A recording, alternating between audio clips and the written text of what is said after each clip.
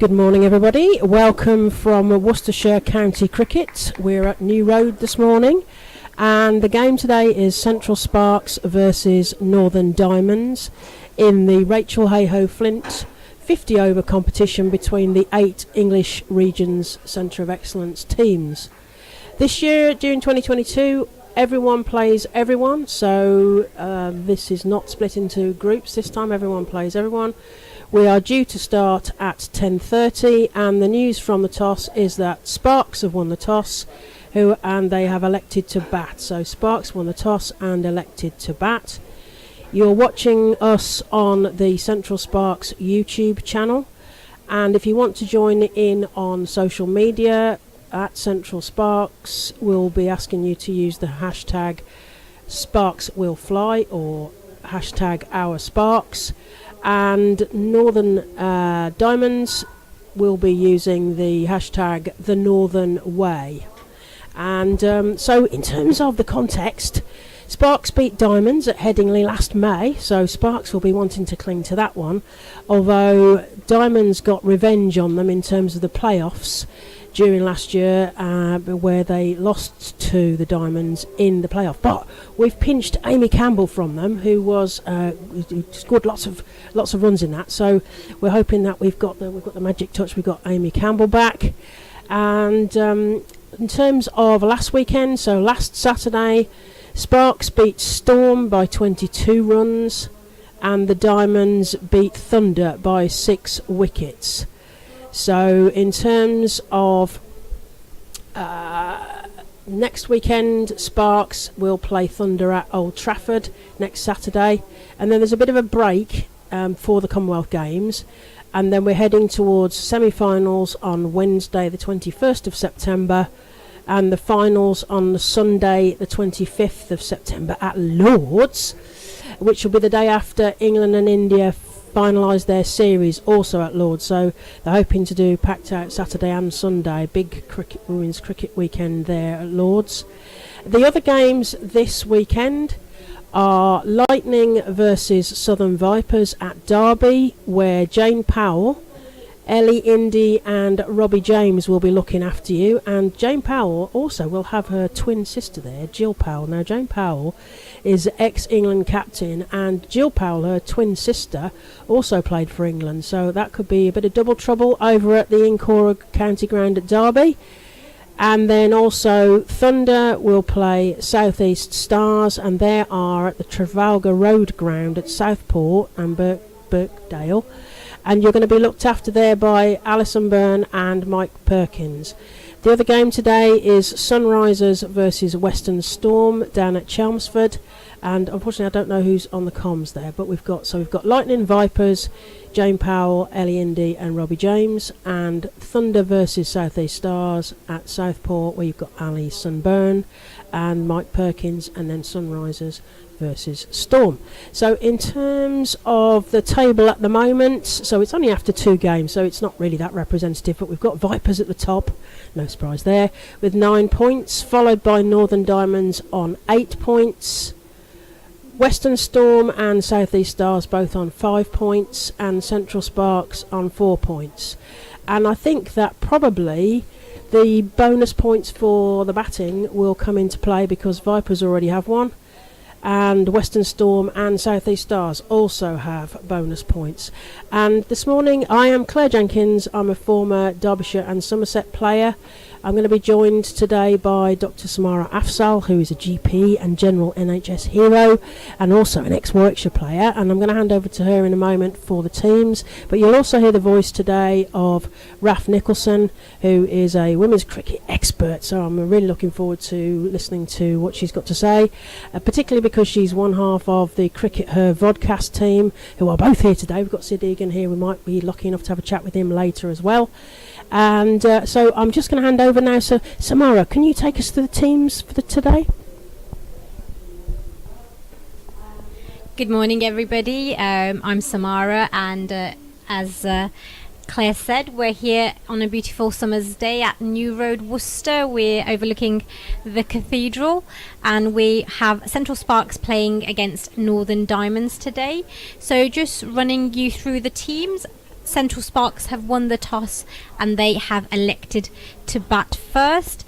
We've got captain Eve Jones, left-handed, a very good batter. We've got Steph Butler, we've got Thea Brooks, Amy Campbell, who Claire mentioned has actually come from Northern Diamonds this year to Central Sparks, so it'll be interesting to watch her play against her former teammates. We've got Abby Freeborn, Emily Arlott, Ria Fackrell, Georgia Davis, Grace Potts, Hannah Baker, the young leg spinner, and Anisha Patel, who I believe is making her debut in this series so far in the Rachel Hayhoe Flint Trophy. Then for Northern Diamonds, we've got Holly Armitage, who's captain, Lauren Winfield Hill, who needs no introduction, former England player. We've got Lindsay Smith, who's an all-rounder, Beth Langston, who's also played for England, Bess Heath, Steer Callis, the Dutch cricketer, Phoebe Turner, Katie Levick, Emma Marlowe, Leigh Kasparek, who plays for New Zealand, and Rachel Slater. No, they're good lineups, aren't they? So what's particularly taken your eye then this morning, Tamara? I think it will be a very good contest just because Northern Diamonds have won their last 2 games. Central Sparks, who we know are very, very talented, I think they were a bit unlucky in their first match with it being hit by rain and disruption, but they've played well, won their second game last week. And I think we've got some very good players to look out for in the game. Eve Jones, I'm a huge fan of. I'll talk more about her later. I'm really excited to watch her play. She's in good form. Amy Campbell, she's done well. She got 50 in the last game, so against her former teammates, it'll be interesting to see. Yeah. Definitely. And then, of course, on Northern Diamonds, we've got Lauren Winfield Hill. She's fantastic. I think she's got a 90 already in this tournament. She's going to be great to watch. And we've got, the Leigh Kasparek, who's got lots of international caps, plays for New Zealand. She'll be a good watch. And we've got, a few youngsters in the team as well. Yeah, I think it's set up for a good game, isn't it? These are two of the well, we like to think, obviously, the stronger teams in the northern geography of the country, and I think it'll be a great contest. And what a contrast to the game that we last did, which was at the Edgbaston Foundation Ground 2 weeks ago, and it was throwing it down. So we're welcome to the, as the PA just said, we've got Sarah Bartlett and Anthony Harris, our umpires for this morning, taking the field. Yes, it was a bit of a rough day, wasn't it? It was bad weather, and I think we were robbed of a really good game because Vipers, you always want to play the Vipers, but Central Sparks always want to play the Vipers because we've had the wood over them at Hove. We wanted to get them at the Edgbaston Foundation Ground, but the weather really robbed us. I think the score was a really tough total in a shortened rain-affected game, wasn't it? Yeah, and I think with Duckworth Lewis, I mean, it never makes much sense to me, but I always find it is slightly easier for the batting team. So I think in the end, Vipers needed 73, didn't they? And they managed to get that in their allotted overs. I think Central Sparks only batted for 36 overs, and it was constant on-off, which makes it very difficult, actually, for both teams to get set in. Yeah, it's difficult to get some continuity, isn't it, really? And as you say, it's easier for the batting team ultimately because they know what they're chasing and how much they've got. And we've got the teams coming out. So we've got Eve Jones coming out to bat here, leading out the team. And the Northern Diamonds are Eve Jones and Steph Butler. Steph Butler. And Holly Armitage leading the Northern Diamonds onto the field. I'm sure you can hear that. Out come Northern Diamonds in their lovely blue tops, and the Sparks in their usual black shirts with the boom emojis down their legs and on the front, if you can see close enough for that. And we've got a beautiful day here, lovely sunshine day. We've got 2 fluffy clouds, got a good view across from our commentary position here on the New Road end side, looking across to the cathedral, which is looking magnificent. We've got 1 or 2 spectators in, but it is quite early doors and it's going to be quite a warm day, so if you are coming down, please make sure that you've got lots of sun cream on and lots of cold drinks, and please stay out of the sun if you get a choice in the shade, because I'm sure Dr. Samara is a GP, so how do you stay cool in the heat? Yeah, absolutely, good point. It's going to be quite hot today, although not as hot as next week.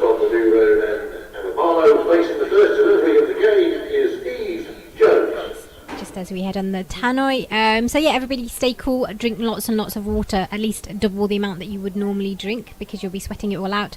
Lots of SPF 30 plus, ideally 50 plus. Those sun hats as well. Yeah, we've got to stay healthy, haven't we? And we're heading towards some really hot weather, so good practice today will stand you in good stead as the week goes on. So we've got Eve Jones taking a guard here. We've got umpire Bartlett, I think, yes, at the end that we're at. So she's waving to the scorers. Or she's possibly waving to us, but I think she's waving to the scorers. Yes, Sarah Bartlett at this end. And we've got Emma Marlowe coming in to bowl to Eve Jones. And here we go for the first ball. So Marlowe, right arm round the wicket to Eve Jones, who watches that go respectively through, and umpire Bartlett signals a wide for the first ball. Beautiful sunshine here. So Marlowe, right arm round the wicket. And Eve Jones takes a big swing and it goes out, back through third. It's heading towards the rope and Lindsay Smith's herring after it. Is she going to hold that in? Yes, she has. Hold that in. They've got through for the 2, they're going back for the 3. They've got 3 quick runs there, so that's 3 to the total. And the score moves on to 4 for no loss. You're listening to Claire Jenkins and Dr. Samara Afzal. You will also hear the voices of Raf Nicholson and hopefully Sid Egan later on the live stream for Central Sparks YouTube, as the captain just has a quick chat with her bowler. And they move the field slightly because now we've got Steph Butler on strike. There's some movement in the field. Got some checking of what's going to happen here. Sun beating down on this vast expanse of green here. It's a beautiful setting. It's a proper cliched, lovely county ground here as Marlowe comes in round the wicket to also left-handed Steph Butler, who just leaves that go through. So we've got 2 left-handers here. And she just left that and went straight past her to the wicket keeper, and Marlowe takes up her mark again and comes in around the wicket. Steph Butler again leaves that, goes straight through to the wicket keeper. Score remains on 4, and lots of shouting from even though we're in what is effectively a greenhouse at the New Road end. There's lots of shouting from the Diamonds, encouraging the bowler as Steph Butler comes forward and just defends that straight back to the bowler, and there is no run. Glorious setting for cricket, isn't it? It's beautiful. That cathedral is absolutely stunning. And Steph Butler crouches waiting. Marlowe round the wicket. Steph Butler leaves it again straight through to the wicket keeper, and there is no run. Lots of chirping away, and Northern Diamonds keeping themselves going in the heat.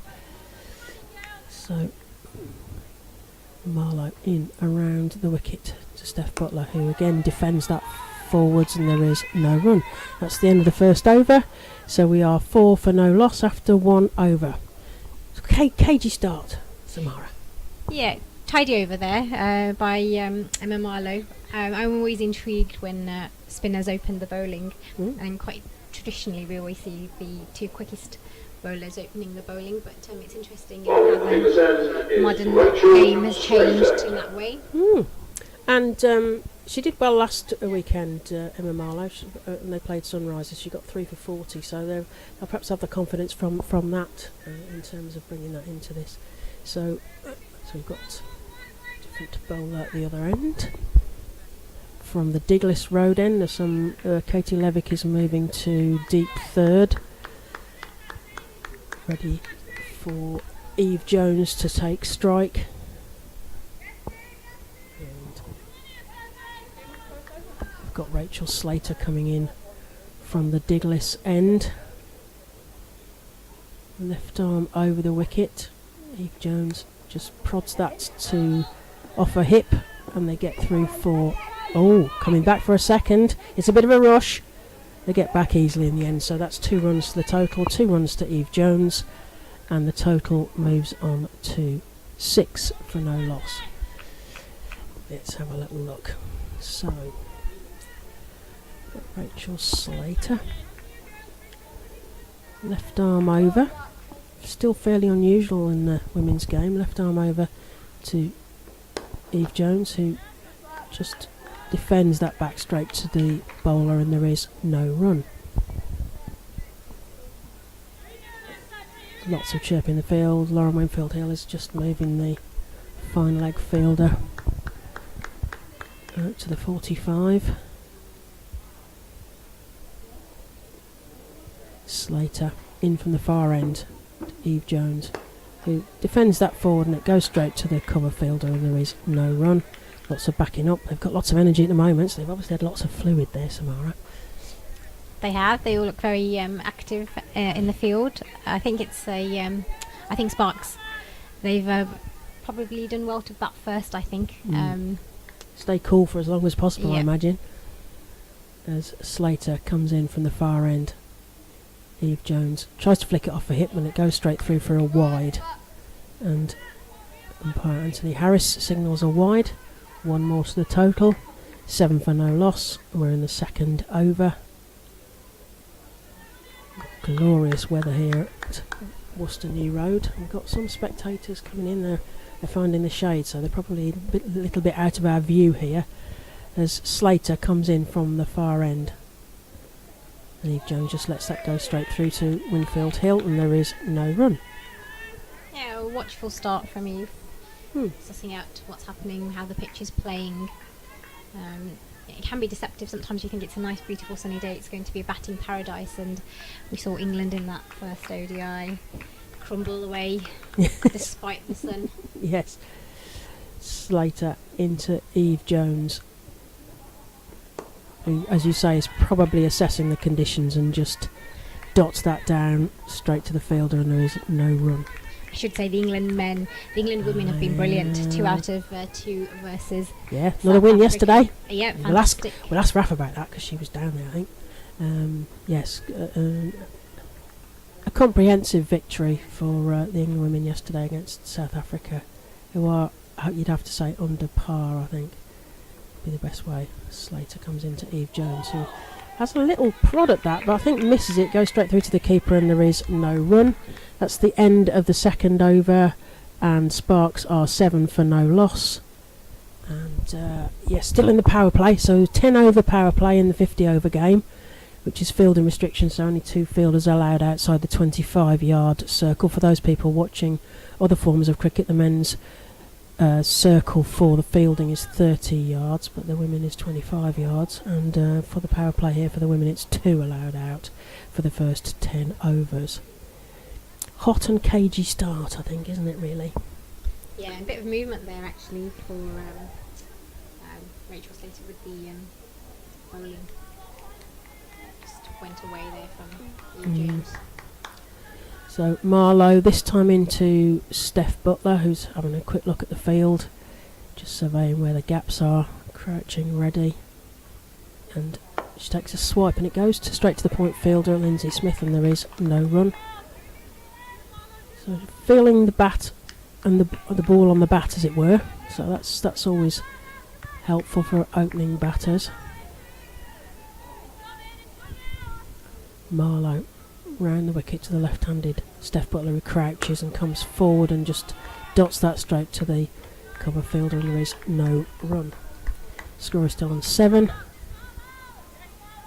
and you're listening to Central Sparks, who are batting versus Northern Diamonds, as Marlowe comes around the wicket to Steph Butler, again defended, and there's a backing up fielding, there's no run there.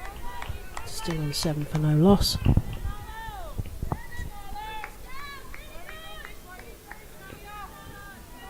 So these are the 8 English Region Centres of Excellence playing against each other in the Rachel Hayhoe Flint Trophy 50 over competition, as Marlowe comes in to Steph Butler, who plays a lovely shot through the covers, and they get through for an easy single there, and the score moves on to 8 for no loss in the third over. What do you reckon? A watchful start here from the Sparks. I think they're going to slowly build themselves in. Steph Butler 1 off 9 balls. Marlowe into Butler, who comes forward and just...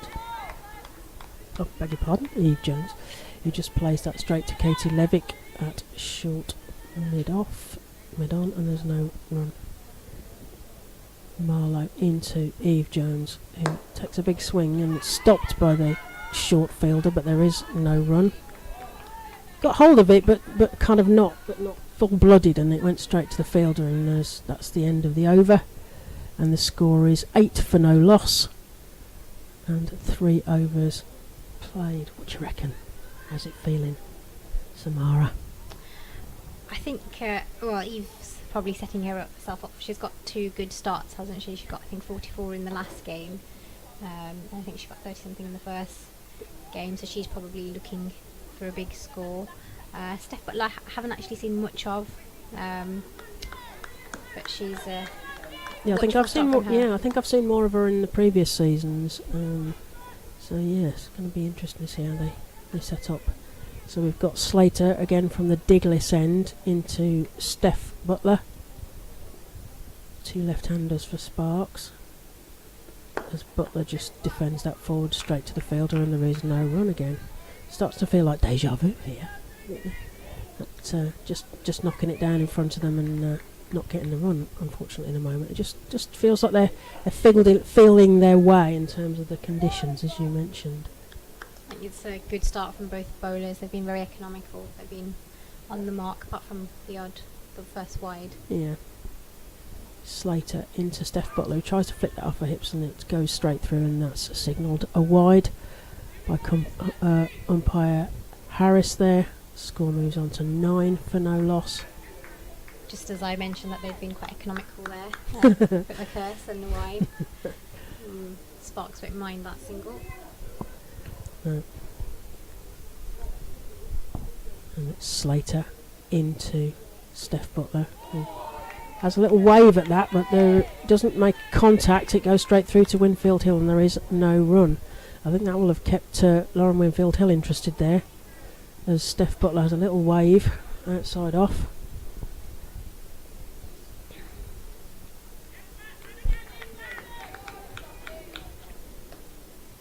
Emma Marlowe coming in from the Diglis end to Steph Butler, who plays that straight to Lindsay Smith at point, but there is no run. Slightly unlucky there. I think Steph lovely shot, but straight to the point fielder. Yeah, and a safe one, wasn't it? Because it was down into the ground first, but literally straight to Lindsay Smith at point. So there's no run. The score is still 9, and we are into the 4th over now. Slater coming into Steph Butler, who again takes a swing and a miss.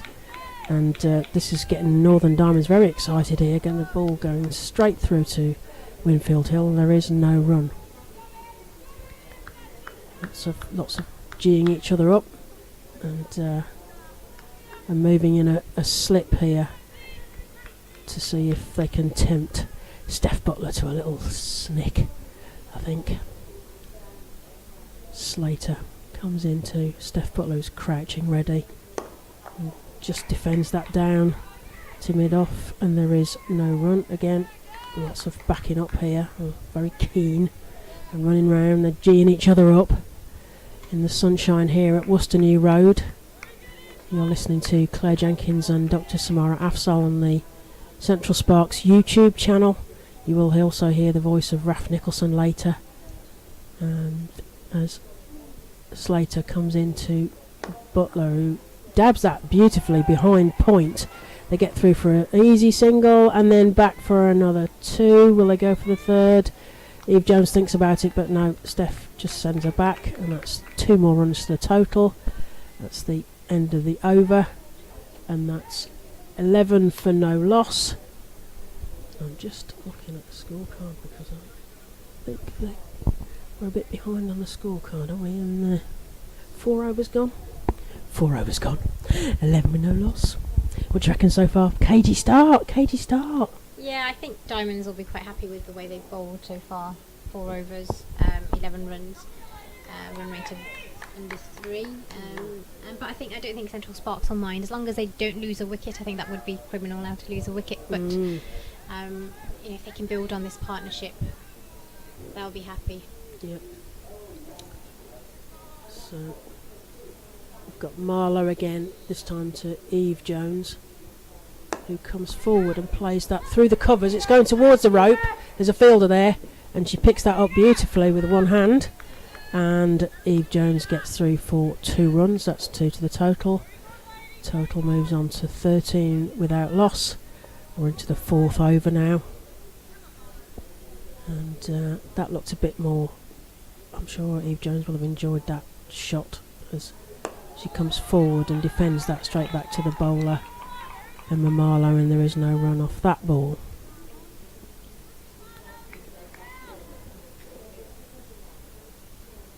And Marlowe round the wicket to the left-handed Eve Jones, who flicks that just into the leg side easily for a single, and there was no risk there, just a nice easy dab there into the onside for a single.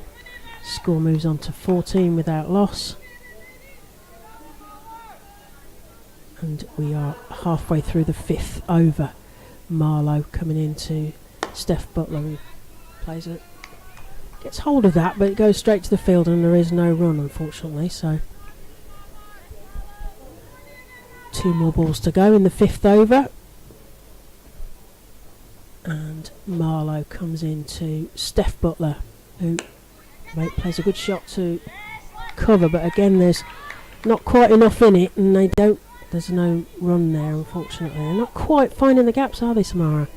No, I think Diamonds has set a very good field for their bowlers. They know exactly where they're bowling, exactly where the shots are going, and Sparks just aren't able to find that gap at the moment. Yeah, Marlowe into Steph Butler, who again plays it to sort of cover a region, and they get through for a bit of a burgled single there, as there's a bit of squabbling about on the practice strips there, and that's the end of the 5th over. I'm going to hand you over. I'm going to leave you in the good hands of Dr. Samara Afzal, who's going to take you through the next 5 overs, but I'm going to hand over to my colleague Raf Nicholson. Very excited about this. Raf is an expert on all things women's cricket, history, author. Oh, she's got all sorts of qualifications. So she's going to take you through with Samara for the next... She's going to be on for 10 overs, and I'll see you back shortly. So I'm going to hand you over to Raf now, and Samara's going to just take you through the next 3 balls. So 5 overs have gone. The score is 15 for 0. Central Sparks won the toss and elected to bat. We've got Eve Jones and Steph Butler opening. Steph Butler's on strike, and Rachel Slater's continuing her bowling. As Claire mentioned, I'm now joined by Raf Nicholson, who is a cricket guru, has got a lot of knowledge on women's cricket, has written a lot about women's cricket, so it'll be definitely a good learning experience for me. What an amazing introduction.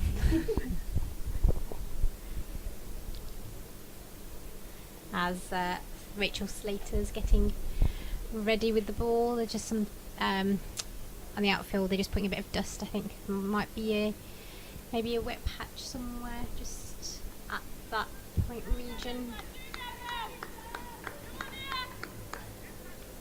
Yeah, this is a ground that does occasionally flood, but looking at it under the beautiful sunshine today, that just seems such a remote prospect, doesn't it? Absolutely, yes. Well, Worcester is unfortunately notorious for being the ground that does get flooded a lot, but I don't think they would have seen any rain in the last few days.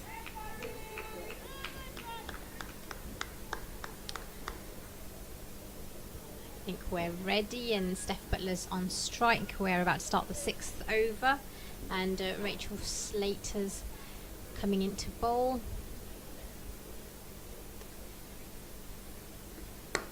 And that's a lovely shot. Steph plays that up straight to point. She timed it well, but unfortunately found the fielder for no run. Steph Butler's not having much luck today. She's swinging at it, seems to be making really good contact with the bat, but it's just going straight to the fielder more often than not, isn't it? Yeah, she's a bit unlucky today, as Rachel Slater comes back into bowl to Steph Butler, who plays it. She plays it nicely over the cover region, over the head of the fielder, and it's running away to the boundary. Will it get there? No, it doesn't, and they run back for 3. Good running from Central Sparks for 3 runs. Yeah, that was a good shot. Just as we were saying that she keeps hitting it to the field, she's obviously decided that the better option is to just slash it slightly wildly over the infield there, and that's a better option in terms of trying to get those runs and get past the infield. Yeah, I think that's the advantage of being in power play, isn't it? There's only 2 fielders that are out, so if you're going to hit it over, you're less likely to be caught out. Eve Jones is on strike now as Rachel Slater starts her run-up. Oh, and Eve plays and misses at that. That's a lovely ball, and it goes straight through to the keeper for no run. And Sparks are now 18 for no loss, and it's been 5.3 overs. What do you make of the start, Raf? Sedate start, I would say. I think that these sides look fairly evenly matched at the moment. Neither side's really in control, I'd say. As Rachel Slater comes back into Eve Jones, and it hits a pad. There's a shout for LBW. The umpire's thinking, and that's not out. Bowling well here, Rachel Slater. Yeah, that was a very enthusiastic appeal. Difficult from the angle that we are, because we're kind of, we're behind the stumps at a sort of 45-degree angle, aren't we? So it's difficult to know exactly what that one was doing, but the umpire wasn't convinced, which is the important thing. Yeah, as Rachel Slater comes back in to Eve Jones, who lets it go, and it's a wide. It goes straight to the keeper. An extra run for Central Sparks to take the total to 19 off 5.4 overs.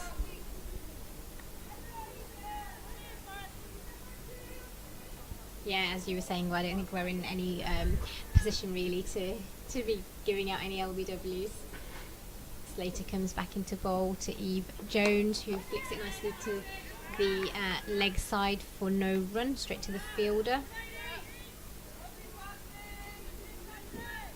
And obviously, unlike at the England match at Bristol yesterday, we don't have the advantage of replays, so difficult to call really.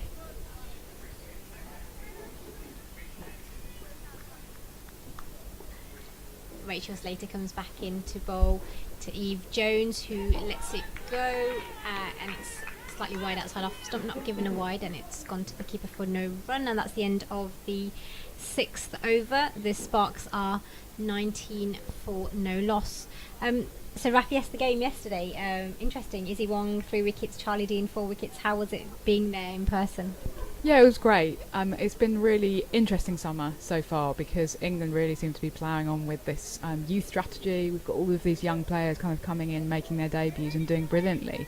Somebody pointed out that because we had a centurion yesterday, we had Sophia Dunkley making her century, and we also had, as you say, Izzy Wong making her ODI debut, and Lauren Bell making her ODI debut as well, and it just seems to be a real summer of success so far for the debutants.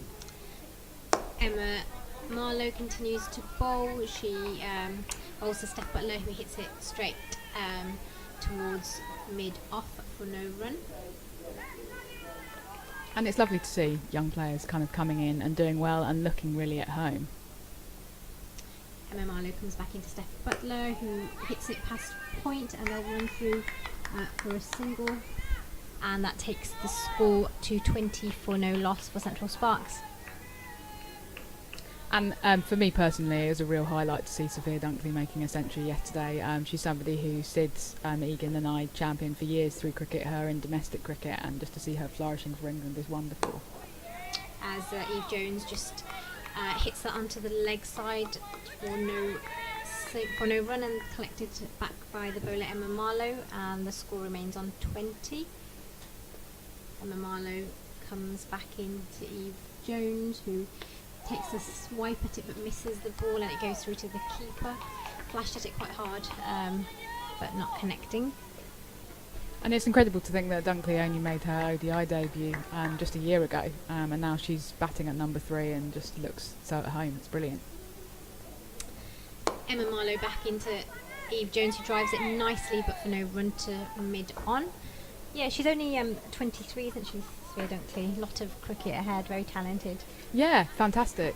Sid, who may come on comms later, has tipped her as potentially a future England captain, which I think would be brilliant. And making history as the first black woman to hit her century for England as well. That's great for kind of representation, isn't it?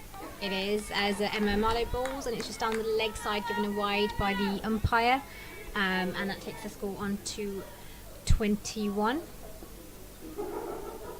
Got Eve Jones still on strike as Emma Marlowe comes back into her. She's played it straight down to mid-off for no run, straight to the fielder, Bess Heath, down there at mid-off. And that's the end of the over, and Central Sparks are on 21 after the 7th over, going at a run rate of 3 per over, with Eve Jones on 8 off 20 balls and Steph Butler on 8 off 22 balls. Yeah, going reasonably sedately, aren't they? But as you said earlier, the important thing from their perspective will be that they're trying to entrench this first wicket partnership, set themselves up for a good total, because this looks like a nice batting surface. It's obviously a nice day for batting in terms of the weather conditions, and Sparks recognise that in the decision at the toss to bat first. So going along fairly sedately, but I guess that they're hoping that they're still going to be around in a few overs and then can pick up the pace a little. Rachel Slater resumes bowling. She's bowling to Steph Butler, who plays it for no run. She hits it to short mid off for nothing. I think that's been the main thing, hasn't it? They seem to keep finding fielders not finding those gaps. Even when they've timed it well, it seems to go straight to the fielder. Yeah, exactly. So that's something they'll be looking to work on, I guess. Again, Steph Butler plays that. She drives it to middle, straight to the fielder for no run. And the score remains on 21 off 7.2 overs.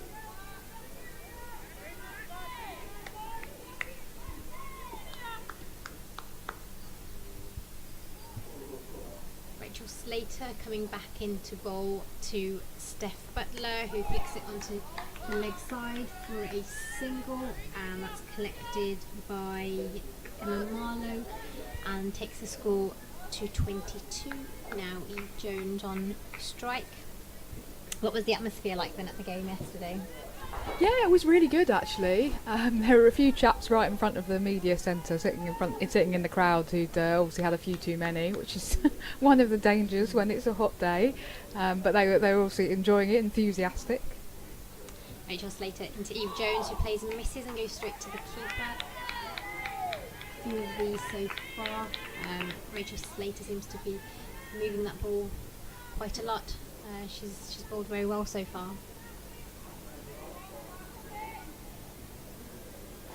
Was it quite a big crowd at the game? It looked like a decent crowd. Yeah.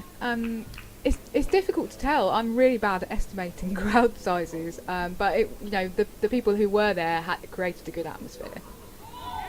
Another play and miss. Rachel Slater into Eve Jones. It goes straight through to the keeper.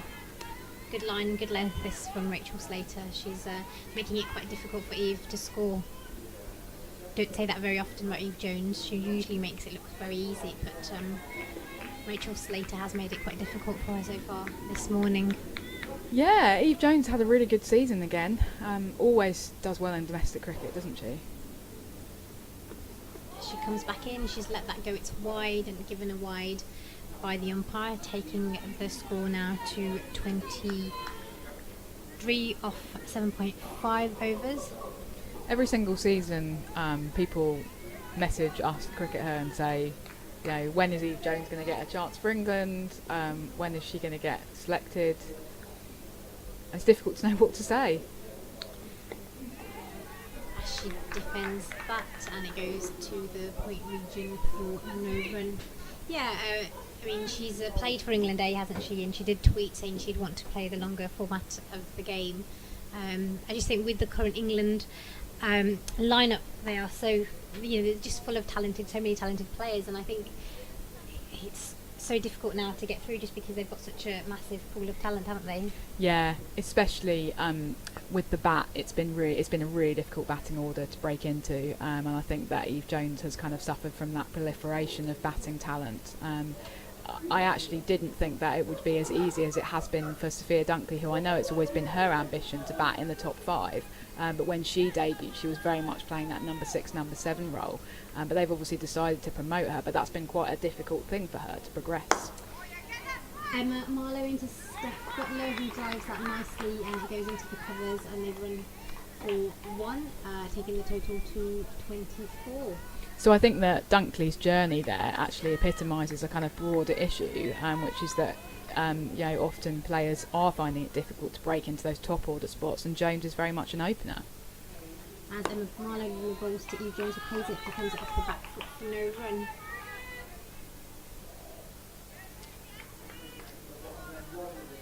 You're listening to Samara and Rafa Nicholson from Worcestershire, New Road, and we've got Central Sparks playing Northern Diamonds in the Rachel Hayhoe Flint Trophy. It's the 3rd game of the trophy so far for both teams, as Emma Marlowe comes into bowl to Eve Jones, who flicks it off the pads onto the leg side, goes to mid-on for no run.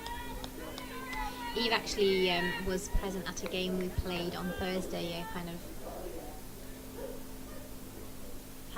as Emma Marlowe comes back into Eve, who plays that nicely off the back foot, and it's punched nicely to backward of cover for 1 run. She came as a guest. We were playing at the Edgbaston Foundation ground. It was the National Asian Cricket Council versus a Warwickshire Development 11, and she came and she did a few question and answers for the youngsters, who were really happy to meet her. Fantastic. Oh, again, tried to play that off the back foot and missed the ball, collected by the keeper. The score remains on 25. Yeah, she's a lovely person, and I can imagine really inspirational for some of the youngsters coming through. Just has so much talent. Then Marlowe comes back in, and it's played nicely for no run to the mid-wicket region. Yeah, and it was so good because everybody knew who she was, and I think, looking back from when I was playing cricket, say about, started off 20 years ago, many people could not name a single women's cricketer, and now to know that, everybody knows the England team, everybody knows all the, players as a result of the competitions, and that also actually the 100, I think, has made a big difference in helping promote women's cricket. Yeah, definitely. When I'm not doing reporting on women's cricket, I actually work at Bournemouth University doing research, and we've recently been doing a survey into the 100 and attitudes towards cricket, and there's certainly been real evidence coming out of that we've seen lots of people seeing their first women's cricket because of the 100. Rachel Slater bowls to Eve Jones, and it's down the leg side. She tries to flick it but misses it, and it's given wide by the umpire, taking the score to 26, and we're in the 10th over. So I think the 100's been really important in terms of just getting those eyes onto women's cricket, and as you say, increasing the awareness and the kind of understanding and knowledge of particular players as well. So Rachel Slater comes back into Eve Jones, who plays it nicely off the pads onto the leg side, and they run through for a single. They think about the second, and no, correctly turned back by Eve Jones, and that takes the score to 27. They were after the game. Eve had some Birmingham Phoenix bags, so she was giving them out, and my 6-year-old was very excited because she managed to bag one with some Birmingham Phoenix goodies. So I'll have to take her to one of the games. Oh yeah. Rachel Slater comes into Steph Butler, who hits it backward of point, and it runs away. And they run through for 1 run. They run through for 2. Good running. Slightly uppish, I thought at one point the fielder at point had a chance there with a catch, but it managed to get past them, and that takes the score to 29 off 9.2 overs. We're watching Northern Diamonds play against Central Sparks. Rachel Slater's coming back into bowl, this time to Steph Butler, who plays it. She drives it to the point region for no run. The score remains on 29. Yeah, I think that the 100 matches are brilliant for children. It really seems to be a great kind of family day out. So, yeah.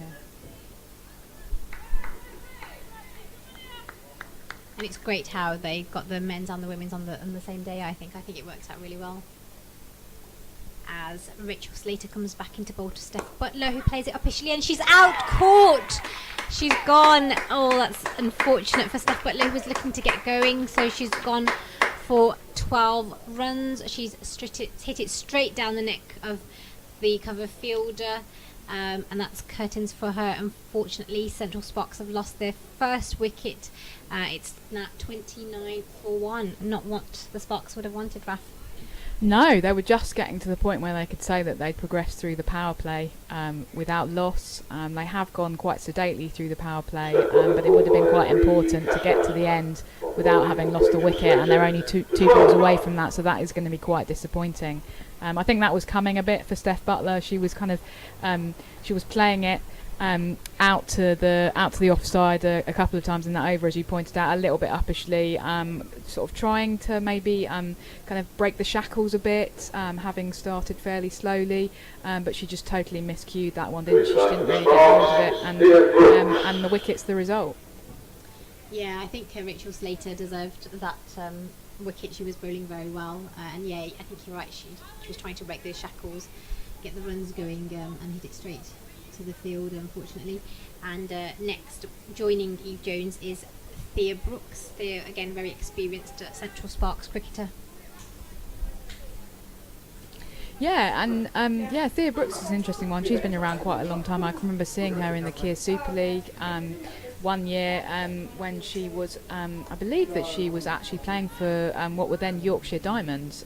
So some of these on the opposition will be her former teammates. And that was I remember seeing her at the Aegeus Bowl hitting a beautiful innings to win the game for them. She's definitely capable of some big hitting, but I suppose this will be perhaps a little bit of a rebuilding job first. Yeah, as Rachel Slater comes into Thea Fackrell, who's Thea Brooks, who's also a left-hander, and she's played that straight to mid-off for no run. Full of left-handers, the Central Sparks team. It's very unusual to see two left-handers opening the batting. I wonder whether we've ever seen that before in any other team in the regional setup, because there just aren't that many left-handers in women's cricket. Yeah. Thea Brooks, right-hander, and she comes... Oh, and she's... kept that out. That was a bit of a yorker. Nice full ball from Rachel Slater, and it's no run, and that's the end of the 10th over. Central Sparks are 29 for 1, and Claire Jenkins is going to come back into the commentary box and join Raf Nicholson.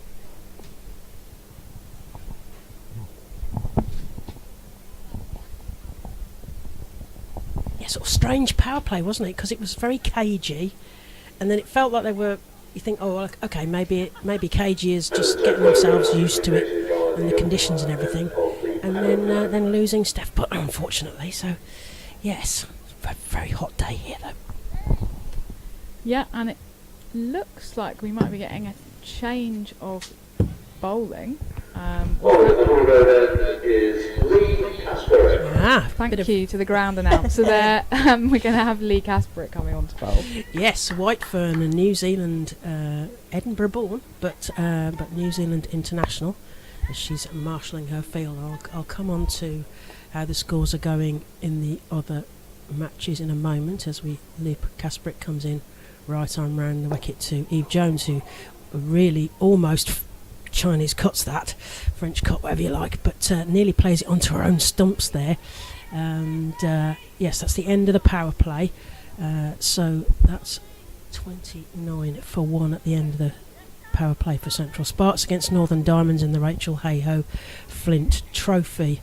At the other grounds, Sunrisers won the toss and elected to bat on a 36 with no loss, as Casbrick comes back into left-handed Jones, who, there's a big appeal, and the umpire is standing stock still. So umpire Bartlett not interested in that appeal at all, but it's a dot ball, so still on 29 for 1. South East Stars won the toss and elected to bat also. Come back to that in a sec. as Kasprick comes into Eve Jones. It takes a big swing, but it just goes through to mid-on and there is no run. So, yeah, South East Stars won the toss and elected to bat, and they are 55 with no loss, and they're just getting to the end of their power play, so there's only one more ball left there. I'll do the last one as Kasprick comes in round the wicket to Eve Jones, who plays that to cover, but not convincingly, and there is no run. And the other game left then is Southern Vipers, who won the toss and elected to bat. No surprise, everyone's wanted to stay in the cool as long as possible. So Southern Vipers are 34 with no loss, and they've got an over and a bit to go against Lightning at Derby, as Kasprick comes in to Eve Jones and just defends that down. It goes straight back to the bowler, and there is no run. No surprise really, people winning the toss and deciding to bat, Raf. Yeah, we're quite lucky being in the shade here inside, aren't we? I was sat outside right before the game started at 20 past 10, and it was already quite hot, so it's only going to warm up as the day progresses. Yes, as Kasprick comes into Eve Jones, who plays that outside of off, but straight to the fielder. But they do get through for a single. It wasn't any danger of being caught, but it was an easy single, and they just get through, and that's the end of the over. 34-1 after 11 overs here at Worcester New Road. You're listening to Raf Nicholson and Claire Jenkins on the Central Sparks live stream on the YouTube channel, and yes, we're looking forward to a good day. We've got some spectators in, one or two people very sensibly under very large umbrellas. One or two folks who are being a bit more adventurous and being out in the sun, so we hope we've got the sunscreen on, otherwise Dr. Samara's going to have a go at them. And we've got a change of bowler from the far end, I think. Yeah, it's Beth Langston coming on. Former England player. And she can be quite quick when she wants to be. I was a little bit surprised not to see her opening the bowling here, to be honest. So that was an interesting decision, but she's coming on now. Yeah, I wonder whether that was because Emma Marlowe had done well last weekend, so maybe they just thought they wanted to kind of keep the momentum going. But yes, Beth Langston from the Diglis end coming into Eve Jones, who taps her bat patiently, and Beth Langston comes in from a long run up, and Eve Jones defends that down straight to the fielder at cover, and there is no run. I think you'd probably rather be a spinner than a fast bowler in this heat. Is that fair? Well, I could never. Oh, well, I did a bit of spin. Right, I'm inconsistent was how I described it, but yes, not no fast bowling from me. So yeah, but I imagine it's you don't want to be doing a lot of running in this heat. She jogs at the top of her mark and comes into Eve Jones, who plays that lovely shot down through third. There is a fielder, Katie Levitt's getting around that, I think, and fielding that in, and they get through for the 2 runs. And the score moves on to 32-1 as we approach the middle point of the 12th over. And Beth Langston with a towel sticking out the back of her trousers. I don't think she's going to need to dry the ball much today. It's very dry conditions here at Worcester New Road. Coming in from the Diglis end to Eve Jones, who gets over that and just defends it down in front of her, and it goes straight through to the bowler for no run. More be about drying the sweat from her hands, I suppose, and today. the brow. Yes. I mean, you mentioned that, Worcester famously does go very underwater several times a year when the river floods here. So it's well watered in the off season, shall we say, as Langston has that distinctive jog at the top of her mark, and a towel that I mentioned has fallen out, which has meant that Eve Jones has said, hang on a minute, your towel's fallen out. You should get penalty runs if you hit the towel. Yeah, that would be a target, wouldn't it? So I think the towel has now been tucked into another fielder's trousers. We're not going to have that incident again. So Langston warms herself up, revving herself up at the far end into Eve Jones, who again defends that, but it goes into the leg side, and they get through for a single. There's a good scrabble about in the field there, and that's just the one run to the total, which takes us on to 33-1 as we approach the end of the 12th over. Yeah, I think they thought for a split second about a second run there, but the fielder picked it up quite well and threw it back in neatly. I think that's Bess Heath who just picked that one up. It's a great sliding stop, wasn't it? Yeah. Interesting to see her out in the field rather than behind the stumps, which seems to be the Diamonds' strategy in the Rachel Hayhoe Flint Trophy this season. To give Winfield Hill some chance behind the stumps, I guess. It's Beth Langston. Oh, a slight false start. And she's jogging on the spot again as she comes in from the Diglis end, this time to Thea Brooks, who ducks down, and it goes quite high, and I think that's given us a no ball. Yes, we've got the no ball for head height from the far end, and that'll be more onto the total, 34 for 1.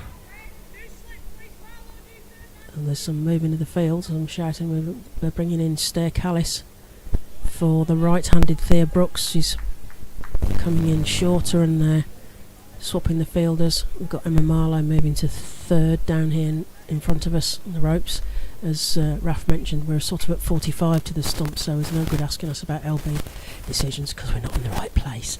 As Beth Langston comes in and Thea Brooks just defends that down straight to the fielder into the offside, and there is no run.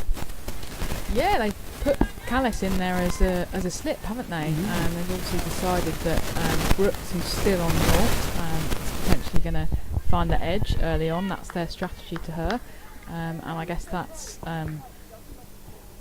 it's probably quite a good one with Langston bowling at this speed. Yeah, Langston coming into Thea Brooks, who leaves that one textbook style, not bothering to put the bat anywhere near that one. It goes straight through to Stair Callis, as we said, at slip, and there is no run. We get to the end of the 12th over, and Central Sparks are 34 for 1 against Northern Diamonds here at Worcester New Road in the Rachel Hayhoe Flint 50 over competition between the 8 regional centres of excellence across England. And we've got Casbrick coming on again from this end. So your reflections on yesterday's game, Raf? Anything else that you wanted to add that you haven't mentioned? Well, I just think that it's been quite a one-sided ODI series so far. Perhaps a little bit disappointing, given that I thought that South Africa fought really well in the test, given that they haven't played that format in such a long period of time. So yeah, quite one-sided so far. Yeah. As Eve Jones faces Casbrick but defends that forward, a lovely bend forward, but there is no run. And it was interesting interviewing Marizanne Kapp after the game, who hit a half century yesterday, and I said, did you know that Lizelle Lee, who's obviously recently retired, was in the crowd? And she said, yes, I gave her the ticket. Brilliant. As Casbrick comes into Eve Jones, who doesn't quite don't know quite what happened there, but it goes past her to the wicket keeper. Didn't get bat on ball there. So I think South Africa are really missing Lizelle Lee, actually, and I think that Kapp in particular is missing her because they're very close friends for a long period of time, and it must be quite hard. Yeah, as Casbrick comes into Eve Jones, who defends that but straight to the fielder at short cover, and there is no run. Yeah, because when they announced that South Africa were going to play a test series, or we're going to have the multi-format, which we love, please have more of that, your mind thinks about a full-strength South Africa side, which clearly they unfortunately are not this summer at the moment, for one reason or another, as Eve Jones just defends that and there is no run. Yeah, and they've had the further blow yesterday. It's confirmed that Danae van Neerkerk is not going to be fit for the Commonwealth Games, so that's quite disappointing. And I think, again, for Kapp, that's very difficult, both on a cricketing but also on a personal level, because she's not got her wife with her to lean on. As Casbrick comes into Eve Jones, who comes forward and plays that lovely shot through mid-off, and it's going towards the rope, but there's a fielder there, and it's quite slow in the outfield despite how warm it is, but they do get back for 2 runs there, so that's 2 to the total. The score moves on to 37 for 1 as we get towards the end of the 13th over. Yes, I mean, I say the thought of South Africa when they announced it was that full strength side, but yes, for one reason or another, with Lee retiring, with Danae van Neerkerk's injuries, we've not seen even though Tryon was back in, she wasn't really firing. It just felt like they just needed jump starting yesterday. It was just a very odd looking South Africa, because they're not going to be having a problem with the heat, presumably. I mean, they must be used to the kind of conditions, but they just did not look like they were really switched on yesterday, unfortunately. Yeah, after the first ODI, I asked Tryon about the heat, and she said, "I'm from Durban. I'm used to heat." As Casbrick comes into Thea Brooks, and the the slip fielder takes a spectacular dive, but I don't think there was a chance there. I think that was just a bit of mayo on that one. So the score is 37-4-1 for Sparks against Northern Diamonds, and that's the end of the 13th over. Yes, South Africa, yes, not what we were expecting, or possibly what they were expecting, and you just wonder why they just didn't seem to have any energy at all. I mean, they just needed a jump start somehow. They did have Shabnam Ishmael back in the team yesterday, and I think they were hoping that might do the trick. And she did bowl reasonably well up top, and she actually hit Sophia Dunkley on her helmet early on in her innings, and they had to do the full concussion protocol quite rightly. But then Dunkley just got the measure of her, and by the end was smashing her for sixes, the same as everybody else. Langston into Eve Jones, who plays that straight to the fielder again. There's a chance of a shy at the non-striker's end, but to no avail. I think Thea Brooks was already in the ground at that stage, but it certainly wound the Diamonds up, who were busy shouting to each other right outside of our window here. And when you saw Ishmael back in, we thought, oh, okay, maybe it's going to be a bit more of a close run thing, but it unfortunately wasn't, as Langston comes into Eve Jones, who wafts at that outside off, but there is no run, and she doesn't get connected at all to the ball, and Winfield Hill does the fielding as the 12th comes on to give Stair Callis a drink just in front of us. It must be very hot work out there for them, but they're keeping chirped up in the field. Yeah, I think that the 12ths are going to be quite busy today doing those drinks, aren't they? Yeah, a continual battle there as Langston comes into left-handed Eve Jones, who has a little waft but doesn't get her connected, and there's no run there. Umpire Bartlett looked like she thought she was going to have to make a decision there. She's now looking thoughtfully to the batter's end as Eve Jones twiddles her bat and waits for Beth Langston, who's coming from the edge of the 25-yard fielding circle, into Eve Jones as the field encroaches in, and Eve Jones knocks that into the onside, and they get through for a single. Lots of scrabbling about in the field, and another run to the total. 38-1. Good umpire, Sarah Bartlett. She used to play women's cricket for quite a while, didn't she? I gather she was playing. She ever overlapped with you? Oh, well, I don't know. I mean, although there weren't that many of us playing in my day, she may have done. I don't know. I don't remember her as a player. And when she's not umpiring, she is a police officer. Yes, so best be on our best behaviour. As Langston comes in to Thea Brooks, who's the right-hander, who ducks again under a high ball, and umpire Bartlett, as mentioned earlier, signals a wide and a no ball. I'm not quite sure. Head height no ball. I think we'll stick with head height no ball as she taps her head. And Beth Langston's obviously decided to pepper Thea Brooks. As you mentioned, there may be some previous in that one. As Langston comes in from the Diglis end to Thea Brooks, who defends that straight back to the bowler, and there is no run.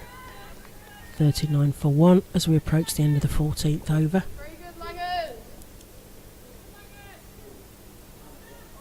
It's good shouting in the field from Northern Diamonds. As the sun beats down on Worcester New Road. Central Sparks batting against Northern Diamonds, and Beth Langston coming from the Diglis end, top of a run into the right-handed Thea Brooks, who leaves that, goes straight through to the keeper, and there is no run. Yeah, Brooks still on naught. I think that's the 9th ball that she's faced there. So they are Diamonds firmly in control here, I would say, despite having only taken one wicket. But at some point Sparks are going to need to try and come out of their shell a little bit. I suppose that will be kind of led by Eve Jones, really, who's currently 18 not out but off 46 balls, so it has been quite a sedate start. I mean, Yes. I wouldn't want to be pegging singles and twos in this heat, but No. sometimes needs must if you can't get the ball to the boundary, I suppose. Yes, we'd like to see a bit more aggression, I think is what we're saying. It's a bit slow to start here as Kasprick just checks her field, coming in to the said Eve Jones. Kasprick from the New Road end, and Eve Jones just defends that into the offside, and there is no run. Spectacular backing up in the field, keeping each other pepped up. Kasprick, right arm around the wicket to Eve Jones, who takes a big swing and it goes up over, and that's going to be a 4. You were talking about boundaries. We've got a boundary look, Raf. Yeah, I think she heard me. Yeah, She, you'd hope now that she's got herself set a bit. She's got the measure of the pitch, and she's now going to be able to kind of come out of her shell and start hitting those boundaries that we know that she can. And I think that's really important for Sparks, because Diamonds have got a strong batting lineup, and they are going to be able to chase a substantial total, I would suggest. Yeah, and she did well last year in the Rachel Ayo. So Kasprick into Eve Jones. What's she got next? And it's just Eve Jones just defends that straight back to Lee Kasprick, and there is no run. Yeah, last year she was third in the most runs, and she got 100 not out, and she was second in the 4s total. But we'd like to see a few more of those this morning from Eve Jones as Kasprick comes in. Eve Jones plays that through point, and there's a fielder there, and they just get through for an easy single. Score moves on to 44 for 1 in the 15th over here at Worcester. Yeah, she also got 213 runs in this year's Lottie Cup, as I refer to it. I think she was 4th on the list of run scorers in that, so she's had a decent start to the domestic season. It'd be really nice to see her go on and make a big total here. Yeah, Kasprick comes into Thea Brooks, who plays that into the leg side, and they run through for a quick one, and actually Thea Brooks put herself under pressure there, having to run to the non-striker's end, but all was safe in the end, and 1 to the total as Sparks head towards that first milestone of the 50. Yeah, they have got more time today, but it just seems a bit slow. I think Brooks was quite keen to get off the mark there. Yes, you're right. You mentioned that, didn't you? Yeah, one always wants to be off the mark. As Kasprick comes around the wicket to Eve Jones, who comes forward and just defends that, and there is no run. And Kasprick has a little sneaky flick back at the non-striker's end, but I don't think Thea Brooks is already in the ground, so that was no risk there. As the score moves on to 45 for 1 off 15 overs, and Eve Jones is on 23 off the 51 she's faced, and Thea Brooks, as Raf mentioned, that single off the 10 balls that she's faced. And we've got Beth Langston again from the Diglis end.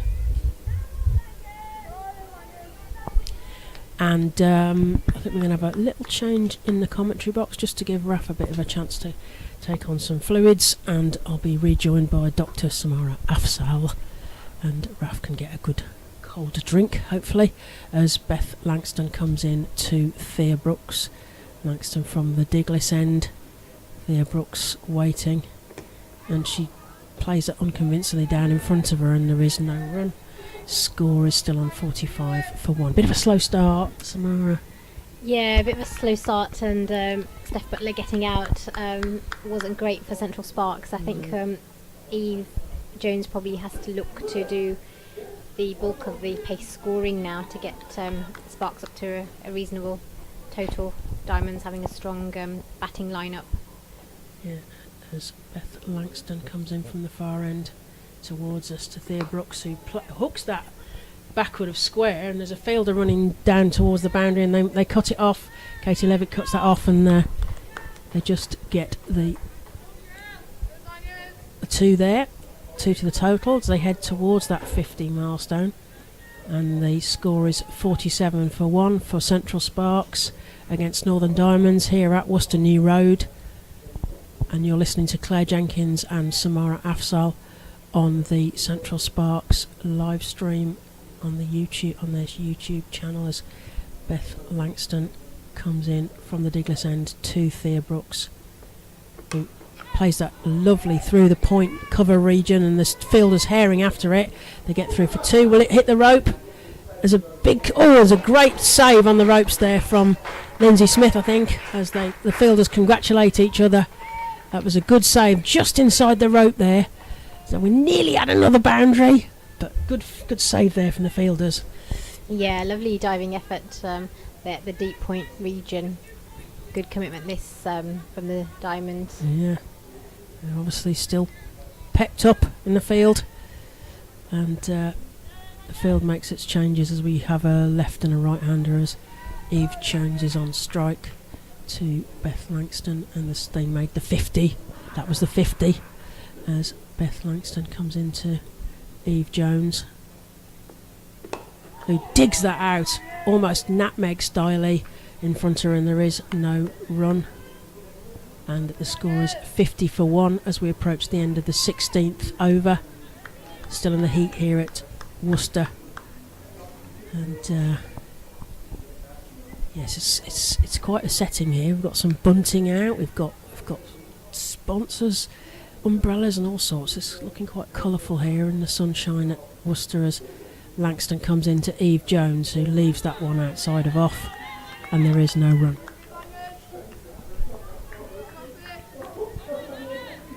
Eve Jones looking at the field. Where are those boundaries going to come from? You feel like the bowling's been very tight here, Samara, to keep them. Yeah, particularly in the power play, they've been brilliant to restrict Sparks to only 50 in the first 16, or nearly 16 overs. Yeah. Eve Jones just flicks that off her hip into the leg side, and they get through for a single, and the fielders spectacularly. 3 of them go to field that back in again, and that's the end of the over. Score is 51 for 5 off 16 overs, and this is Central Sparks batting against Northern Diamonds in the Rachel Hayhoe Flint 50 over competition between the 8 English regions. It's a beautiful day here for cricket, Samara, isn't it? It is, it's stunning. It's going to get warmer, isn't it, as it goes on. It already feels a bit warm here in the, in the commentary box. We're effectively in a greenhouse, looking out at sort of 45 degrees to the strip that they're playing on today. But it looks like beautiful conditions. But I'd rather be inside in the shade. I have to say, I'm not good in the heat. So yes, rather be in here than playing today. Vitamin D, getting vitamin D. Vitamin D. Yes, but I have to take that because. I have to take tablets for vitamin D because I'm not good in the heat. So and also I'm usually covered in sunblock, which I am today, even though we're inside.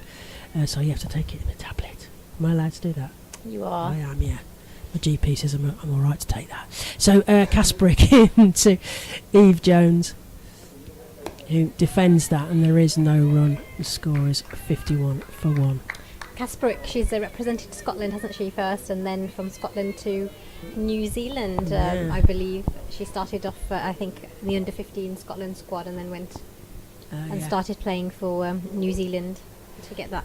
She's Edinburgh born, certainly, but she's played for Yorkshire on one or 2 occasions, so she comes in from our end to Eve Jones, who flicks that off her hip.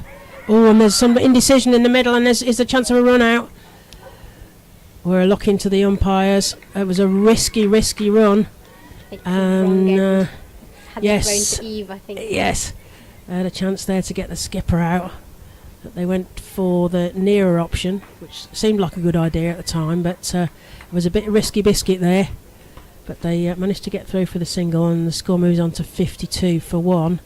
Thea Brooks, I think, desperate to kind of move the scoreboard on, and everyone's sort of recovering from a moment of excitement, and Thea Brooks is just getting ready to face Lee Kasparek, who's now going right arm over the wicket to the right-handed Thea Brooks, who nudges that nicely into the leg side, and that was a much more sedate single there, Samara, than the last risky run. Much less risky, yes. That last one looked a little bit desperate from the Central Sparks. Yeah. I think they're trying to get this score ticking along a little bit now. I think they realise that it's a pretty good surface, and the Diamonds do have a good lineup. Yeah, as Kasprick comes round the wicket to the left-handed Eve Jones, who puts that to point region, and again a sedate single, moving the score on to 54 for 1 as we approach the end of the 17th over. And, It's been really good bowling here from the Northern Diamonds. They've been very disciplined and they've been brilliant in the field.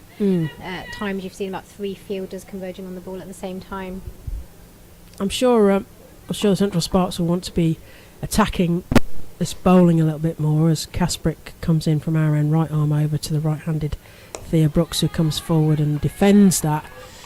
But they really are going to have to take on this bowling because it's a very slow pace here.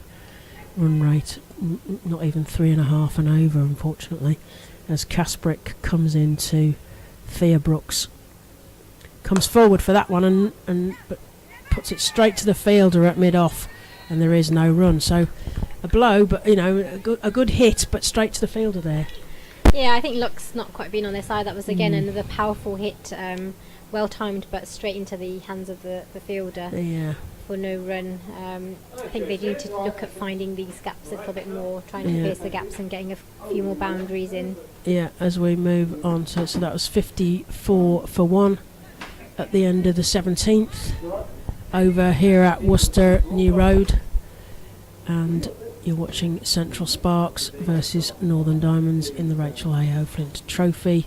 You're listening to Claire Jenkins and Samara Afzal, and you also hear the voice of Raf Nicholson in a couple of overs. We're trying to just have a little bit of a tag relay here with the comms as the 12ths run on. Claire Boycott and I'm not sure who the other one in this is, the Tabard, but the 12ths coming on with some drinks, much needed, no doubt, in the heat. Bowling at the king service, Lindsay Smith. There we are, Lindsay Smith coming on from the Diglis end, and Eve Jones to face, and she's taking a guard again, and Northern Diamonds geeing themselves up in the field. Lindsay Smith just has a quick look round the field, as does Eve Jones, looking for some gaps. We want to see some boundaries, come on, as Lindsay Smith comes in, left arm over, and Eve Jones just defends that into the offside, and there is no run. Desperate for some excitement, aren't we? I mean, that run out chance was about as exciting as it's been. So Lindsay Smith into Eve Jones, who crouches waiting and pops that just backward of point, and they get through for a single. She turns as if to take a second run, but no, there's no risk to be taken at the moment, and the score moves on to 55 for 1, and we're into the 18th over as the field resets itself with the left and the right-handed batter combination from Central Sparks. Katie Levitt runs across in front of us to sort of backward point as Thea Brooks marks her guard, and Lindsay Smith decides to come. Did well in the last game, didn't she, Lindsay? She got 3 for 34 against the Sunrisers. Excellent. Thea Brooks just defends that, and they go straight back to the bowler for no run. And she's played England as well, Lindsay Smith. Yeah. She's played, I think, 9 games altogether. Oh, yeah. Lindsay Smith into Thea Brooks, who doesn't really get hold of that, and although it goes beyond the bowler, there is no run, and the score remains on 55 for 1. Yes, played for England, as you say, did well last week against Sunrisers, 3 for 40, so taking some momentum perhaps from last weekend. She's bowling in left arm around the wicket to the right-handed Thea Brooks, who can't get hold of that time, not timed that well, and straight to the field, and there is no run.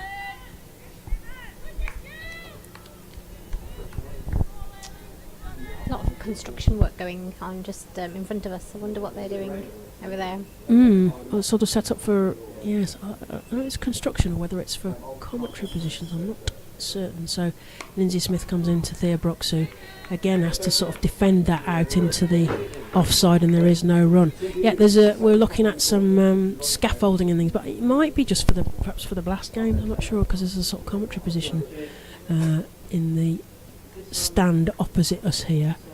We're in the sort of old-fashioned stand, what I might call, at Worcester New Road. It's a beautiful setting if you've not been. So we've got old pavilions, we've got new pavilions, we've got a modern hotel, we've got a view of the cathedral. We've got some spectators in today, and they're mostly hugging the shade in the. Tomorrow I can't see, but from where I'm sat, looking across the scorer's box, there's a lot of people sat in the shade here, making the most of the out of the sunness of that. As Casbrick just readjusts her ponytail before she bowls to Eve Jones. Casbrick in round the wicket to Eve Jones, who thumps that proper through point, cover point there, and they get through for a single. Score moves on to 56 for 1 as we move into the 19th over. Very sedate pace here from Central Sparks. You really feel like I imagine Thea Brooks is kind of ticking, because she strikes me as one of those players who really wants to kind of move the scoreboard on, and this will be frustrating for her, I imagine. So Casbrick into Thea Brooks, who comes forward and plays a lusty blow straight to a fielder, but they do get through for that single. And she just strikes me as one of those people who really wants to see the numbers go up and up and up. Not really necessarily bothered about her own score, but just needs to see that scoreboard ticking, which is what Central Sparks desperately need, because they really are very slow in their batting rate here. Less than 3.5 and over, and Casbrick comes around the wicket to Eve Jones, who comes forward and prods it into the offside, and they get through for that single. And let's hope this is a sign of things moving a bit faster. Yeah, I mean, Thea's actually a very good hitter of the ball, as we've seen. She's hit some really lusty blows, but unfortunately still finding the fielder. That was hit, the last one was hit quite hard, actually, to mid-off. The fumble allowed them to get that single. So Casbrick comes over the wicket to Thea Brooks, who thinks about coming forwards. It goes straight to the fielder, who kind of falls on the ball at cover there. And there is no run, still on 58 for 1 as we approach the end of the 19th over. Eve Jones on 29 off her 61 balls, and Thea Brooks off 8 off the 22 she's faced as she takes another hit, and it goes underneath the fielder, and they do that thing about taking a run off a misfield, but they do get through for an easy single, and score moves on to 59 for 1. Thea Brooks is definitely going there. Decided. She's decided, hasn't she? You can kind of feel it from here. She's hitting them very hard. Partly, I think her character, as I say, I think wants to see the scoreboard move on. And I think it's just it's just that a sort of frustration to get the ball away a little bit. So it just got the feel of a hot day, and they haven't been out. I mean, they've been out there for a while, but not like they've got quite a few more overs to field yet, as Casbrick comes around the wicket to the left-handed Eve Jones, who rocks backwards but puts the ball straight to the short fielder, and again there's no run on the offside there, and the score remains on 59 for 1, and that's 19 overs gone. Thea Brooks on 9 off her 23, Eve Jones on 29 off her 62 balls, but it really needs to speed up, Samara. It does. I think being a good batting pitch, they need to try and aim to get at least 240, 250. I think Eve still looks quite relaxed. She doesn't look as though she's under pressure. Thea looks as though she's about to go for it now. Yeah, she's hitting the ball quite hard. I suppose hard. they could afford that, couldn't they? Because Thea Brooks could have a little bit of a licence, while Eve Jones just steadies that end and plays that patient innings that we know she's very capable of. As Lindsay Smith from the far end Left arm around to the right-handed Thea Brooks, who swings at that, and it goes backwards of square, and there's a Staircase is herring after it, but it's going to stop before the boundary. They've got through for 2. Are they going to go for the 3? Yes, they're going for the 3. And it's an easy 3 actually in the end, because that ball just seemed to stop up in the outfield as Staircase went herring after it, and that's a 3 onto the total. And maybe we're getting what we wished for, a little bit more movement, maybe a sign of a slight cog in the gears being engaged. And Lindsay Smith this time into the left-handed Eve Jones. We've got a slip in place, we've got a short point, and Eve Jones just defends that, and there is no run. 62 for 1 into the 20th over.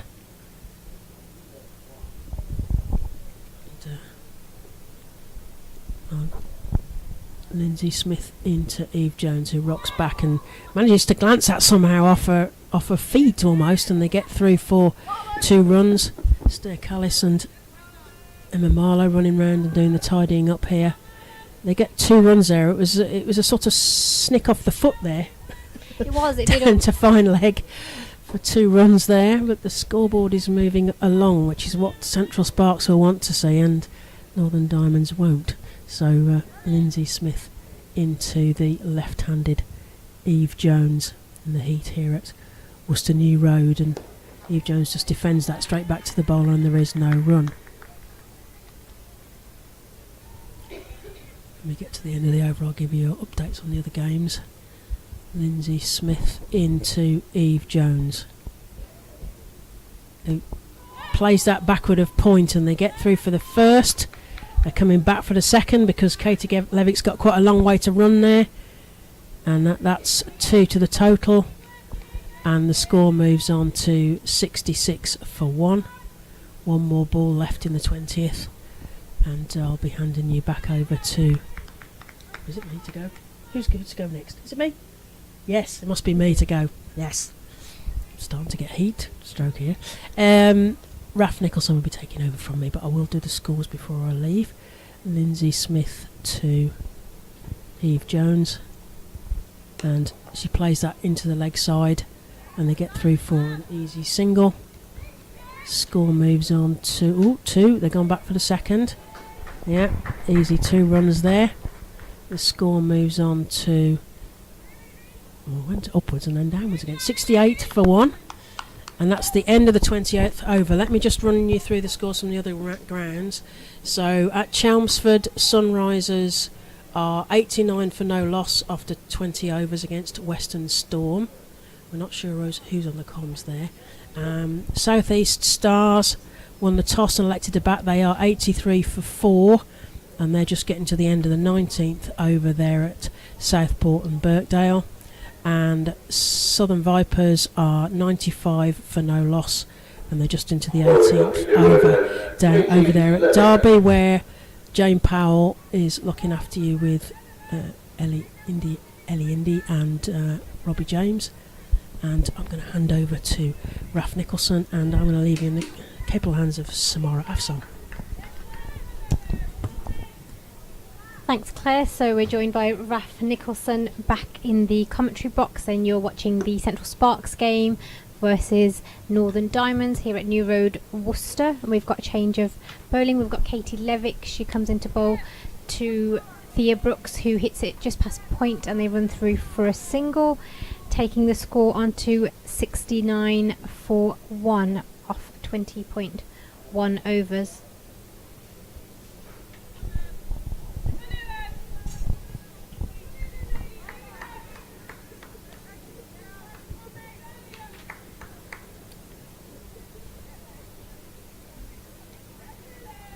Yeah, great to see Katie Levick into the attack. Real stalwart of the English women's domestic system. Been playing for Yorkshire for over a decade. As Katie Levick comes back in, she bowls to Eve Jones, who defends it back for no run. Yeah, she's one of the highest wicket takers, isn't she, in the Women's County Championship? Yeah, leading wicket taker of all time in that competition. Katie Levick comes in to Eve Jones, who just comes off square off the bat, down into the point region for no run. And she's got a very distinctive action, which she describes as a frog in a blender action. That's just flicked off the pads for no run to square leg, and the score remains on 69. A frog, did you say? A frog in a blender. I believe it's been used in the men's game as well for various bowlers. And that's a lovely shot from Eve Jones. She goes on the back foot and cuts it, goes to deep point for 1 run, and that takes the score to 70 for 1. So it's no comment on her facial features or anything like that. It's just about the way that she kind of really wrangles herself into quite a strange position as she's delivering the ball. Yeah, I did. Yeah, I know what you mean with that arm action that she Yeah. just did. That almost does kind of go into a frog. And if position. you ask her how she bowls leg spin, she'll say, "I have no idea." Thea Brooks, right-hander on strike, and she plays it straight back to the bowler for no run. Apparently she just basically taught herself to bowl leg spin, and then she went along to nets when she was quite young, and they basically said, "Oh, can you explain how you do that?" And she said, "No, I can't," but she's quite good at it, so if it works for her, then it works, I suppose. Pretty impressive. Yeah. Did she learn from anyone in particular, or did she just watch on TV, teach herself? She's got an older brother that plays, I believe, which is obviously quite a common theme in women's cricket. So I think that she joined the same club as him, but she did a lot of the stuff that she learned early on. I believe it was just herself and her brother in the garden, really.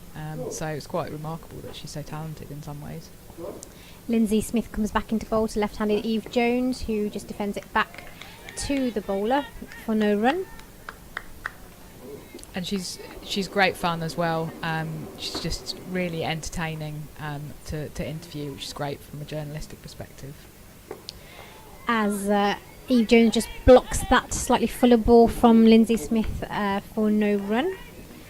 Yeah, she had to dig that one out, and you could see the cloud of dust that came up as the bat hit the ground there. Lindsay Smith coming back in, Eve Jones goes onto the back foot and plays that nicely through to deep point, and they've run through for 2 runs. That's pretty good running from Eve Jones. She recognised that there was a single there. The fielder was slightly behind, and she managed to run through for 2. Yeah, they're perhaps trying to up the pace of things slightly just the last couple of overs, would you say? That's played nicely down the ground, and that's gone straight for 4. She played that beautifully, and with a lot of power, she hit it straight past through by the bowler, and it went straight for 4 runs, and a much needed 4 runs it was. Yeah, absolutely. Yeah, really well played. Straight back down the ground. I think that's one of the nicest shots to see played, actually. It's just to watch it kind of going back past the bowler. She's gone on to 42 now, nearing that 50.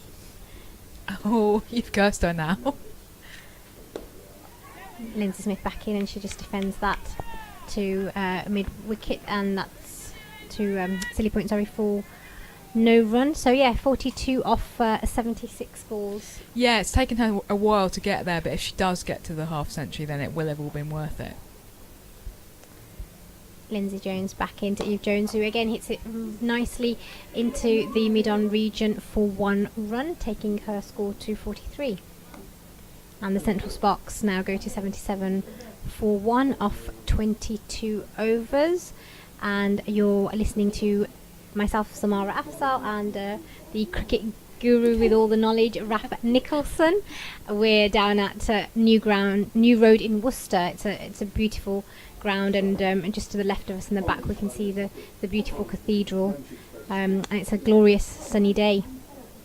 Yeah, wonderful day for cricket, whether that be playing or watching, although I imagine that playing it's rather sweltering out there at the moment, but Diamond's doing well actually to kind of keep active in the field, keep busy.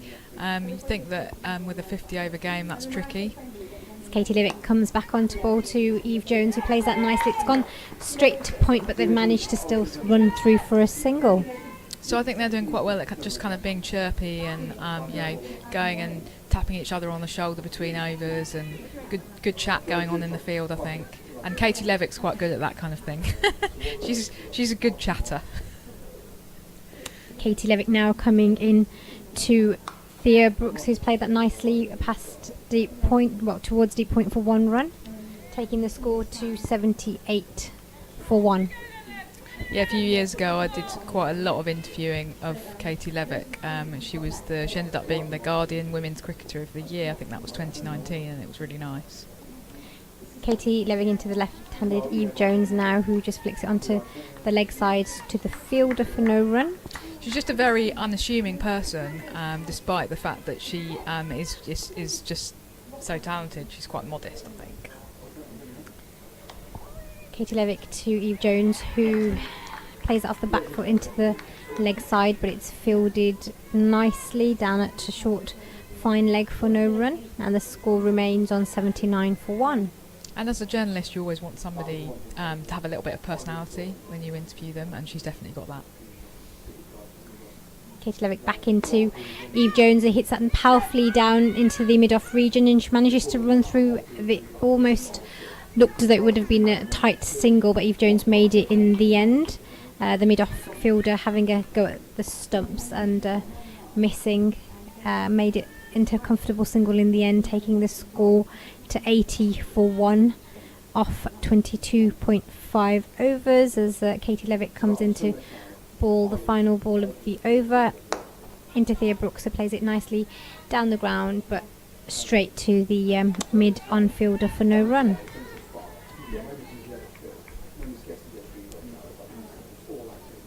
.23 overs, 80 runs. Do you think Sparks will be a bit disappointed with that total? I think they'll be happy with the wickets column because obviously losing that 1 wicket in the power play, but they've then gone on and they haven't lost any more since. So I think that they'll be pleased with that, and they'll be thinking of this as a way to kind of go on and build a platform later in the innings. I mean, we're nearly at the halfway point, so you'd think that they probably want to be picking it up fairly soon. But if these two can carry on, then that gives them a good platform for the last half of the innings. Lindsay Smith back into Eve Jones, who plays it straight back to the bowler for no run. But I think Diamonds will be pleased as well. I think they've bowled well, they've bowled good lines, and it's been difficult to get them away. Eve Jones just rocks onto the back foot there and plays it to covers for 1 run, and taking the score to 81. And this is a very experienced Diamonds bowling lineup. I mean, I'm less familiar with Emma Marlowe and Rachel Slater, perhaps a bit less experienced, but people like Lee Kasparek, Beth Langston, Lindsay Smith, Katie Levick are all, they've got vast experience between them, and so yeah, it's quite a formidable lineup. Many of them play for the Northern Superchargers as well, don't they, in the 100? Yeah, which was a brilliant experience for a lot of them last year, and really exciting to think about the second edition of the 100 coming up. We've obviously got the Commonwealth Games before then. It's a very big summer for women's cricket. I feel exhausted just thinking about it. Lindsay Smith coming back into the right-handed Thea Brooks, who dabs that to the offside, and it goes to the fielder. They think about a run, but they don't. Yeah, Commonwealth Games as well. The team for England has just been announced as well, hasn't it, for the Commonwealth? It has. As Lindsay Smith comes back into Thea Brooks, who hits that powerfully, not quite timing it as she would like, and it goes to the mid-off fielder for no run. Sorry, mid-on fielder for no run. Yeah, the England squad was announced at 9 o'clock this morning. A few surprises, a few new players in there. Really delighted to see Alice Capsey in that squad. Lindsay Smith back to... Oh, that's given out. She tried to just paddle that to the leg side and it hit the pads and it's given out. LBW. Another loss for Central Sparks. Thea Brooks, who was looking to go and up that score, is now outgone. LBW for 14 runs off 31 balls. Yeah, I think she was trying to play across the line there. We're just seeing the replay now. Yeah, she was trying to play across the line and it hit her right on her middle stump, on her pads onto the mid, and it would have gone onto hit middle stump. So unfortunate for Central Sparks? Well, we were just saying that as far as the Central Sparks goes, it's about that wickets column at the moment, because they have been going fairly sedately. So that is unfortunate for them to lose Thea Brooks. I guess they would probably rather have lost Thea Brooks than Eve Jones. But yeah, it's.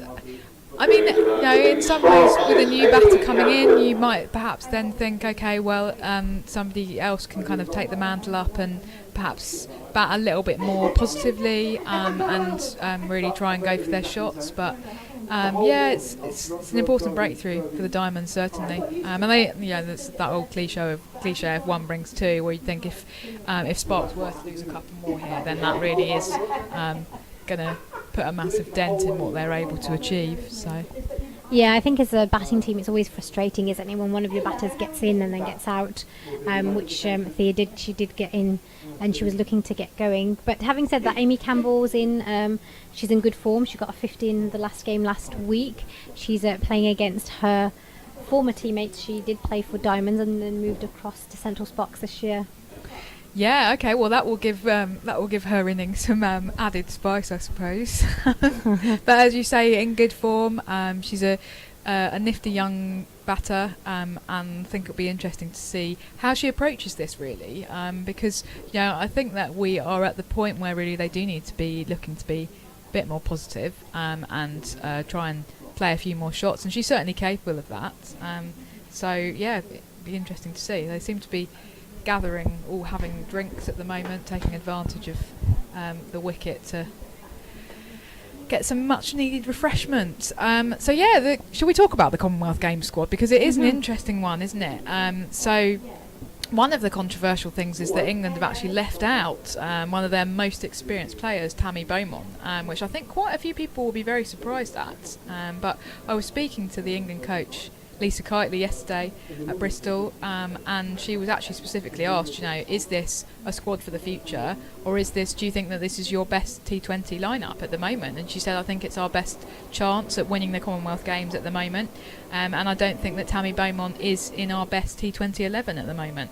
And I think that's not going to go down too well with some supporters of Tammy Beaumont. She's definitely, she's been one of England's strongest players, particularly in 50 over cricket, but I'm not sure that she's done a huge amount wrong in 20 over cricket. So yeah, it's a bit of an interesting decision there, and certainly some strong words there from Lisa Kitely about Tammy Beaumont needing to go away and regain some form and work on her T20 game and work on scoring her runs faster in that format. So I was quite surprised to hear that, actually, because I was reading the squad as very much about being one of kind of a youthful squad and thinking about building ahead of the 20 over Women's World Cup in South Africa, which is going to be in March next year, and that they were perhaps using this to try out some players ahead of that. But Lisa Kitely seems to be saying that no, she thinks these are the real exciting players. So we've got a couple of totally uncapped players in that squad. So Alice Capsey, young all-rounder, 17 years old, and also Freya Kemp, who's a bowler, who does bat a bit as well. Bish bash bosh, a bit of a as she's shown for the Southern Vipers this season. She's also 17, so that's really exciting from an English perspective. And also a recall for Bryony Smith, another Stars player who can hit really well in T20. So lots of exciting names there. As Lindsay Smith comes in this time to Amy Campbell, who's on strike and plays it straight to point for no run. The score's 81 for 2, and that's the end of the over. That's the end of the 25th over. And Claire will come back into the commentary box and join Raf Nicholson. I'm sure they'll continue this very interesting chat about the squad for the Commonwealth Games. I just noticed on Twitter that Marizan Cap has put out a lovely tweet that says, massive congrats on your selection, Alice Capsey. And they were obviously teammates in the 100 last year, and they got to know each other very well. So that's a really nice tweet, actually. And it's so exciting to see all of the marketing stuff surrounding this, with Alice Capsey wearing an England shirt. It's something I've been hoping to see and calling for. You realise that people will be playing cricket her bingo here and ticking lots of Capseys here. as Levitt comes into Eve Jones, who plays that confidently out through the covers, and they just get through for a quick single. Well, we're going to be recording the Cricket Her weekly, hopefully in the innings break of this game, and I think any avid watchers will be very much ticking off their Alice Capsey bingo cards this week, but I think quite rightly so. I mean, we can't not talk about it. It's a very big, very exciting piece of news. You see, outside of the south though, Raf, any mention of Isabel Wong, and that's always a big tick for us, and Amy Jones, and anything that mentions anything about Central Sparks, as Levick comes in to Amy Campbell, and she just leaves that, and it goes straight through to the wicket keeper, and there is no run. Yeah, so I should really have been calling out the Izzy Wong selection for the Commonwealth Games squad. It's brilliant. What are you doing? Levick into Amy Campbell, who just defends that. Yeah, well, no, it's great to see her in the squad as well, and obviously she's impressed Lisa Kitely and Heather Knight enough in the Test and in the ODIs for them to think that she's worth a T20 shout as well. No. Levick into Amy Campbell, who misses that. It goes through for no run. 3 for yesterday, that's what we want to talk about. Izzy Wong and a 3 for yesterday. There's Levick. We'll get through the overs quite quickly when Katie Levick's bowling, and Amy Campbell comes forward and defends that, but there is no run. Well, it's always brilliant to see somebody taking their first international wicket. Sorry, not her first international wicket, her first ODI wicket. Yeah. There's been a lot of those milestones recently. And you know what was really nice was that actually Lauren Bell took the catch. Yeah. As Levitt comes in and Amy Campbell comes forward, and there is no run. Yes, the Wong and Bell were all over that scorecard, catches, and they were catching for each other. They were taking wickets. Yeah, I mean, it's just what strikes me is that there's lots of new blood. I mean, the sort of general comment, stepping back from all of this, is we're seeing some new blood in all the different squads. I want to go back to Izzy Wong because we're Central Sparks here. But how many times will you make your debut in a women's Test match and take wickets? I mean, you and I were both there at Taunton. Watching from different vantage points, but yeah, I mean, from a Central Sparks point of view, seeing Izzy Wong gets Test wickets and a Test cap before she even played an ODI was brilliant. Lindsay Smith comes into Eve Jones. Yeah, and I was quite surprised to see that actually, because Lisa Kitely had said a week previously, we're a bit concerned about her playing a multi-day game because of her recent injury struggles. As Smith comes into Jones, so we've got Smith and Jones here, and Jones wins that battle for that ball and just gets through for a quick single. I was fairly confident we would see Wong in an England shirt this season, but I was expecting it to be in the shorter format. So for her to get that go ahead in the Test 11 was such a brilliant moment for her. Brilliant, and 4 new caps, new Test caps, and 9 new Test caps for South Africa. So there was a lot of cap giving, lots of caps. Cap ceremonies for both teams. That was the first half an hour of the morning. Yeah. As Smith comes into Campbell this time, and Campbell just plays that straight back past the bowler. There's a bit of excitement there, as there was obviously a feeling like there might be a caught and bowled, but there wasn't. As the field just changed positions, Katie Levick comes into short third, and the fielder out here at backwards square for Amy Campbell. There's a dot ball. The score remains on 83 for 2. Yes, lots of caps, which is brilliant. Like you say, half an hour's worth of cap ceremonies as Smith comes in to Campbell, who defends that, and there is no run. Yeah, and it was an interesting choice to get Catherine Brunt to present Izzy Wong with her cap, and obviously they did film that, and so we were able to see some of those quite moving words that she said to Wong. Yeah. About the age was only a number, which would apply to her as well as Izzy Wong.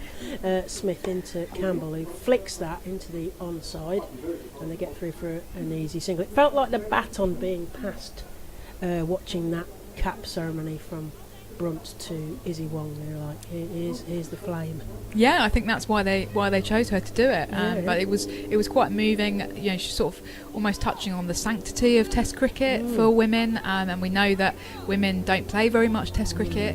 But when the players do get to play, they love it so much, and they're really passionate about that format. And I feel like that Catherine Brunt cap presentation really communicated some of that, and that perhaps Greg Barclay of the ICC might want to Yes. watch that cap presentation. Yes, we would like it to be on a loop, played over and over, 24/7 to him, because if there was such a thing as an ironyometer, in the day after or days after he made that comment about he didn't see women's cricket being part of the landscape moving forward, well, he's obviously deluded in my opinion, my personal opinion. But however, the following day the ICC, after a men's test, said how great is test cricket. Well, clearly the ironyometer was broken at that point, because it's clearly too good for women in some people's point of view, which is clearly not the case. A lot of nonsense, as Campbell just defends that down and there is no run. It's 84 for 2 before we go off on one at test cricket. But you can get me No, started. I'm quite happy to. Levick into Campbell, who takes a lusty blow. It goes straight to the fielder and they don't get a run, unfortunately. So it was I need to be wary of the of Mike Perkins' cliche klaxon, but that was a shot for a dot, which I shouldn't say, because Mike Perkins will be ticking me off for that if he hears me say that. So Levick into Campbell. And that's hit beautifully straight down the ground and across the ropes. We've got a boundary finally, Raf. It's a boundary for Sparks, and the score moves on to 88 for 2. That was a beautiful straight drive from Amy Campbell, who seems to have settled into this Sparks squad. I had a quick chat with her 2 weeks ago when we were up at the Edgbaston Foundation ground, and she was just saying how she's settled in beautifully to Central Sparks, and we love her batting. As Levick comes into a former Diamonds colleague, and Amy Campbell just knocks that on its head, and there's no run. And did she has she given an indication of why she chose to move? Because I think that's quite interesting. We don't see it still that often within women's cricket, people making those big moves. No, Levick into Campbell, who defends that, and there's no run. It was only a brief conversation in a car park. It was the only time I've ever spoken to her, so I didn't get the full story. Often it's about opportunities, isn't Yeah. it? And perhaps people wanting a particular spot in the batting order and feeling like somebody else has already got that position. Yeah, absolutely. As Levick comes into Campbell, who flicks that, but for no run to the onside. Yeah, I mean, well, we've seen it here at Central Sparks, because Marie Kelly has gone over to Lightning wanting different opportunities, etc. I mean, whatever the story, I don't know what the story is, but No, I think that's looking right. for opportunities. We've seen Emily Windsor lent out from Vipers to Lightning to get a chance. Score runs, come back, score runs for Vipers. There's another cricketer bingo for you. So We love the Vipers. Obviously, we love the Sparks as well. Sid He Egan, he's a did some- famous Vipers fan. If you're watching the cricket herd, if you don't, you'll just think we're mad. We're talking mad things. So Sid decided not to wear his bright orange Vipers shirt today. Smart move. Yeah, probably. Yes. Yeah. He's not allowed that north of the Watford Gap. He knows he does not.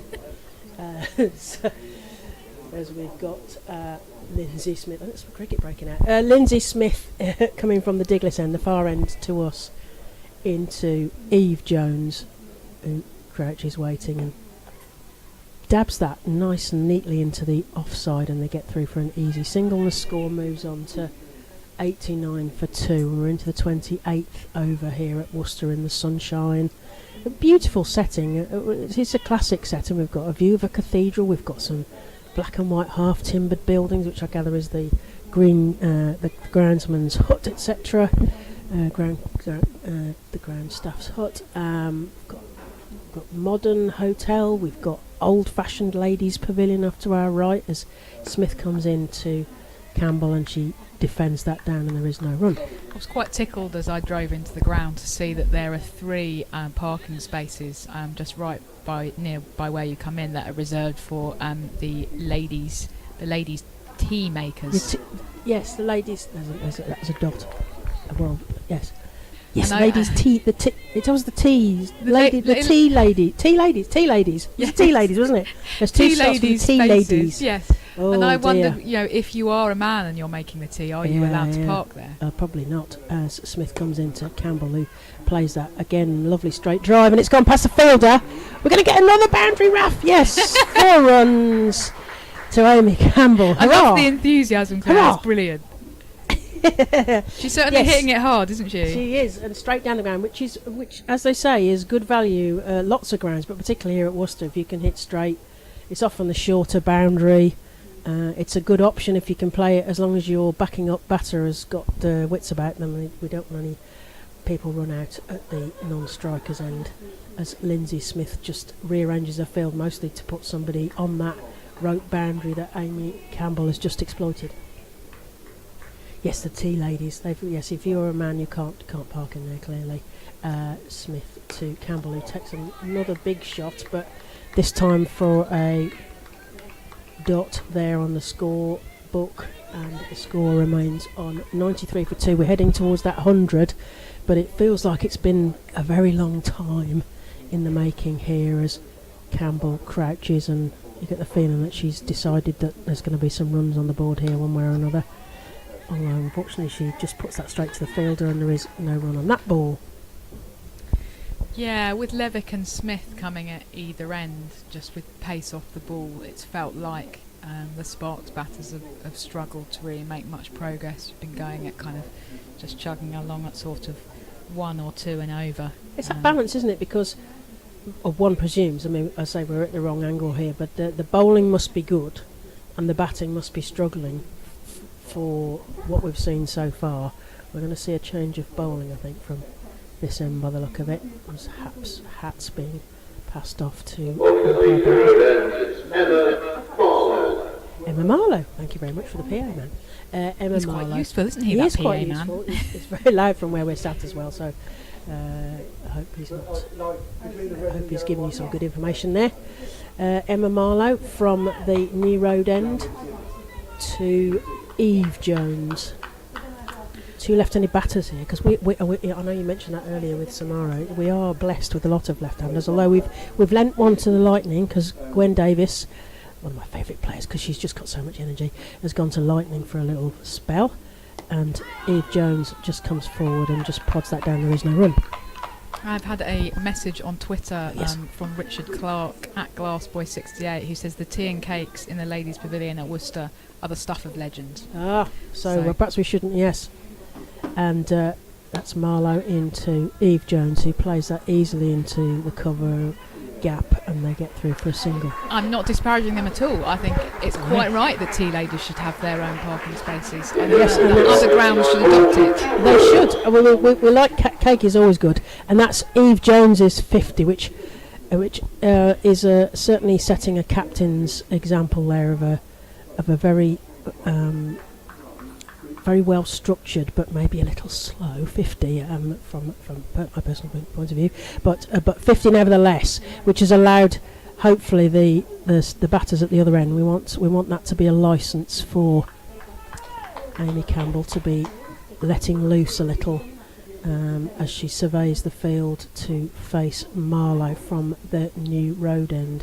Right arm round the wicket, and Amy Campbell knocks that into that gap that Eve Jones just used in the cover region, and they get through for another single. You get the feeling they need some boundaries though. I mean, singles, we like singles because it's changing the scoreboard, but we'd like to see a few more runs because we want to see a good battle this afternoon. As Marlowe comes into Eve Jones, who comes forward and defends that, but he goes underneath the fielder, so they just sneak through for a single, and the score moves on to 96 for 2, and we're approaching the end of the 29th over.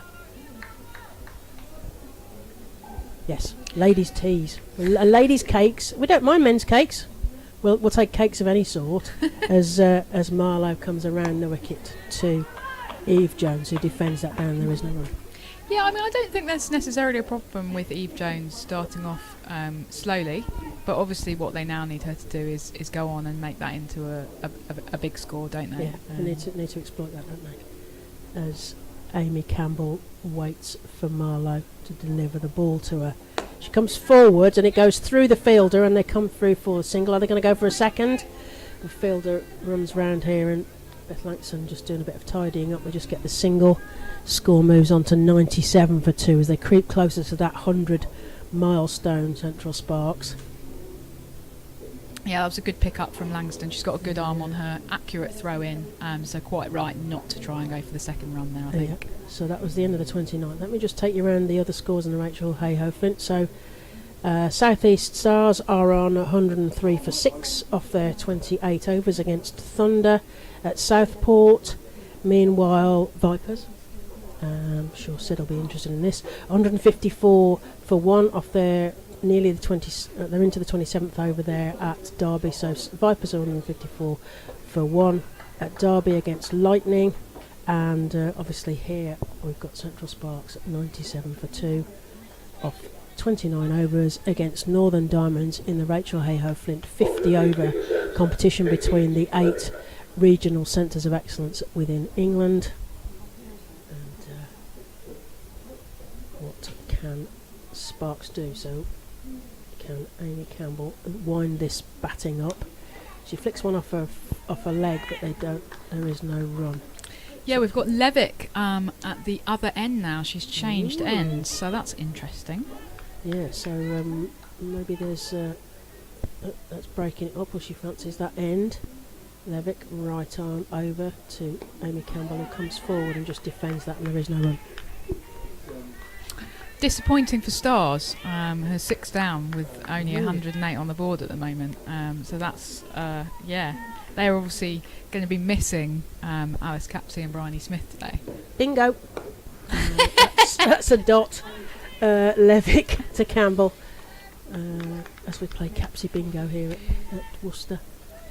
It's all of the Commonwealth Games squad players are having to do some kind of marketing kit photo shoot today. Yeah, Levick into Campbell, who takes a big swing and it puts it up over the field, but there's a fielder there and they just get through for a single. Score moves on to 98 for 2. Yeah, they've got some sort of PR photo shooty thing, haven't they, for Commonwealth Games team things, so all the regions will be without their Com Games players. A bit disappointing, to be honest. If it was some kind of warm-up or unfortunate timing, isn't it, to miss the Rachel Hayhoe Flint trophy as Levick comes in to Eve Jones, who tries to flick that off her legs, but it goes down the leg side for a wide, and that's another one to the total 99. We're tithering on that 100. Oh, it's taken quite a while. We're not even on 3.5 and over runways, but Levick in again to Eve Jones, who does manage to tickle that down to fine leg in front of us, and it's coming to us, and Stair Callis is herring after it, and they've managed to stop it. They've got to spectacularly be stopping it, get to the rope here just in front of us, and did they get through for 3? Got through the 100 anyway, so 102 for 2. Yeah, they got the 3 there. That was good. Well, we like that bit of running. I was so distracted by Stair Callis herring at us to stop that ball, as Campbell takes a guard to Levick. Big swing, straight drive through mid off, and they get through for an easy single. Oh, it's starting to move now, Raf. 103 for 2. Almost at 3.5 and over. Brilliant enthusiasm there. Yeah, that was an interesting one, that 3, because the ball kind of was coming towards us quite rapidly, and then it did slow down quite a lot, and Turner took a massive dive in order to cut off that 4. So the outfield does seem quite slow today. I suppose it's because it's quite dry, and it's kind of the edges of the ground are quite worn. Yeah, sort of rough, aren't they? So, yeah. So that's 30 overs gone, and the score is 103 for 2. I think we've got a change in the commentary. I think Samara is going to come back in and join me. Thank you, Raf. Have a nice drink or something cool. And Samara Afzal is going to join me again. I'm Claire Jenkins, and this is bowling from the new road end. So Emma Marlowe back onto bowl, isn't she? Emma Marlowe. Just the single there, easy single there. And we're starting to move the scoreboard a little bit, 104 for 2, but we desperately need the score to go a bit faster, just to make a proper game of this, Samara. Yeah, I think we've got the two batters who can do it. Both can hit hard. Eve Jones and Amy Campbell can both play big shots. Eve Jones faces up to Marlowe, and she carves that through the 3rd region, and it's going towards the rope. Is it going to make? Yes, it's made the rope. We've got another boundary. That's 4 runs, so 108 for 2, and we're into the 31st over. We want some more boundaries, don't we, Samara? Yeah, we've had a flurry of boundaries, haven't we, in the last 3 or 4 overs. We've had about 3 boundaries, which is good, which is what Sparks need. Give them that confidence boost and try and play some big shots, try and get that score as close to about 230, 240, I think. Yeah, they need a big score here. We want to make it a decent, a proper yin-yang of a proper ding dong of a battle here, as we're talking of ding dongs, as we hear the bells of the cathedral chime out across. Sarah Bartlett's having a chat with Holly Armitage there. I'm not sure if that's something to do with pace of play. I'm not sure. Can't imagine that's the case. But Marlowe comes into Eve Jones, who again places that at the 45 to the point, and they get 1 run. Score moves on to 109 for 2.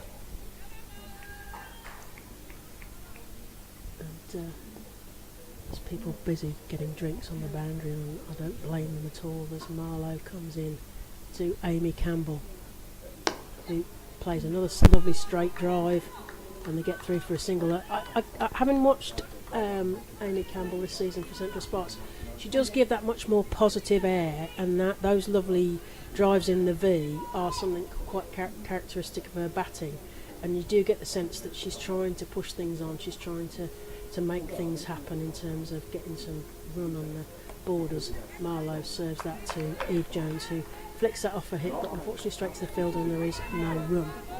Yeah, from what I've seen of Amy, she's quite powerful. Her stance as well, it's quite suited to power hitting. Yeah. Particularly, she said, in the V area, she does score a lot of her runs there. Yes, good strong blows to the ball as Eve Jones comes forward and just defends that straight back to the ball, and there is no run.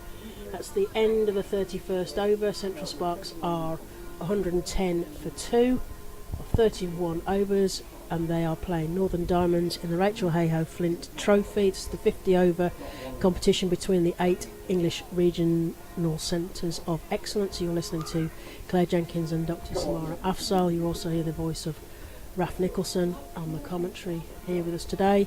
We are on Central Sparks YouTube, and if you are watching it on the YouTube channel, please press that like button, because the more eyes that we have on the live stream and the more likes we have, the better it is for everybody concerned. Yeah, it's a big day for cricket, isn't it? We've got the 220 Blast, the finals day up at Edgbaston. Not far away. Not far away. Yeah. They've got a lovely hot day for it. Yes. Can't say I'm interested now that Warwickshire, now that the Bears aren't playing. Yes, as Levitt comes into Amy Campbell, and again comes forward to that one, although straight to the field and there is no run. Yeah, it's interesting because we've got the Roses clash, haven't we? The one semi, and the other one is a sort of South Coast clash. Somerset, I'm not sure. I think I got that right. If I've got it wrong, please don't shout. But it seemed like the South playing each other and the North playing each other, so that's kind of good, because it means it mixes it all up. We want things mixed up a little bit, and North and South both represented in the final one way or another, as Eve Jones just readjusts her laces, and Amy Campbell looks at those big fat gaps in the field. Let's hope she's going to find some of those as Katie Levitt tosses the ball hand to hand. Amy Jones comes forward again, playing that lovely V shot, and it's a low risk, isn't it? It's dropping it into that gap. Decent hit. If the fielder misses it, there's a possibility of a 4 there as well, as the score moves on to Nelson, 111 for 2. We're not going to mention that, are we? No, we're not. Levick into Eve Jones, who flicks that off her hip, and they'll be running round and going for the second run. 2 easy runs there to Central Sparks. Nice dab there from Eve Jones, who's on 59 off the 61 off the 96 ball she's faced. Amy Campbell on 16 off the 34 she's faced, and Eve Jones is facing again there. Northern Diamonds moving Stair Callis to backward of square in case Eve Jones thinks of playing that same shot again, as Levitt comes in to Eve Jones, who just dabs that down in front of her, and there is no run. 13 for 2. We're off, Nelson. You're all right now. We don't need to mention it. Levick Diamond still shouting to each other in the field. Levick to Eve Jones, and it goes up into the air, and it's caught behind, but what's happening? No, it must have gone down first. What do you reckon, Samara? What happened there? Because we're not in a very good place to... No, I always thought it possibly came off her pad. Oh yeah, could be, because we're as I say, we're at the wrong angle, and unfortunately there is a delay on the live stream that we have, so if we started commentating off that, you would think that we were going mad, because it would be behind time, so we're having to watch stuff from live. And that's 113 for 2 off 32 overs for Central Sparks against Northern Diamonds here at Worcester, baking hot Worcester pitch here. As is it still Marlowe this end? Yes, Emma Marlowe from the New Road end, and it's Amy Campbell to face. So can she wind this batting up? Can we get a higher strike rate here as Amy Campbell? Oh, I think it's a caught behind. It is caught behind. She tries to go for a big flourishing shot there, and only manages to feather that to the keeper for a very good catch from Lauren Winfield Hill behind the stumps there, and that's Amy Campbell gone caught off the bowling of Emma Marlowe, and that's 113 for 3 Central Sparks, and the players take a welcome drink. Eve Jones looks very hot. I hope they are bringing a cold towel out to her. I'd be having a very large cold towel if that was me, having been out there as long as she has.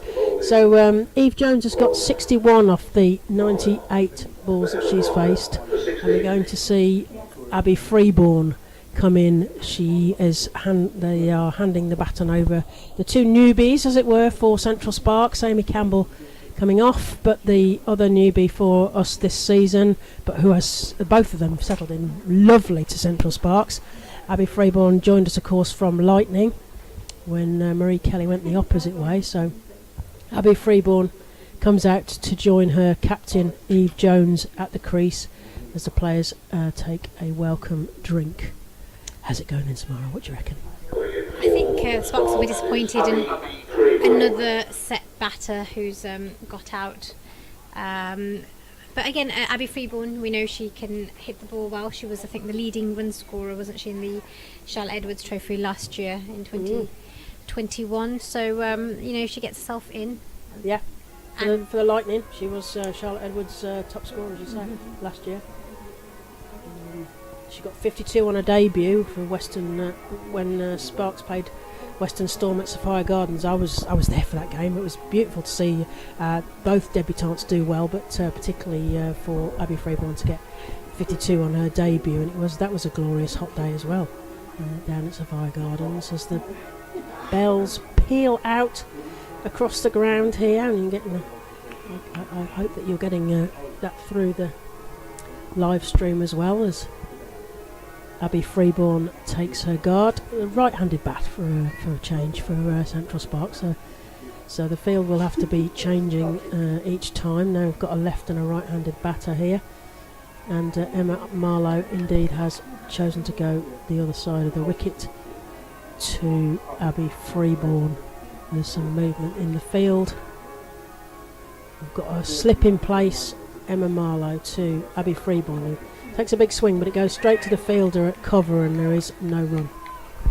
Do you think the heat's getting to Central Sparks? I mean, I can't really tell anymore. It's quite yes, nice. We're sort of divorced, aren't we? Because we are in a sort of greenhouse, but behind glass, so as you say, you do feel a bit divorced from the action in some ways. As Marlowe comes in and Abby Freeborn plays a beautiful shot through the covers, and it's going towards the rope. Will it make the rope? Yes, it does. And that's 4 runs there to Sparks. Really nice classical drive through the covers there, Samara, from Abby Freeborn, as the score moves on to 117 for 3. That was a textbook drive through covers before, and a much needed boundary for Central Sparks. It's got Abby Freeborn off. It's got her off the mark, hasn't it? Yeah. And she crouches again to Emma Marlowe, who comes over the wicket to Abby Freeborn, and sweeps that backward of square, and they get through for an easy single. we're going to get a signal there. It's a leg by. So one more to the total. Slightly risky that playing across the line. Oh, slightly, yes. Thea Brooks. Yes. Thea Brooks undone by that, but Eve Jones to face Emma Marlowe's coming round the wicket to Eve Jones, who plays that nicely straight down to long on, and there's just one run. Score moves on to 119 for 3, and we are approaching the end of the 33rd over. Run rate 3.6. Yeah. Not quite what Sparks would have Yes. liked it to be at, I'm sure. Yeah. Abby Freeborn faces Emma Marlowe and comes forward to that, but can only dot it down and to Lindsay Smith, and there is no run. The score is 119 for 3 off 33 overs. I think the outfield's been a bit deceptive as well, because Yes. at times it's been hammered, but it's just slowing down as soon as it starts to reach. Because you'd think, wouldn't you, with the hot weather and scorched turf, that it would run really fast, but it just seems to get to about 10 yards from the rope and just slow up considerably. As Raf mentioned earlier, it's almost like the rough bits hold the ball back up. So Sunrisers down at Chelmsford, they are 157 for 2 against Western Storm. South East Stars are 122 for 9 against Thunder at Southport, and Southern Vipers are 167 for 3 at Derby against Lightning. As we see a change of bowling from the far end, but there's a wide ball bowled, so that's another one to the total. That's 120 for 3. We've got the skipper on now, haven't we, to bowl Holly Armitage. Holly Armitage from the far end, from the Diglis end, and Eve Jones carves that through the covers. There's a fielder herring after it, and probably will get to it, so they'll have to run these, and they're going, indeed they are, they're going back for that third run, so picking it up, hopefully, Central Sparks, a sense that, you know, we're kind of almost in the home run, or the sort of home straight here, and in the 34th over. They do really need to pick this run rate up if they're going to give themselves anything to defend with the ball in hand for the second half. Again, a lovely back foot drive, but again we saw it just stop before it got to the boundary, making it easy for the fielders to pick it up and get it back in. So maybe it's not as good a ground for batting as we initially thought with the sun out. I mean, you think with the sun out it's going to be a batting track, but clearly it's harder to get off than we think. So Armitage into Abby Freeborn, who plays a straight drive but straight to the field, and there is no run.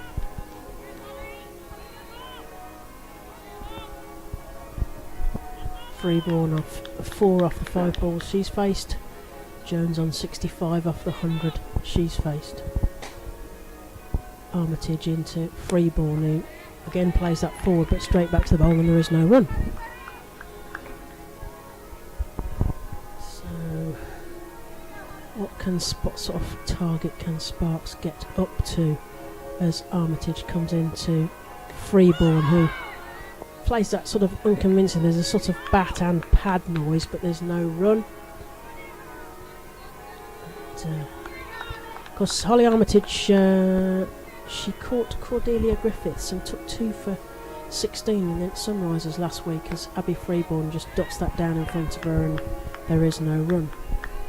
You can hear the lovely chiming of the bells at the cathedral. It reminds me of my early cricketing days. I played for Stourbridge, which is a club that comes under Worcester. Yeah. And we had the church in the background. Lovely chiming. It is a very tinkly, pleasant smell, isn't it? As Abby Freeborn just again knocks that down in front of her, and there is no run. The score moves on to 123 for 3 off 34 overs.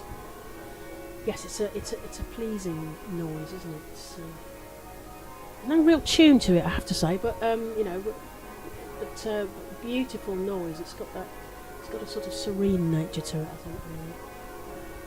As the field starting to get, they're looking a bit more hot now. They're sort of they're not quite so fast in the field here as they take up their stances. I think we've got is this Lee Casperett coming back on? I'm sure. Yes, here he is. Lee Casper. Yes, See, Lee Casbrick. I was right. Lee Casbrick coming on from the New Road End, which is where we are. We're at sort of 45 degrees to the wicket here, so no chance of telling you whether any LBs and things should or shouldn't be given. But yes, we're looking out across beautiful ground here at Worcester, and the sun is beaming down. Little tiny thin clouds very high up, and the weather is not going to bother us like it did at the Edgbaston County Ground a fortnight ago, that's for sure, as Casbrick comes in to Eve Jones, takes a big swing and it goes down the ground, but there is a fielder there, and they just get through for a single. Score moves on to 124 for 3, and we're into the 35th over. Yeah, it was a bit wet 2 weeks ago, but this is a bit of a contrast. So hopefully we won't be bothering with Duckworth, Lewis and Stern today. No, definitely not.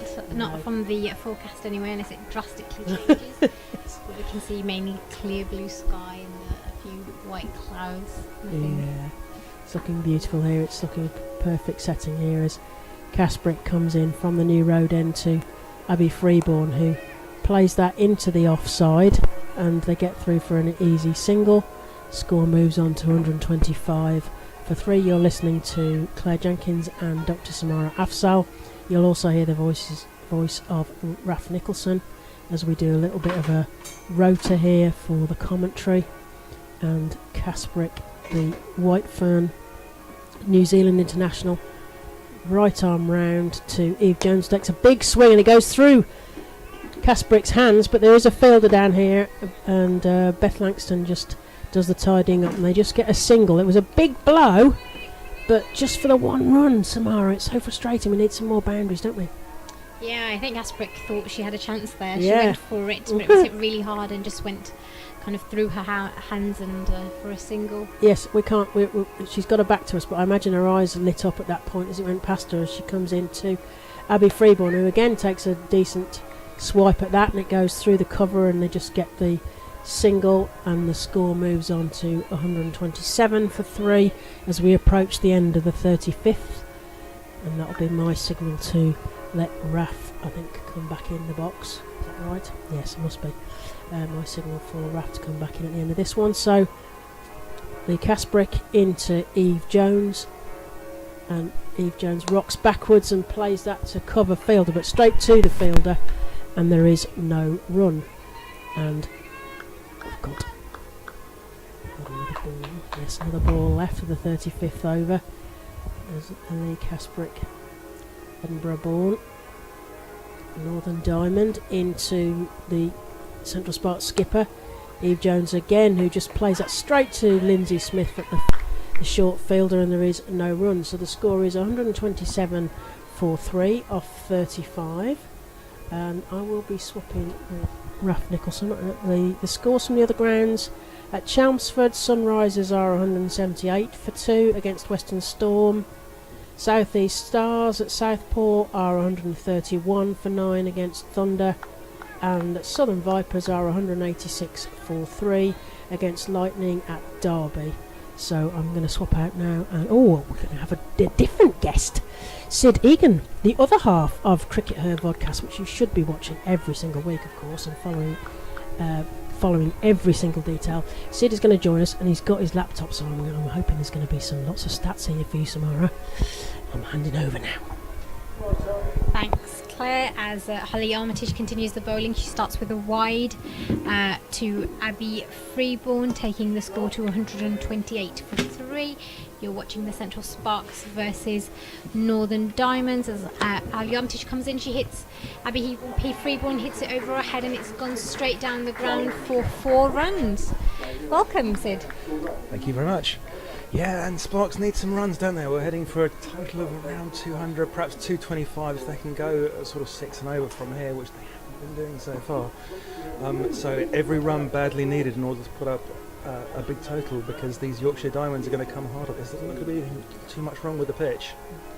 No, as the skipper Holly Armitage comes in with her leg break to Abby Freeborn, and plays it straight back to the bowler for no run. So Sid, tell me a bit more about the cricket podcast that you do. Well, we started doing this in the lockdown. As Holly Armitage comes in, played and defended by Abby Freeborn for no run.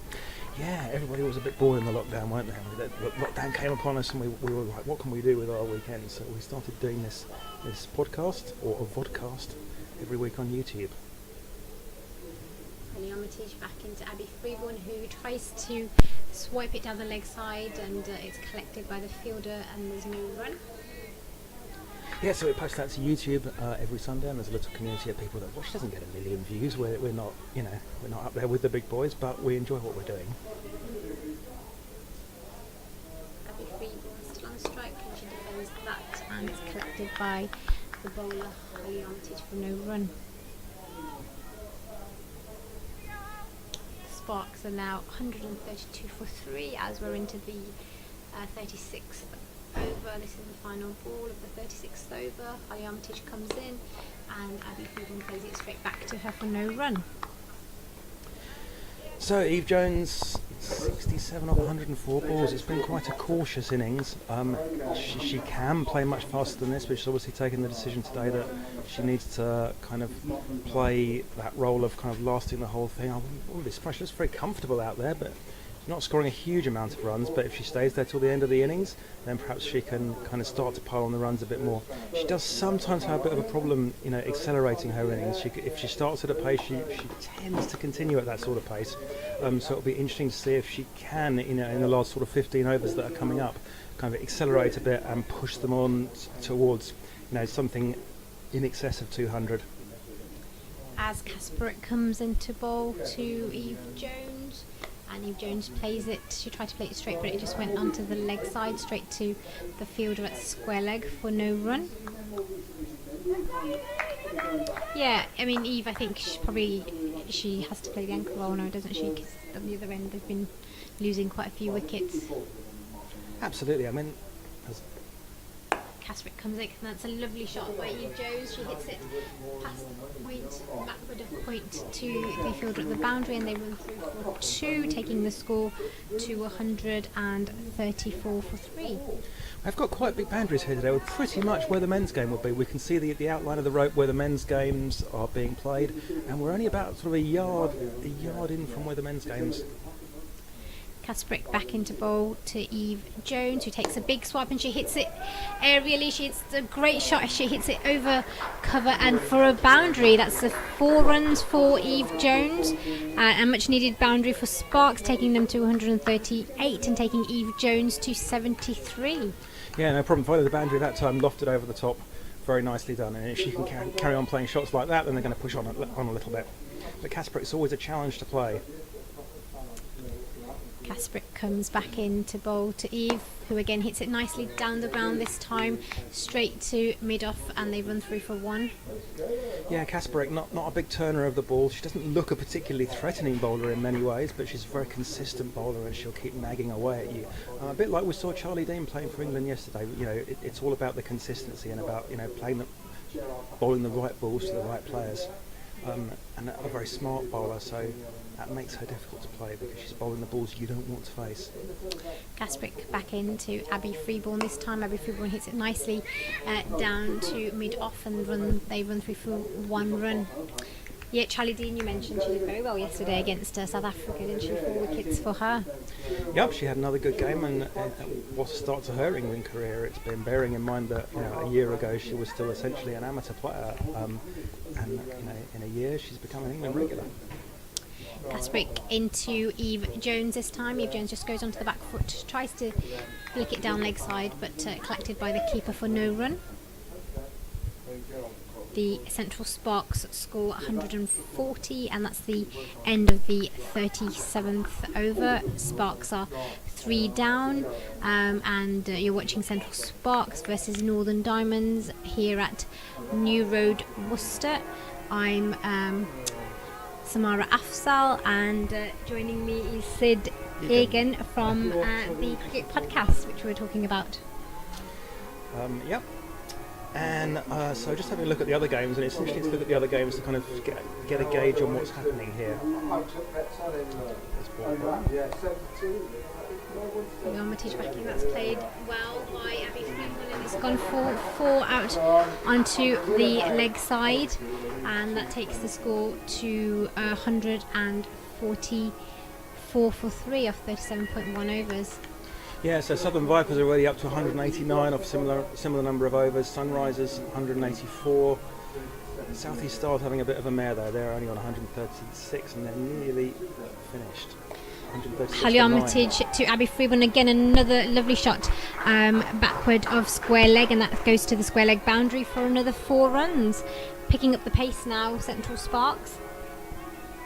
Taking the score to 148.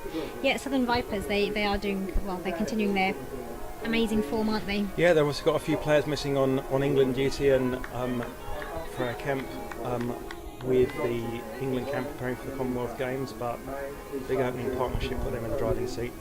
Holly Armitage back into straight back to her for no run.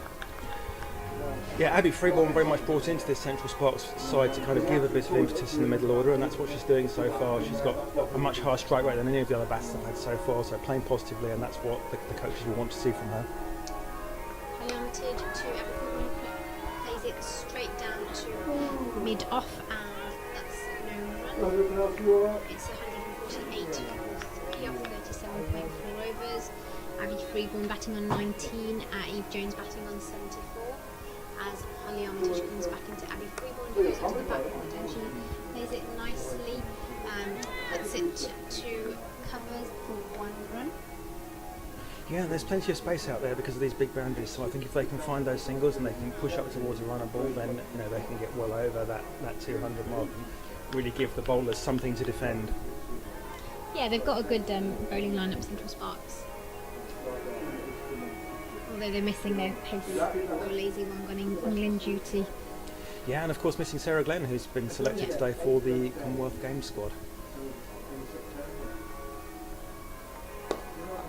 Back into Eve Jones, who plays it down the ground to mid off for 1 run. So all the players selected for the Commonwealth Games are off having their pictures taken today with the new kit. So that's the pictures that you'll be seeing on television when they walk out to bat and things. I'm quite excited to see the new kit. I have no idea what it's going to be like, so I'm looking forward to seeing the pics of that one come through hopefully by the end of the day today. Yeah, exciting. Lots of banners. I love a new kit. Yeah, it's always nice to see a good a new kit. I was in Birmingham City yesterday and I could see all the banners up for the Commonwealth Games, all the paintings and the posters. It looked really good. Yeah, the city's starting to get excited, isn't it? And I'm really looking forward to being there for the games themselves. Will you be there at all of them? Hopefully. I'm scheduled to be so providing COVID or the like doesn't intervene, I'm going to see Lindsay Smith. Lindsay Smith back on, but this time she's coming from the road end. Lindsay Smith, a former Berkshire player, my county. Lindsay Smith into Eve Jones, who just goes onto the back foot and plays it off her pads for no run. Onto the leg side. Collected by Katie Levick.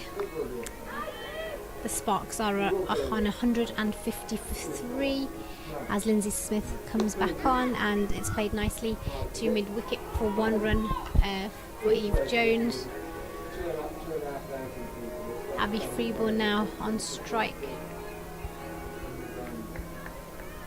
Yeah, the strength of this Diamonds bowling attack. If you get rid of Kasparek, an international spinner that's played 80 odd games for New Zealand, and then Lindsay Smith, she didn't play a huge amount of games for England, but very reliable and a good professional bowler. Definitely one of the top domestic pros. Lindsay Smith coming into Abby Freeborn, who plays it nicely off the back foot, just past the deep point region, just into there for a single. And that single, as we were saying, very much the thing to do. If you could find those gaps, run those singles, and then hopefully find the odd boundary.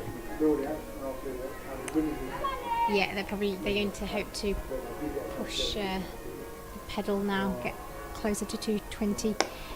And that's played beautifully straight by Abby Freeborn, and it's collected by the running mid-on fielder. They run through for a single, taking the score to 153 for 3 off 38.4 overs, doing it at a run rate of 4.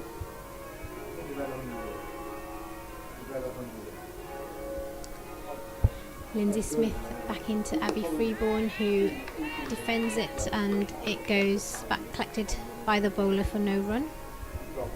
Yeah, the run rate creeping up to 4 is a good indication, obviously, that they are accelerating, because they were at 3 for a long time in the early part of the innings. Lindsay Smith coming into Abby Freeborn, who goes on the back foot and plays it nicely to the deep point region for 1 run.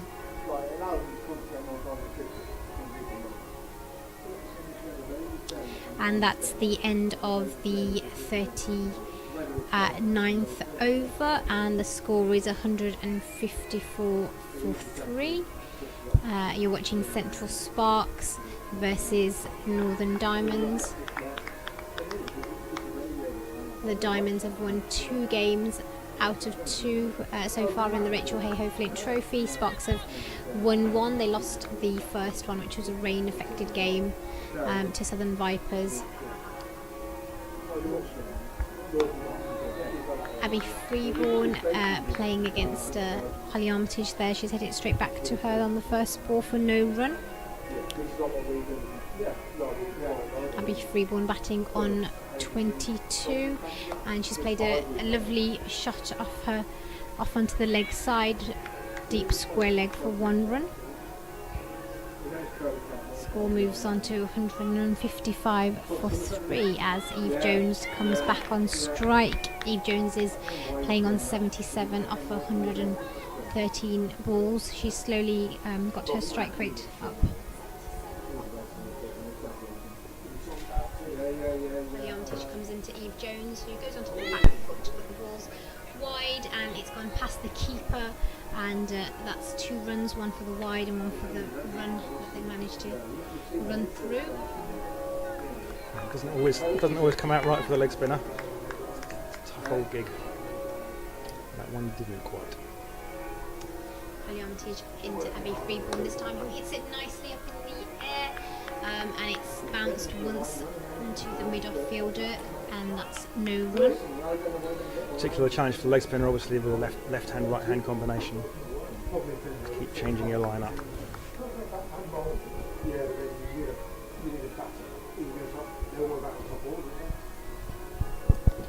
Holly Armitage coming back into Abby Freeborn, who goes on the back foot, cuts it nicely through to the cover region for 1 run.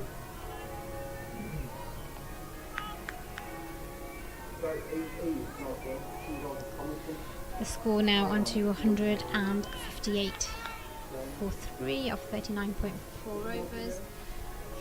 Holly Armitage back in this time to Eve Jones, who plays it onto the offside, onto the point region. They run through for 1 run, and it's 159 for 3. And it's the final ball of the 40th over. Abby Freeborn back on strike. Holly Armitage coming into bowl, and she hits it, she cuts it straight to the fielder in the cover, but they still manage to run through for a single, and the score moves on to 160 for 3, and Claire Jenkins is back in the commentary box. Yeah, and so in the last 10 overs, we have seen a significant step up. They were going at sort of something under 4 and over for the first 30 odd overs. We've seen a significant step up, sort of 5.5 and over. In the last 10 overs left, you'd think that they'd be looking at sort of 220, 230 now. They want a decent total to be defending, don't they, in terms of their bowling attack, etc. I don't know. What's your feeling in terms of, is it really good bowling, or is it really difficult to get the ball away? What's your feeling, Sid? Well, there should be a lot of spaces out there for singles. It is a big boundary. The ball has been kind of running towards the boundary and then dying just before it. So perhaps on a smaller boundary here, we've seen sometimes. We saw an England game here in 2016 against Pakistan where they had very short boundaries, and Nat Siver scored a huge amount of runs by just tonking the ball over the boundaries that felt like they were only about 5 yards past the circle. But big boundaries here, and we've certainly seen a lot of balls die. Yes, as Lindsay Smith comes into Abby Freeborn, who plays that Losterlin straight to long off, and there's just a single there, yeah. Yeah, so big boundaries here, making it slightly difficult to score those boundaries. They haven't really been finding the gaps. It doesn't feel like it's been running out towards the boundary that often. Yeah, I think there could have been more singles. I think that's something Yeah. that the coaching team will be looking at. Absolutely. As Eve Jones faces Lindsay Smith, a huge drive up and over long off there, but there is a fielder down there, and they just get through for the single for Eve Jones, who moves on to 79 off the 115 balls she's faced, and Abby Freeborn's on 26 off the 32 she's faced. Yeah, there's a huge gap out there. Yeah, it was worth a go, wasn't it, there? Abby Freeborn faces Lindsay Smith and just manages to push that back down the ground, but there's no run. Yeah, huge gap, but not really finding it, and actually going straight to the fielder down that cow corner. Abby Freeborn facing Lindsay Smith, left arm round. Abby Freeborn just respectfully dobs that back down the ground, and there is no run. The bells are going like Billy, aren't they? Wow. They must be very busy in there. It's a great noise. Lindsay Smith round the wicket to Abby Freeborn. It's a big swing, but it goes straight to Holly Armitage, and there is no run. I should say that Sid is sporting his Peaky Blinders cap. So we're glad to see that in the West Midlands as Lindsay Smith comes round the wicket to Abby Freeborn, who again plays that straight to Holly Armitage, and there's no run. Is this in tribute to Peaky Blinders, or is this just as a fashion statement? Looking lovely there, though, Sid. It's a handicap. It's a handicap. Baseball caps don't suit me, I'm afraid. So I needed something that wasn't a baseball cap, but kept the sun out of my eyes. I think. Well, the volunteers and the staff at Com Games, we're talking about Com Games a lot today, aren't we? But it is coming up very soon. I think they will be sporting some Peaky Blinder-esque caps as well, so that could be quite interesting. Casey Levitt coming on from the Diglis end.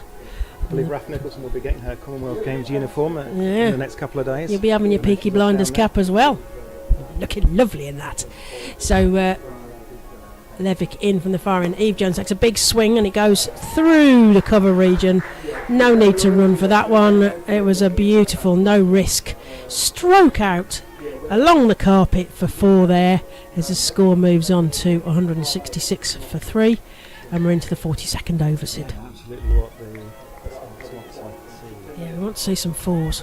We have got some spectators in here, and I hope that they're a lot of them are hiding in the shade beyond the score box under the old pavilion lid here on the New Road end as Levitt comes into Eve Jones, and she just prods that down and there is no run. Yeah, it's nice in the shade here, but it's quite brutal in the sun. I went for a wander around the ground, and when you're outside you were brave in the sun, it's bearing down, so I feel and they've promised us even hotter on Monday. Yeah. It's the day to be in the shade, watching from the shade, I think, as Eve Jones hands something to umpire Bartlett. Not quite, must have found perhaps a spike on the ground, and she takes her guard again as Levitt comes in from the Diglis end, and Eve Jones just flicks that again off her hip, and they get through for a single. Oh, and that's over the top of Lauren Winfield Hill's head rather spectacularly as she waves it, passes her, and it goes back to Katie Levick. And the field, of course, have to move for the left and the right-handed batters here for Central Sparks. Central Sparks 167 for 3 against Northern Diamonds here in the Rachel Hayhoe Flint 50 over trophy as Levitt comes into Freeborn, who rocks backwards and tries to play it through point, but it goes straight to the fielder and there is no run. Yeah, again, they're having trouble finding those gaps, aren't they? They need to be trying to get a single off almost every ball. Yeah, finding some of those pockets as well. Levick into Abby Freeborn, who plays that back towards the bowler, and Katie Levick just misses that. There's a shy at the stumps, but there's no risk, I don't think, of a run out there, and they get through for a single, but a spectacular shy from the far end as the ball goes past Levick to the fielder, and the score moves on to 168 for 3. We approach the end of the 42nd over as the seagulls wheel around the cathedral spires and the sun beats down on the outfield here at Worcester New Road. And you're listening to Claire Jenkins and Sid Egan of the Cricket Her vodcast. and Eve Jones just dabs that backwards of square, and they get through for a single. Score moves on to 168 for 3. You're watching on Central Sparks YouTube channel, and we get to the end of the 42nd over. 169 for 3. That's the Central Sparks playing against Northern Diamonds. Yeah, what's with the seagulls in Worcester? We stayed overnight in a hotel in the centre of Worcester, and I was woken up by seagulls at 4 in the morning. And we couldn't be much further from the sea, I don't think. No, other than perhaps in Birmingham. How have they got here? They must have Flown up the river. Yeah, they've flown up the river. That's right.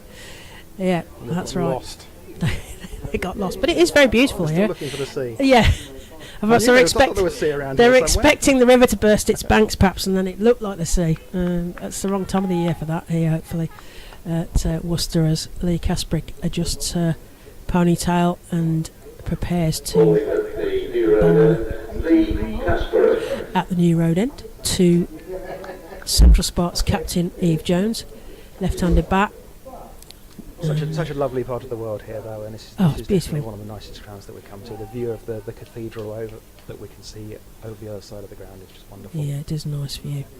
Kasprick comes in, right arm round to Eve Jones, who takes a big swing, and it goes underneath Lee Kasprick, and they get through for a single. Yeah, and if we could actually see behind us, we'd be looking across to the Malverns, looking resplendent in the sun, no doubt. Holly Armitage is changing her field for the left and the right-handed batters, and moving the boundary riders to backward square and sort of halfway to cow corner to our right here. And as Lee Kasprick prepares to come in to Abby Freeborn. Big swing underneath the bowler again. The fielder does a lovely dive and stop there, and they get through for the single. Score moves on to 171 for 3. It's Bess Heath there with the dive in the field, and Nice dive. an aspiring England wicket-keeper. Not keeping wicket today. No, Lauren Winfield's not keeping her Lauren out of that Winfield. spot, but a quality batter Nice. with aspirations to one day keep wicket for England. That'd be good. Kasprick in to Eve Jones, who plays that through the covers. There is a gap there, and they get through for an easy single. Score moves on to 172 for 3. Yeah, played a little bit in the air there, and I've got a post in the way of me. Yes, I've got one wondered as if well. there was someone behind that post, but fortunately there wasn't. No.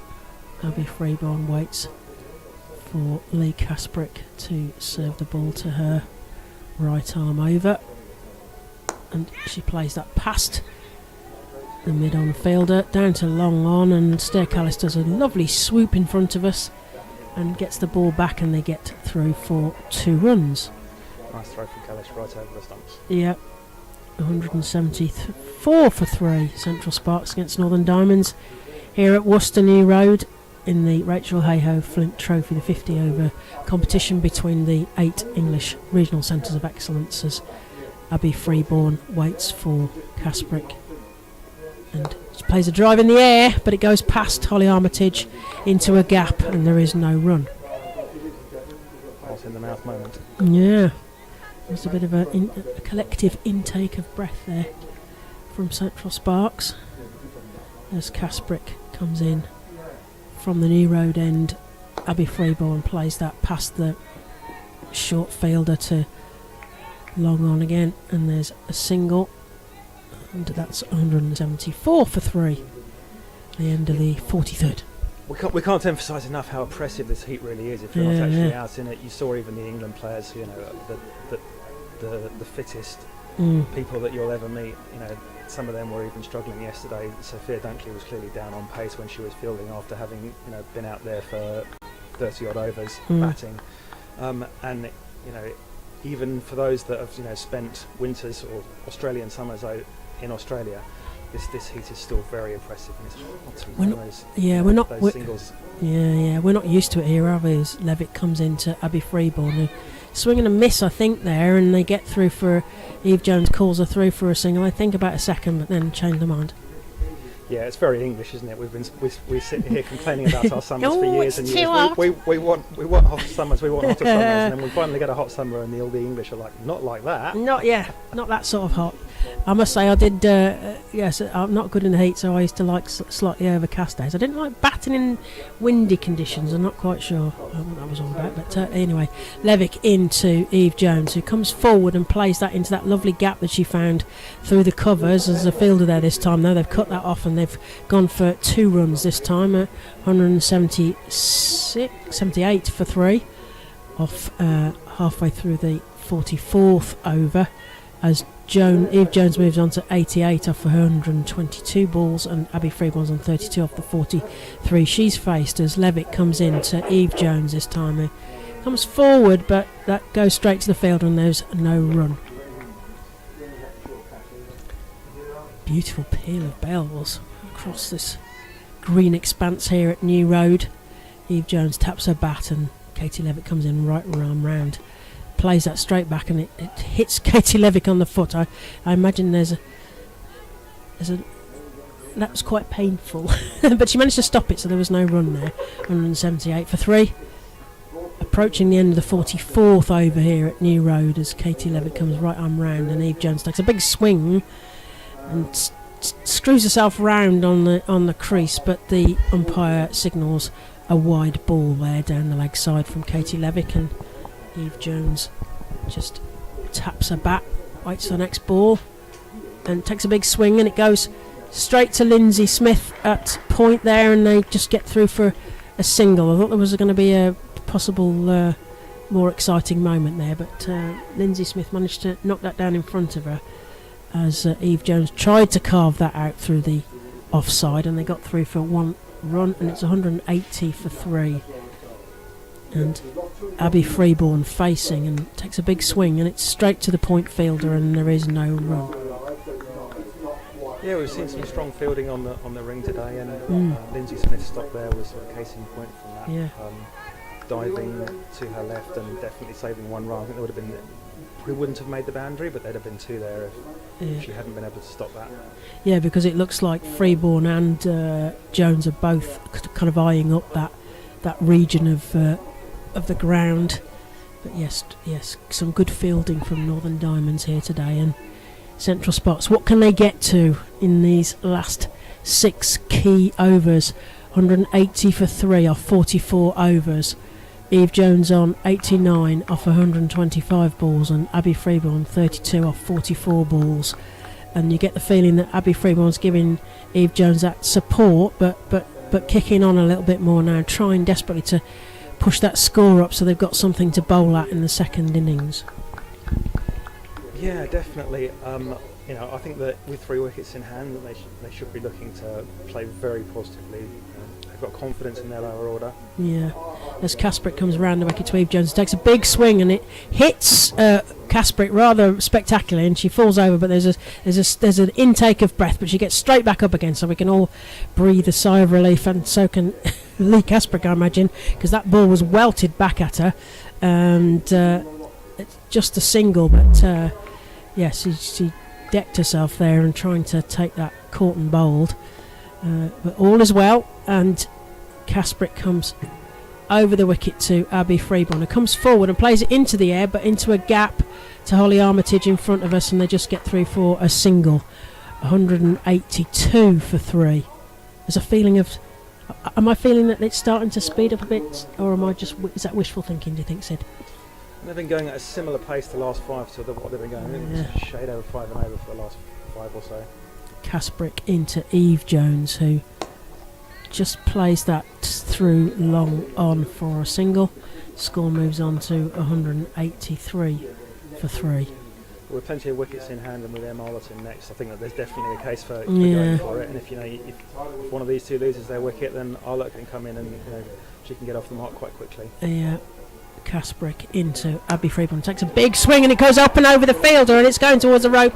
That was a really nice 4 there, up and over the covers, Sid. 2 bounces. Yeah, 2 bounces. 4. Score moves on to 187 for 3. Nice, a good hit out through the covers there from Abby Freeborn. She's got some intent here, I think, and she's certainly scoring faster, which is what Central Sparks need. And as you said, Emily Arlott, they've got some firepower in their bottom order. And I mean, Raf was mentioned about Wong not expecting to play, but I suspect she probably benefited from Emily Arlott's bad bout of COVID, as Abby Freeborn puts that in the air again, but it drops in front of Holly Armitage and they just get through for a single again. I think that, Emily Arlott's unluckiness may have been a more of a bonus for Wong in that England selection for the test. Yeah, that's sport sometimes. Ironically, the way the cards come down. Well, somebody getting in means somebody is not getting in. So Kasprick comes round the wicket to Eve Jones, takes a big swing. There's a stump. Yes, there's a stomping. She's stumped. So umpire Harris has given that as a stumping of Eve Jones. Nervous 90s. Yes, she was trying to push the scoring rate on. That was definitely a more expansive shot, perhaps, than any she's played so far today. Yeah. But as sadly didn't get bat on ball. Yeah, Holly Armitage goes over to congratulate Eve Jones on her 91, which is certainly a captain's knock there. And stomped by Winfield Hill, as the PA announcer emphasises. 91. That's another great knock from Eve Jones. Another decent tally there for a left-handed batter. Should I mention a left-handed batter for England? No, I didn't mention. It's okay. And Emily Arlott comes in to bat with Abby Freeborn, and the score is 188 for 4. That's 45 overs, and I think Raf's going to swap. Raf's going to swap for Sid to just see us through these last 5 key overs. Emily Arlott, and of course she's a Worcestershire player, so it's closer to home for her here at Worcester, and.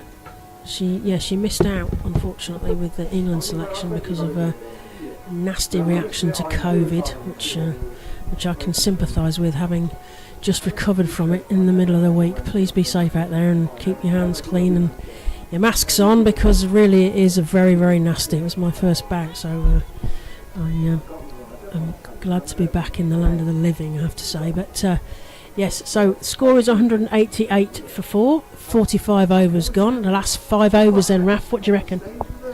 Yeah, I mean, I think Sparks will obviously be really disappointed to have lost Eve Jones there. Sharp stumping, and she's gone, and she'll be personally disappointed because she really looked on for that 100, didn't she? Yeah. So it's tricky now for the new batter coming in, isn't it? Yeah, it is.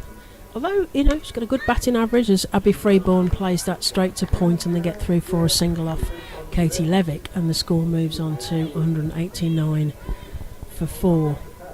I mean, yes, certainly Central Sparks do have a strong batting lineup, as Emily Arlott takes a guard from umpire Harris the far end, and Katie Levick comes in from the Diglis end to Emily Arlott right-handed, and she plays that. She hits it well, but it goes straight to the fielder at the cover, and they think, they're going to burgle a run here, because that was a bit of a wild throw from the fielder there on the fielding boundary, and they get through for a single, and it moves on to 190 for 4. So they're desperately going to want that 200 and beyond, as Levitt comes in to Abby Freeborn, who rocks back and misses the ball, and it goes outside of off, and the umpire not thinking about a wide there, and there is no run, so 190 for 4. Halfway through the 46th over, Katie Levick serves one to Abby Freeborn. There's a chance of a run out. It's run out, and that's Emily Arlott run out. It did feel like a risk too far there, as the ball went straight to the fielder. Yeah, I don't really understand why. No, it was a bit of there was madness. never a run there. The ball went straight to the point fielder. She picked it up and threw it back in. It was a very straightforward chance there with the keeper taking off the bails. So that was quite a poor piece of running, I'm afraid, from the Sparks. It was, a simple decision for Sarah Bartlett at our end here, as Claire Boycott runs on in the pink tabard to give Abby Freeborn a much needed drink, and the fielders take some refreshment as well, as we move into that sort of what feels like the home straight. But what can Sparks get to? What can they set in terms of what can their bowlers and their fielding defend? We want to get through 200. We want this to be a decent clash here, as we see Rhea Fackrell come to the crease to join Abby Freeborn. I mean, Sparks have obviously been told, get a move on, and that's what that run was.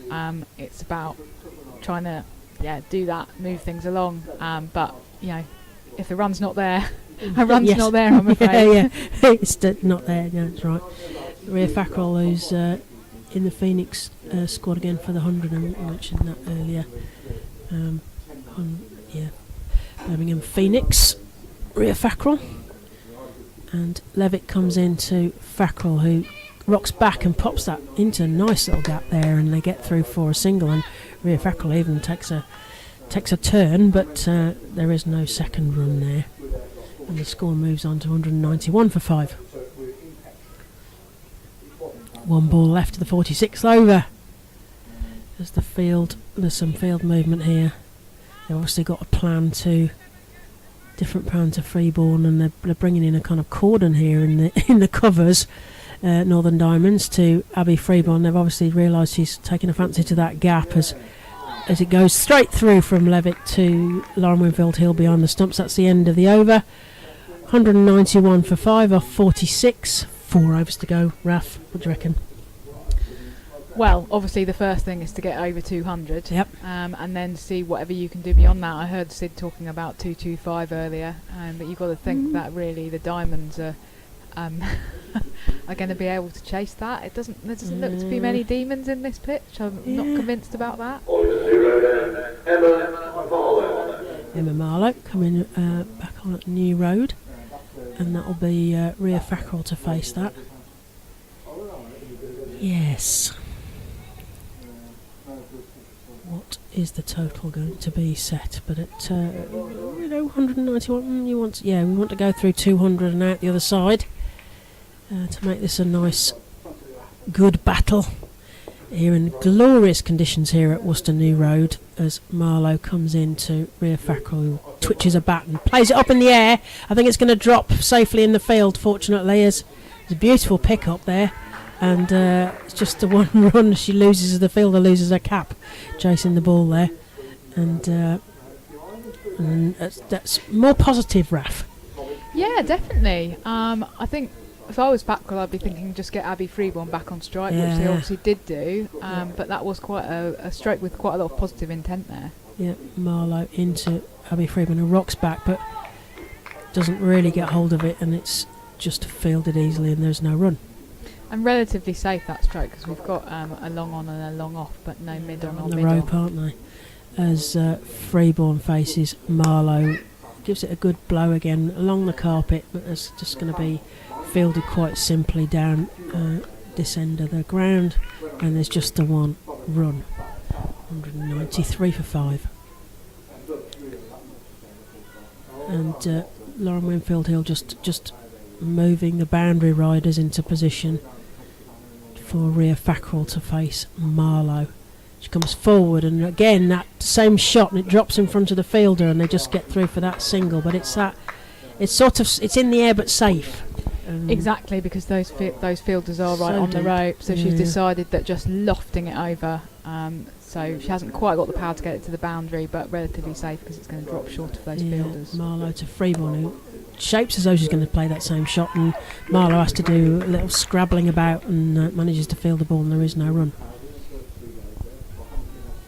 And any dot balls now are a win for Diamonds, really. Yeah, they'll be golden for Diamonds, won't they, as it were. Marlowe into Freeborn. It takes a big swing and almost does a split at the crease, but there is no run, and that's the end of the 47th over. The score moves on to 194 for 5 off 47. That's Central Sparks playing against Northern Diamonds in the Rachel Hayhoe Flint 50 over competition between the 8 English regions.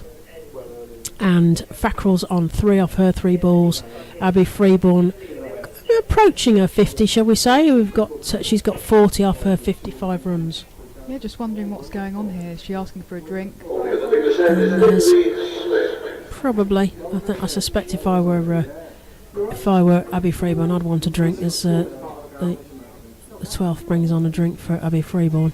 She just started walking towards Did the she? boundary, Oh, dear. so I wondered what was going on. If I was out there, I'd be wandering about in the heat, I have to say. It's a glorious day here at Worcester New Road. We've got some spectators in. Some of them are hugging the shadow, our side of the ground, the New Road end, under the sort of old-fashioned stand, if you like, as opposed to the temporary stands at the Diglis end. And the batter's taking some drinks. Maybe a message coming out potentially as we head into the 48th over. Central Sparks are 194 for 5. There's some messages and some shouting going backwards and forwards. We're not quite sure what's going on because we're sort of removed from it behind the glass of the greenhouse that we're sat in. And there's lots of gesticulating up at the new stand where the players are. And Looks like they're calling for something, but I can't quite work out what it is. I should be calling for a bucket of cold water to be poured over me if I were out there fielding. And the 12th for Northern Diamonds are poised to bring on drinks as well. Not quite sure because I can't be distracted by anything up there, but they're obviously calling for something. And I think it would be very sensible if both teams just took some drinks here with whatever's being sorted out. So Commonwealth Games then. So shocks in the squad. So Tammy Beaumont, we've got Freya Kemp in, Capsey, cricketer, bingo. Not a shock. Wong, more importantly, for Central Sparks, and Amy Jones, of course, for Central Sparks, and Sarah Glenn. No backup keeper though. For Jones. Oh well, yes. If you take Beaumont out, you don't have a backup keeper, do you? I don't know. I'd have to look at the names in that. I'm pretty sure there isn't one. Or not an obvious one. So let's read them out. So the team, the England squad for the T20s against South Africa and the Commonwealth Games squad. So they've announced them as together. So they are Heather Knight, captain.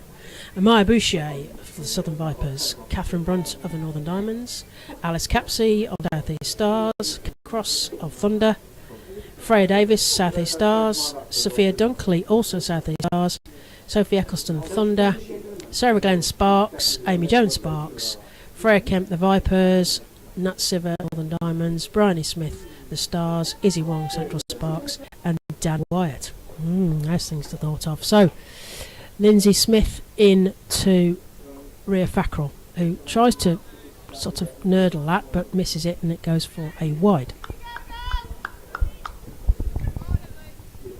Yeah, it's an exciting looking squad, isn't it? Yeah. Lots of young players in there. Really, it feels like one for the future to me. Yeah, which is what we want. We've been calling for some change. As Smith, that's a huge hit from Rhea Fackrell right up in the air. It's almost like a 9-iron as a golfer. I would. It was huge up and over, and they get through for 2 runs there. It's getting exciting. We're getting close to that 200 mark. 197 for 5. Yes, some new people, because we've been saying new blood. So we've got what we've called for. We shall see how that works out. As Rhea Fackrell takes another big chunk out of the ball and plays that straight down to the fielder, and they get through for a single. This is a signal intent, hopefully, from Central Sparks to try and move this score on and give themselves something to bowl at, as Lindsay Smith is now about to bowl left arm over to Abby Freeborn. Again, Nick knocks it up over Katie Levick at the short field, and they're herring down towards the rope. But have they stopped it? Yes, I think she might have cut it off. There's certainly the opposite side to us. There's a big dive. I think they managed to cut that off. Has certainly saved 2 runs there.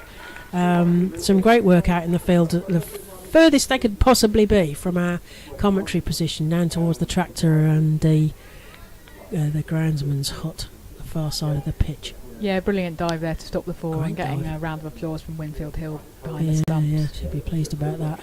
Smith comes in to Fackrell, who takes a big swing but only managed to nurdle that backwards of square, and they get through for a single. Doesn't really matter, but it was where it went, but it was a single nevertheless, and we've gone through that 200 mark, so 202 for 5. Sparks will be so glad to see that 200 on the board, as Abby Freeborn, who's on 43, faces Lindsay Smith.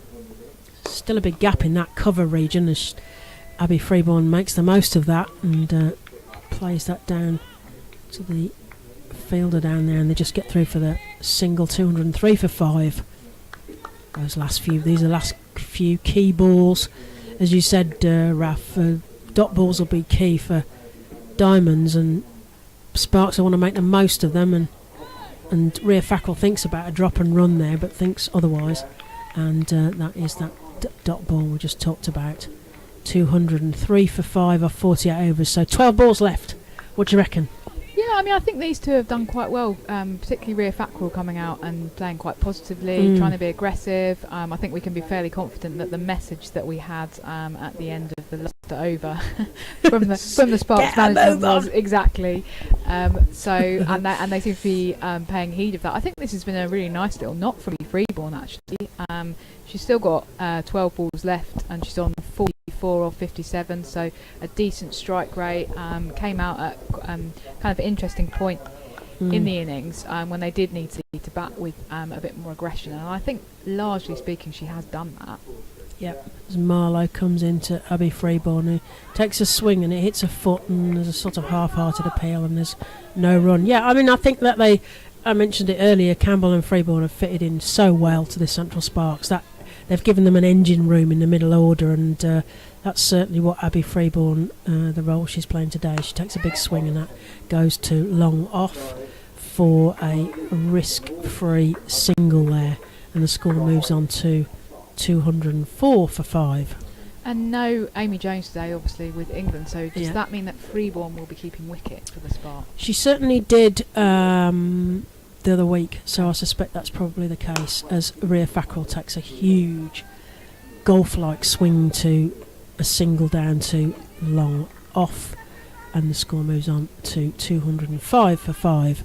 So she's going to have quite an exhausting day then. She's going to be busy, a few overs, and then she's going to be obviously at the centre of things. She'll be asking for the ice bath at the half-time at this rate, so Marlowe, and Freeborn takes a big swing, swipes that backwards of square, and they just get through for a single. Yeah, she's going to be busy bunny today, isn't she, having batted for a decent amount of time here, and then having to concentrate on every single ball, which of course all the players have to, but when you're close in behind the stumps, you've got to really be on your mettle, as Rhea Fackrell knocks that into mid-wicket, and they think about taking a second. They're going to burgle a second, I think, as Lindsay Smith tries to go for the run out, but no, they're all home. All is well, although Abby Freeborn may need some oxygen as she drops to her haunches, having taken that those quick two there, as the score moves on to 208 for 5. 7 more balls left. 1 ball of this over, as the field obviously has a different plan for Rhea Fackrell, number 77, batting at the Diglis end, as Marlowe comes in from the New Road end, and it's a full toss and it goes in the air and it's caught, and that's a shame, because Rhea Fackrell was really getting on with things, but nevertheless the right intent, served a full toss, and then a relatively easy, although running catch within the fielding circle there, and Sparks are now 208 for 5, and just the 1 over to get through now, as Claire Boycott brings Abby Freeborn some more fluid on. As we said, she's going to be busy there.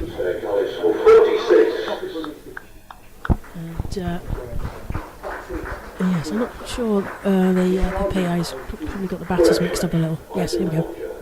Yeah. Back off. I think the scoreboard there was a little bit slow to click over.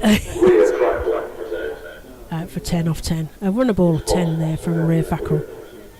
And Freeborn 46 off the 60 balls she's faced. So can she get her 50? As Raf mentioned earlier, need to get Abby Freeborn on, keep her on strike. And Calling into bat is definitely Georgia Davis. Georgia Davis. Again, we must keep in line, because she's a policewoman. So no messing about with Georgia Davis. And Yeah, we've got Lindsay Smith taking the last over, and Abby Freeborn waits, and she pushes that forwards to long off, and they just take a single, which may or may not be a good thing, but Georgia Davis takes her guard from umpire Harris, the far end, the Diglis end. We've got Sarah Bartlett, our end, and the Knee Road end umpire, and Georgia Davis beds in her mark as Lindsay Smith comes in. Georgia Davis knocks that into a big gap. There's a big pocket there. They could probably get 2 if they're really fast, and they are going for 2. So this is, if only this energy had been a few overs earlier. However, we'll take all that we can get as Georgia Davis just makes sure that her mark is well and truly grooved into the pitch. She bangs her bat, and Lindsay Smith comes in from the Diglis end, and Georgia tries to hit it, but it goes straight through to the wicketkeeper. There is no run. 211 for 6. 3 more balls to go. Yeah, you got a feel for Freeborn there, who obviously knew that her team needed that second, but she's gone off strike now and she's on 47 at the non-striker's end. Smith into Georgia Davis, who squirts it, and they get through for that single. This might be the opportunity. Sparks on 212 for 6. 2 balls to go. Abby Freeborn on 47. Can she get to that magic 50? What can she do with these last 2 balls if she's going to face them? Smith comes into Freeborn, takes a big swing, goes up into the air, drops in front of the fielder, and they just get the single. She's going to get caught there. She's going to get caught there on 48. Oh, she is. She's now not at the striker's end, so barring some very odd occurrence, she's going to get stranded there and not able to get to that. We could do with a wide and then they run a single. Oh, well, yeah. I knew there'd be a combination as Smith comes into Georgia Davis, who unconvincingly has a bit of a swipe, but they run through for a single, which I suspect is a leg by. And that's the end of the Sparks innings there. So let's have a look at the scores on the doors. So we'll wait for the PA to do most of his chatting, but Sparks end up on 214 for 6 off their 50 overs. Hopefully no chance of Duckworth Lewis interfering with this. So 2:05 for a resumption of play as the PA announces. I'll run you through the scorecard. So Eve Jones was stumped Winfield Hill off Lee Kasprick for 91. Steph Butler went for 12, was caught Kasprick off Slater. Thea Brooks went for 14, LBW Smith. Amy Campbell was caught Winfield Hill off Marlow from 16. Abby Freeborn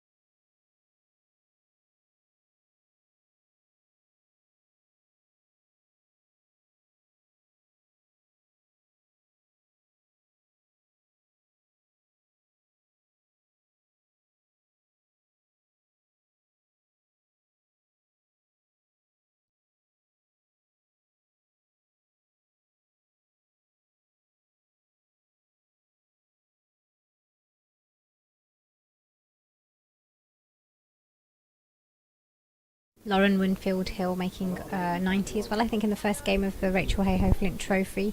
Of course, former England player. Mhm. Well, I'm sure she's hoping not to be former England at some Well, stage again. yes. But yeah, so but certainly played at the highest levels. You're right. So this is going to be interesting. We've got perfect conditions. In fact, possibly a little too warm, but beautiful sunshine here. A few fluffy clouds. We've got some spectators in, clinging to the shade here because it is pretty warm, and we're looking forward to finding out really whether there is any demons in the pitch, because we weren't sure whether Diamonds bowled really well or Central Sparks could have been a bit more positive, shall we say. So we're about to find out what the pitch is like. Grace Potts is going to open the bowling for the Central Sparks. Slightly light in their bowling department, having lost Izzy Wong to England. She was Izzy fantastic Wong. yesterday for England, taking 3 wickets on ODI debut. Then Sarah Glenn, who's also not made the team. We're joined in the commentary box by what looks like some sort of cricket. Oh, I wish I hadn't pointed it out now to Dr. Samara, who, despite all the medical training, is slightly aghast at an insect that we're joined by in the commentary position. I'm sure he's just going to sit there quietly. Don't worry about him. I wish I hadn't drawn attention to him now. This is going to be a real test not to scream whilst in the commentary box at this creature. I think it's a cricket, which would be right, yes. because we're at the cricket. So it's yes. He's moving away from you. You're all right. Potts.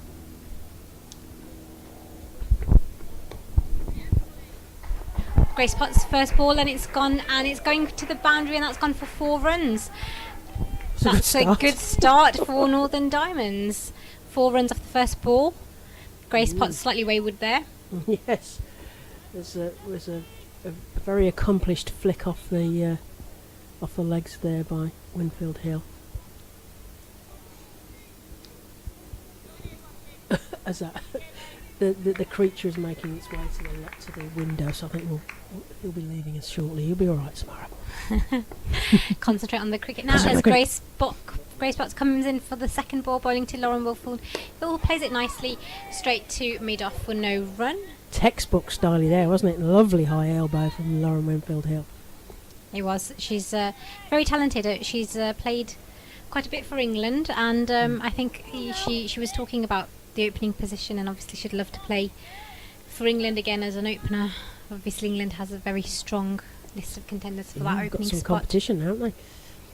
Grace Potts coming into Lauren Winfield Hill, lets that go. It's wide outside off stump and given a wide by the umpire, taking the score to 5 off 3 balls.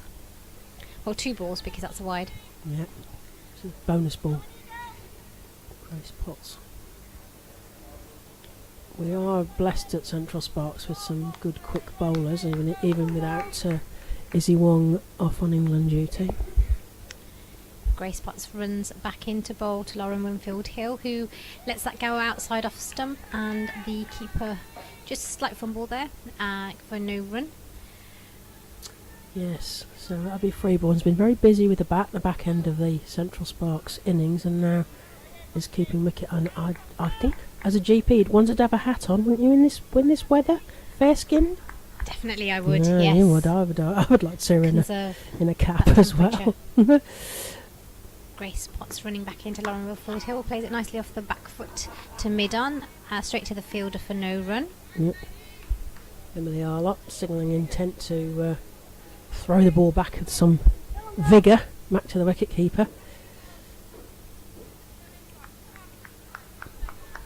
It's a glorious day still, isn't it? Blue sky, the odd white cloud. As Grace runs back into ball, Lauren Winfield Hill strike. She plays it nicely down to the offside, down to the short third man region, and they run through for 1 single.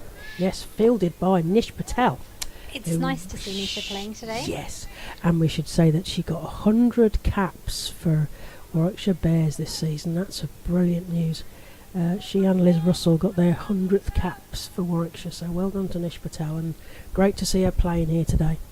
Yeah, I'm very happy seeing her. We've played lots of club games together. For Yes, you would have played. Yes, played together for about 10 years. club mates. She should be bamboozling them later with some spin. Do you think? I think she Yeah, will. she's I a very think good she leg will. spinner. Yeah, yeah. I really enjoy watching her bowl. Mm.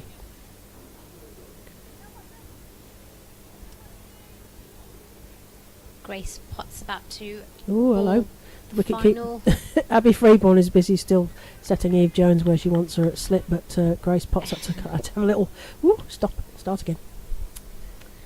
As Grace Potts runs into ball the final ball of the over, and that's nicely played back to the bowler by Lauren Smith. That's no run off that last ball, so 1 over gone, 6 for no loss, Northern Diamonds.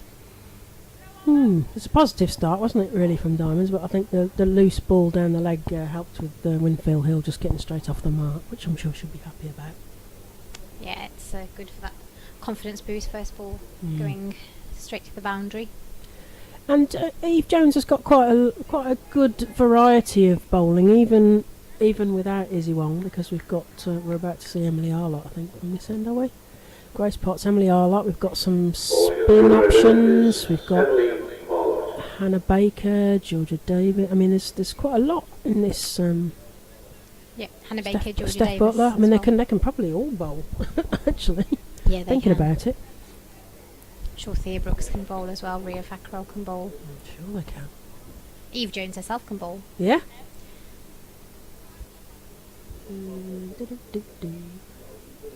Yes, so our other tall fast bowler. Emily Arlott, she's gone to the top of her run-up, and she's about to bowl to Lauren Winfield Hill, who's on 5 of 5 deliveries. We're just waiting, I think. And Emily Arlott runs into bowl to Lauren Winfield Hill, who defends it nicely. Loud shout for no to her opening bat. Yeah, you've got to feel for Emily Arlott because she had the after effects of COVID, which effectively kept her out of the Test match, which is just so unlucky. But as Sid mentioned earlier, for one person to get an opportunity, another person loses out. So Yeah, she runs back into bowl to Lauren Winfield Hill, who lets that go outside off stump and carries to the keeper for no run. because she bowled herself effectively into the Test side at the beginning of last season with the 5 she took against the Vipers down at Hove, and then didn't actually get onto the pitch. So I think certainly if one would have thought that she would have been pretty close to getting selected this time, but unfortunately COVID's nastiness has kept her out this year. Emily Arlott running into Lauren Winfield, who plays that nicely for a single. Ooh. She just dabs it. It's going Good to be pick-up. close. That was impressive pick-up, wasn't it? Yes. It must be Georgia Davis down there, is it? Very good pick-up there. That'll be Hannah Baker. Quick We're a long way from single. it's Hannah Baker. It's a good call from Lindsay Smith. You yourself have recovered from COVID, Claire. I have, yes.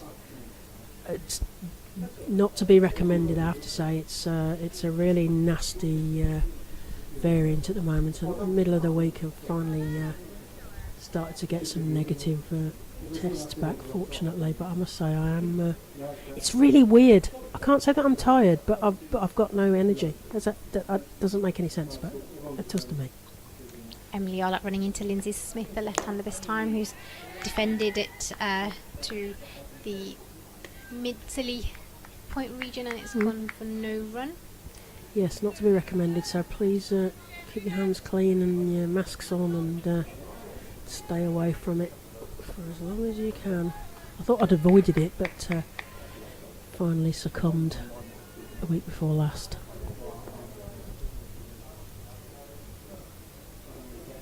Emily Arlott into Lindsay Smith, who plays it straight, and it's gone past the bowler, collected by mid-off for no run. 1 ball left in this over, and that will be 2 overs.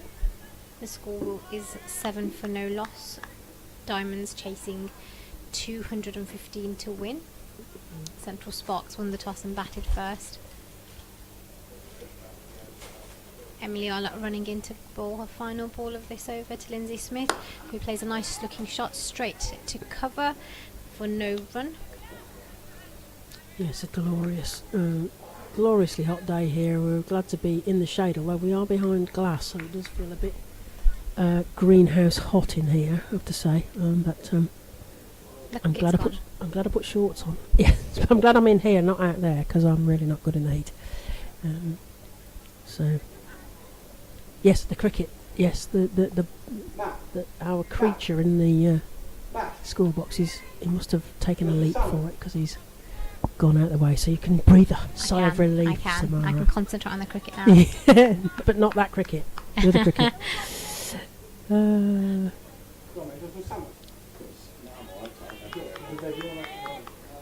As Abby Freeborn puts her helmet well onto the fielding circle markers there, out of the way, because Grace Potts is about to fling it down from the far end. Grace Potts running into Lauren Winfield Hill, who plays it nicely into the mid-on region for no run. Yes, Grace Potts, she was in the Lottie Trophy, as Raf mentioned earlier. In terms of the most wickets, she was number 2, equal with Charlie Dean in the Charlotte Edwards Cup trophies, and she took 4 for 36 against the Stars. So she's doing well, as our Grace. She comes into bowl to Lauren Winfield Hill, who plays a beautiful drive, and it's gone through covers and it's heading to the boundary. Will it get there? Oh, yes, it does. It's gone for 4. That's 4 runs to Lauren Winfield Hill. Beautiful shot through the covers, Claire. Yeah, Steph Butler went herring after that one. I thought she was going to make it, but there must be a bit of a slope out there, and that's just... how does that work? So when Central Sparks were batting, the ball was slowing up in the outfield, and now that Diamonds are batting, it's gone whizzing off over the boundary there. That did go whizzing off. As Grace Potts runs back into Lauren Winfield Hill, got down the leg side and signalled wide by the umpire.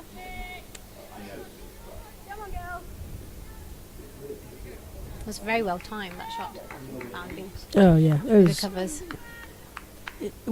It's the time that somebody who's a great player of any sport seems to have on the ball, as it were.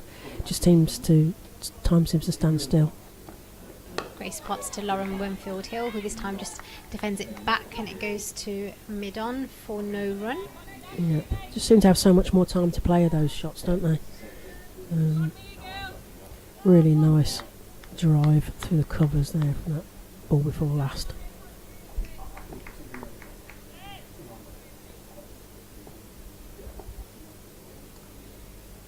Grace Potts running in to Lauren Winfield Hill, who plays a nice shot down to third woman for 1 run. Anisha Patel collecting that ball. Yep, keeping Nish in the game. He's fielding right in front of us here, onto the commentary position. We're at sort of 45 degrees to the strip. Yeah, it's a slightly stranger place to sit in, isn't it? It's not right in the middle. Still, it's not as far away as we are when we're at Edgbaston in terms of commentating, so I feel a bit closer.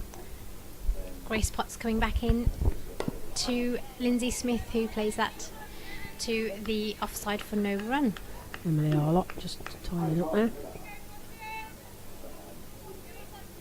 Little left-right combination, haven't we? So the fielder having to adjust for each different batter.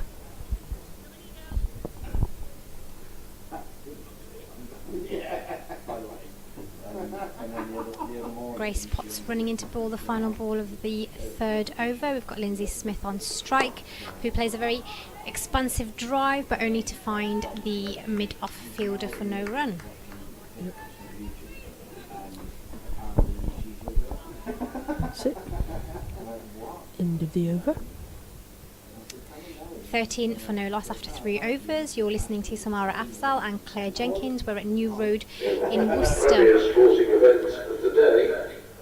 Alfie the Gorilla has won the mascot race at Edgbaston. Oh, Alfie the Gorilla's won the mascot race. Excellent. As they say, racing down there. Samara's distracted by our friend's come back in the. He's jumping around the commentary box again. I'm trying to avoid him. Just watch the cricket, Samara. We'll be fine. I'm sure he's more scared of us than we are of him. Yes, that's what my mum used to say to me. So what you can't see is Samara's gesticulating around the box, and I'm trying to ignore the fact that I assume she's referring to that bug that we had in here earlier as Arlott comes in. Emily Arlott coming in to ball. Ooh, and it's played a miss and it's gone to the keeper. Sparks very excited about that, weren't they? I think they thought they were going to get an edge there to the keeper. There was a definite collective ooh as the ball passed the edge of Lauren Winfield Hill's bat. They'd want Lauren out early, won't they? Yeah, they won't want to get in, will they? No, not if they want to defend this total. No. Emily Arlott coming back in to Lauren Winfield Hill, who plays and misses again and goes to the keeper for no run. Another collective ooh from the crowd. Good bowling this from Emily Arlott. Good line, good length. Yeah. I'm going to get her to just feather one to the keeper or Eve Jones. We don't mind which, Central Sparks. The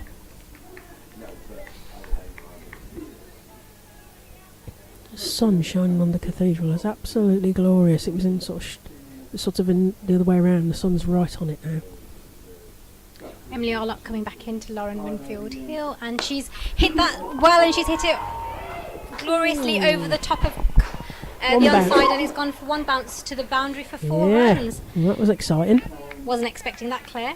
It's made Samara stand up. I don't know if it's the bug or the fact that the ball went in the air. Both. Yeah, that was a proper decent thump up over mid-wicket there from Lauren Winfield Hill. Emily Arlott running back into Lauren Winfield Hill, and she's played it nicely down to third for 1 run. Yep. Another running pick up there from very good at rotating the strike, aren't they? Yeah, and just they stabbing are the good. ball and running in between those boundaries. That's the experience of these two batters batting together, because I imagine they've probably batted many times together, established Yorkshire players. And it's 18 so far for no loss for the Northern Diamonds. We've got Emily Arlott running back into bowl, this time to Lindsay Smith, the left-hander, who plays a lovely shot over her shoulder, wasn't it, really? Yeah, over her shoulder, and that's gone straight to the boundary. Lovely pull shot just over her shoulder to get to the boundary for 4 runs. Playing their shots, these two, aren't they? Yeah. They seem to have so much time on the ball, despite Arlott being one of the quicker bowlers. Yeah, it's coming on quite nicely to the bat. Maybe there weren't the demons in the pitch that Sparks made it look like. No. As Emily Arlott comes back into bowl her last of the over, and it's again nicely played off her legs. Lindsay Smith getting a single to square leg. Yep, need a bit of backing up for a chance for a run out there. And that completes 4 overs, and Northern Diamonds are 23 for no loss. We've got Lauren Winfield Hill on 16 off 16, and Lindsay Smith 5 from 8. Quite a contrast to what we saw in the first 4 overs of the Sparks. Yeah, they're getting a movement, aren't they, in these power play overs? So 10 power play overs at the beginning of the women's 50 over here. So which means that there'll be 2 fielders outside the 25-yard circle, which of course in the men's game is a 30-yard circle, and the restrictions are slightly different in terms of the numbers. So we've got Grace Potts still from the Diglis end as Eve Jones deposits the wicketkeeper's helmet behind Abby Freeborn. Lindsay Smith on strike, the left-hander, as Grace Potts runs into bowl.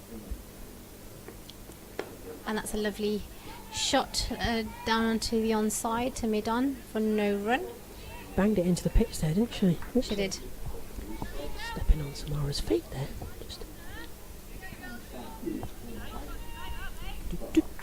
Just having a look round. We've got a good view from here. With the strip where it is, we haven't got the big black blanket obscuring the view, although there are some stanchions. Grace Potts runs back into Lindsay Smith, who hits that hard, and she's hit it straight out to backward of point for 1 run. Full toss, wasn't it? It was. A loose one. Balls flying off the bat from these two. Yeah. They seem to want to get this done quite quickly. Yeah, I mean, I suppose that quicker bowlers, then it means the ball's going to come off quicker as well. So, because of course Diamond started with a spin and medium pace start, didn't they? And Eve Jones has just gone to short third, and she's moved to Nish to sort of fly gully in front of us. A very deep boundary rider. Grace Potts coming in this time to Lauren Winfield Hill, who plays a beautiful drive straight through the covers for 4 runs. She didn't even have to run for that one. No, just leant on that one, didn't she, really? It's a glorious drive. That was the shot of the day for me. Well, yeah, and certainly no risk either. Right across the carpet. And Maybe the outfield isn't that slow after all then. yeah. Let's think on the positive side for Central Sparks. Maybe it's dried out and it's quickening up, shall we say. But I think that was just a glorious shot from Winfield Hill. Grace Potts running back to Lauren Winfield Hill, who plays it straight this time. Back to the bowler for no run.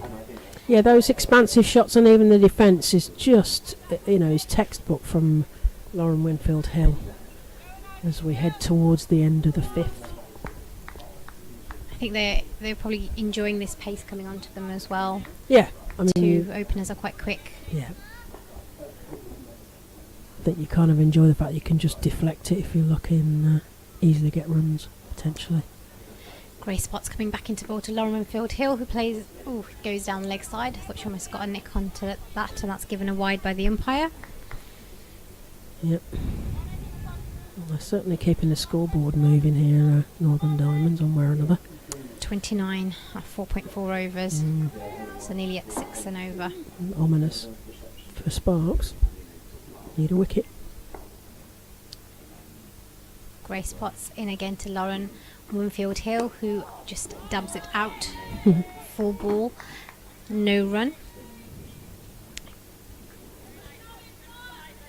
So the sunshine really showing up. The edges of Nish Patel's trousers here has got those lovely boom emojis down the leg of the Sparks kit, and the sun's really dazzling on them.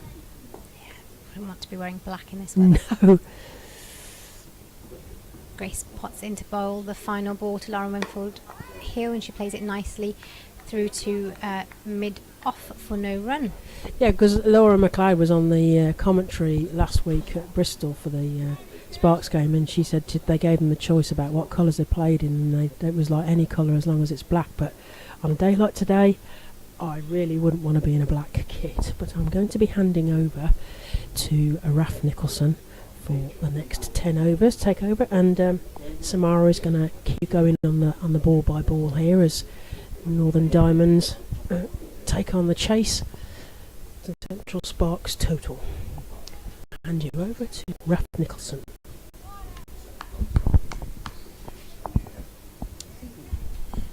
Thank you, Claire. So you're watching the Central Sparks game versus Northern Diamonds, and this is the 3rd game for each team in the Rachel Hayhoe Flint competition, which is the 50-over competition. Emily Arlott is running into bowl to left-hander Lindsay Smith, who plays a beautiful drive, and it's gone straight to point for no run. Really good, positive start this from Diamonds, isn't it?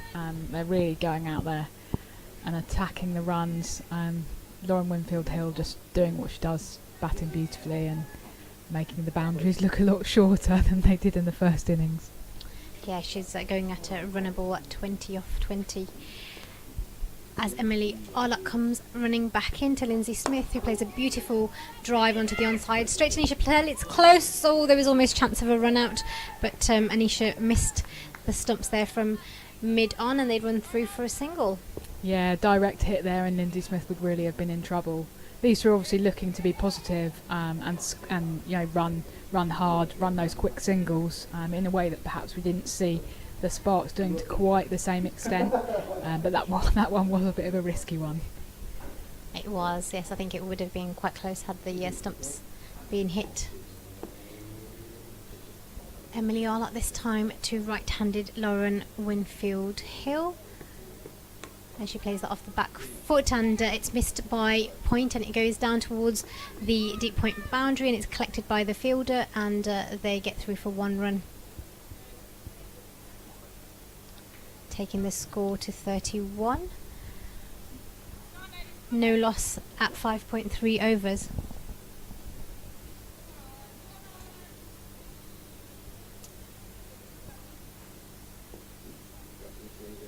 Yeah, not sure who that point fielder was, but a little bit of a slip there from the Sparks.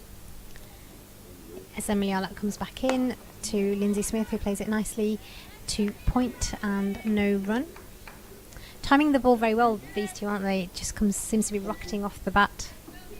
Yeah, absolutely. And I was saying earlier about the outfield looking quite slow. It's not looking slow suddenly.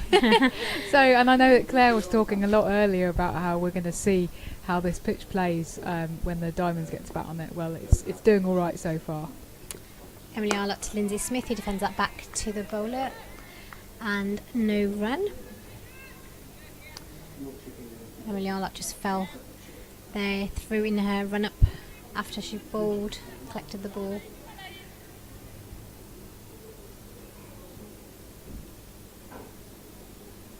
Got a quite a long line of spin bowlers, haven't they, Central Sparks, to come. Might help taking the pace off the ball a little bit. As Emily Arlott comes back into Lindsay Smith, who's played that nicely onto the onside. It goes straight to the field, Anisha Patel for no run.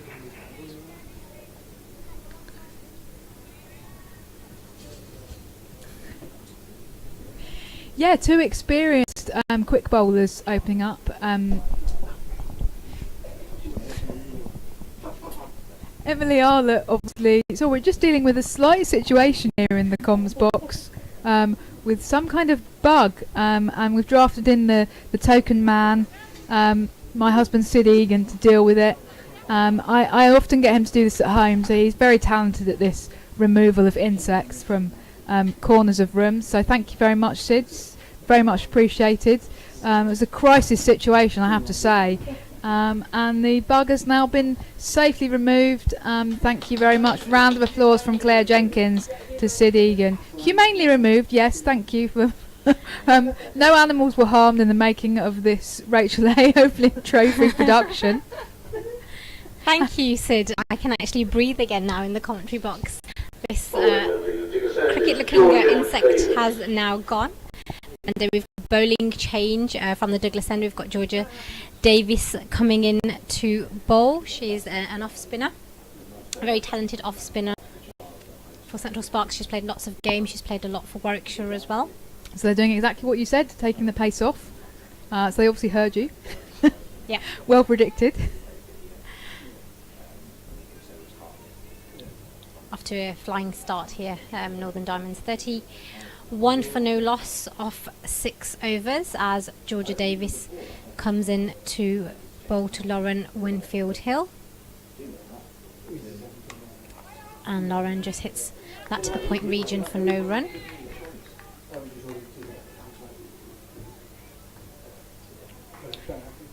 Abby Freeborn dancing around out there behind the stumps. Not showing much signs of many signs of tiredness yet, despite her innings. Georgia Davis back into Lauren Winfield Hill, who plays a very expansive shot over the head of mid-off, and it's gone to the boundary for 4 runs. Diamonds onto 35 for no loss. Lovely looking shot, that. Oh, brilliant, yeah. Just beautifully struck. Couple of bounces there down the ground for 4, and Lauren Winfield Hill moves on to 25 off just 23 deliveries. She's really going at a very good strike rate, and I think perhaps she's keen to get home and have a cold shower. Yeah, I like this positive intent. They don't have to go at that pace in order to win, but they are positively playing as Georgia Davis balls back to her. and she plays it for a no run to the point fielder. Winfield still very much does have an England contract, but not been in the England squad so far this summer. So she'll be interested to kind of impress the selectors, I suppose. Georgia Davis again into Lauren Winfield Hill, who defends it back for no run. Yeah, I think it's going to be interesting now because, of course, Emma Lamb, she's done fantastically well for England as well, who's also an opener. The sport for choice at the moment, England. Yeah, they absolutely are, and it's going to be a real fight for Lauren Winfield Hill to get back into that side. Georgia Davis into Lauren Winfield Hill, who plays a beautiful shot straight over the head of mid-on, and it's gone about 2 bounces into the boundary there at long off. That's a brilliant shot. Another boundary in this over, bringing the Diamonds total to 39 for no loss. She's just absolutely clattering them down the ground, isn't she? I remember seeing Lauren Winfield Hill here actually in 2016 against Pakistan a few years ago for England, doing something similar, although the boundary was quite a lot shorter on that occasion, because I think coach Mark Robinson was quite keen for her to clear the boundary rope, so quite a lot of sixes struck on that day, but she is perfectly capable of going big.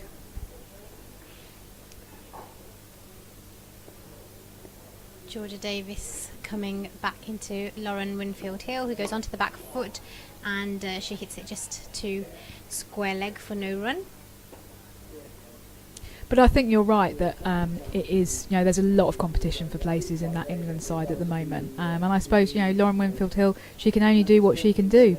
Bat against the opposition who are in front of her, make runs in domestic cricket, enjoy doing that, enjoy being a very well-respected senior member of the Northern Diamonds team, and helping bring on some young players and really conveying her wisdom there.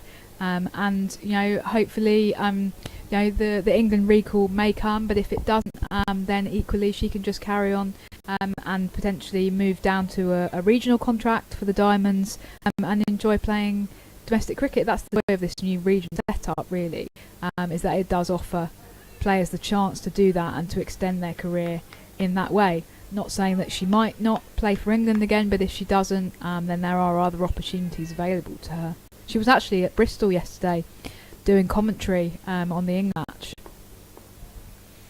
Emily Arlott coming into Lindsay Smith this time. She bowls it and it's played onto the onside to the fielder at mid-wicket for no run. There was a great photo of her on Twitter at one point. I don't know why she was lying on the ground of the media lounge, but she wasn't. She had her finger stuck up in the air. She was giving somebody out based on what she was seeing on the TV. So multi-talented Lauren Winfield Hill. And somebody said that Sid and I should have got a lift to the ground with her, because obviously she was making exactly the same journey we did from Bristol to Worcester. Emily Arlott coming back to Lindsay Smith, who plays that nicely, rotates her body and plays it down the leg side, and it's running away to the boundary. It's a beautiful, superb dive out there to stop the boundary as they run for 2 runs. I'm not sure who that was there at the fine leg boundary, but did a very good job at stopping that ball. Somebody with a blonde ponytail I can see from this distance. Thea Brooks it is then.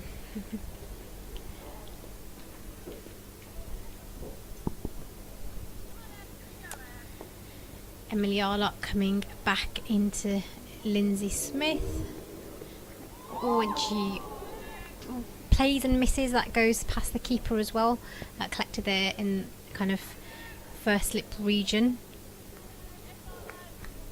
She almost looked to try and turn that ball, but it missed the bat and went past both the batter and the keeper. Arlott is getting knocked around a bit here, but she has also bowled a couple of beautiful deliveries that could easily have been wicket-taking balls. So she needs to keep just not, take heart from that and not get despondent and just keep trying to bowl the good balls, and hopefully a wicket will come for the Sparks. Yeah, she runs back into Lindsay Smith, who plays it off her pads onto the leg side, and it's going past square leg, and they run through for a single. Yeah, it's easy to get disheartened, isn't it, when the opposition start off with a solid start and you haven't got many runs to defend. But as you said, she was bowled some beautiful deliveries. Very unlucky not to get the edge on that last ball as well.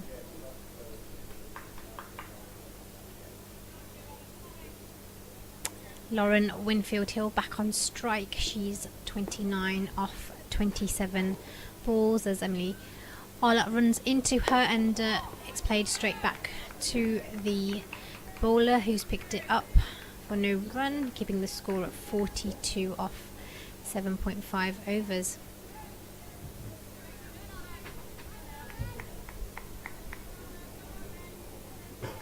You're listening to Samara Afzal and Raf Nicholson, who's the cricketing guru, writes a lot of cricketing stories and the encyclopedia of cricket, I would say, as well. As Emily Arlott runs back into Lauren Winfield Hill, who almost just keeps that out, quite a full ball and no run to finish that over. So that's 42 off 8 overs. In comparison, the Central Sparks were 23 for no loss off 8 overs. So almost doubling that score. Yeah, they're really coming out and going after this hard, aren't they? They're really attacking it, and I think that this was a concern all along, because we know that the Diamonds have got a really strong batting lineup. Lauren Winfield Hill in excellent nick this season.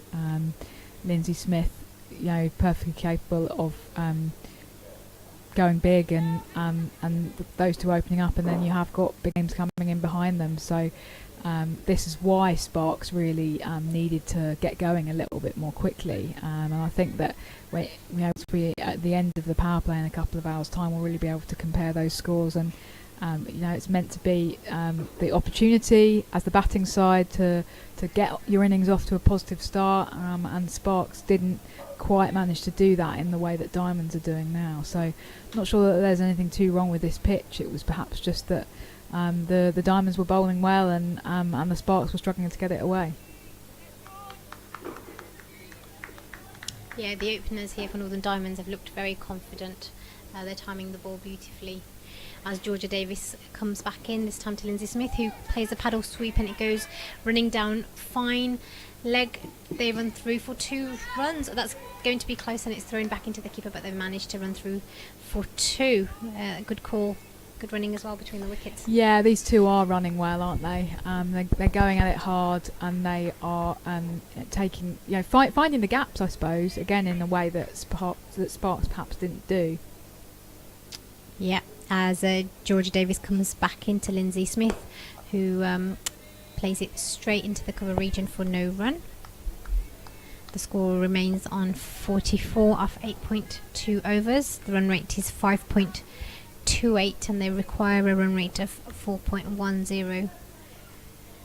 Georgia Davis coming back into Lindsay Smith, who goes onto the back foot but then pushes it into the cover region for 1 run.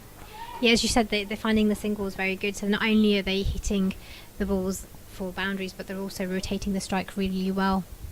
Yeah, absolutely. And there is quite a big gap behind square at the moment. They've got Eve Jones there as one slip, and then other than that, not really too many fielders on behind square. So if you can just tickle it behind, as Lindsay Smith was able to do in that over, in the previous couple of balls.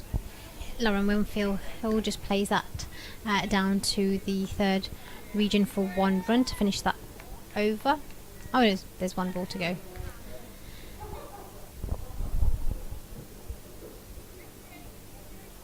A better over this one for Georgia Davis.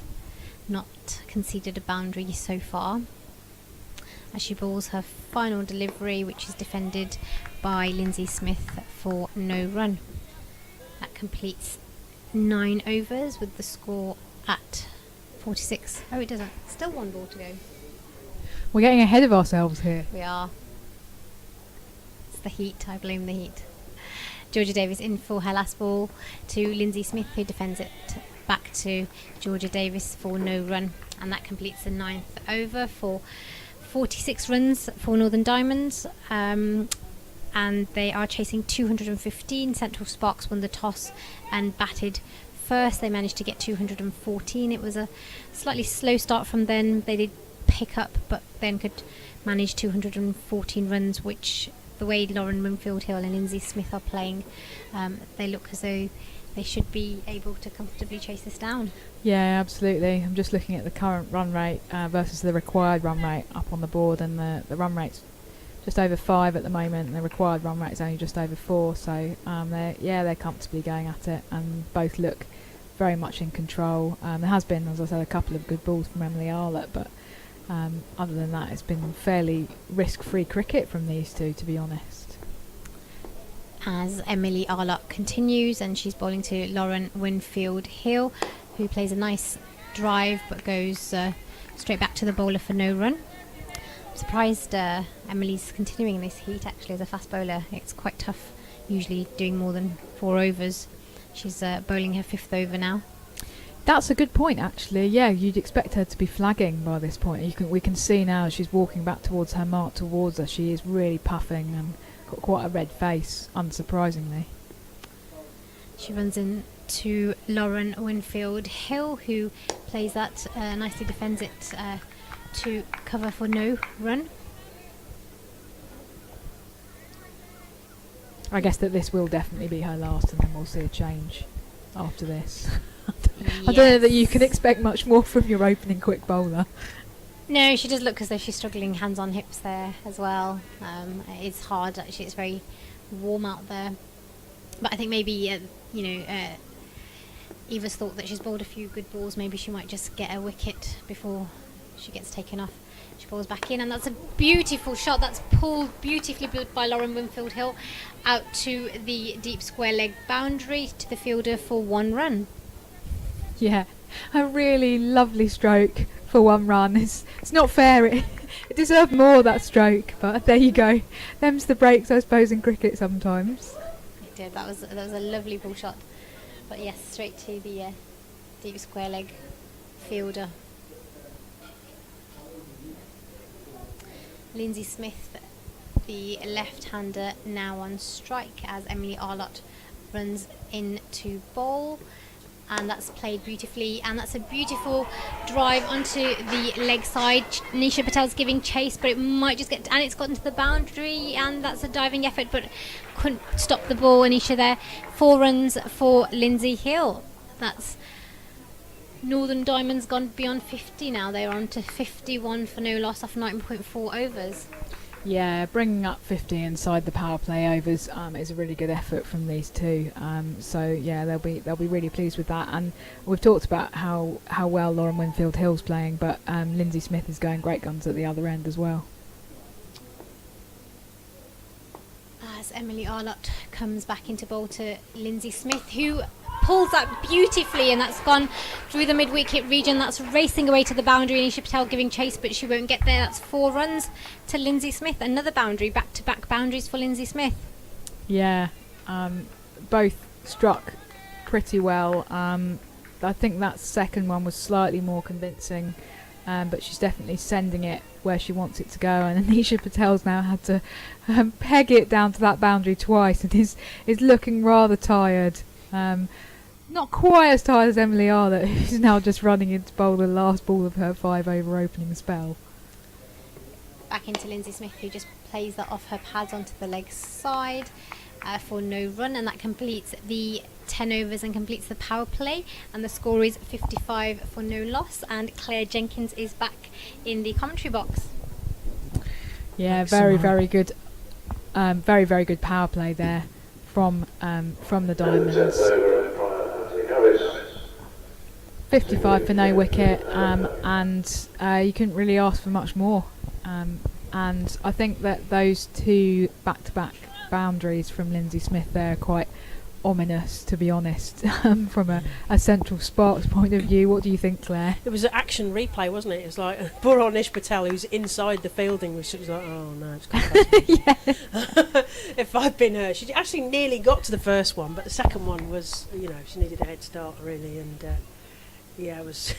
I wasn't sure if Emily Arlott was setting her up for something. I was kind of waiting for the next, like, okay, we'll give you those 2 4s and then we'll get you, but no, it didn't quite work out like that. So we have got that far end. We've got Georgia Davis into Lauren Winfield Hill. So a bit of spin from the Diglis end into Lauren Winfield, who has a little think about that and pushes it forward and then goes through for an easy single. It should really not have been a single there, however, and did that underneath the fielder got through for the single, and the score moves on to 56 for no loss, as you say, in the power play, and that's no loss in the power play, and then 50 is pretty good going for Diamonds, who must be feeling really quite confident at this point. So Sparks will want to take a wicket as soon as possible. So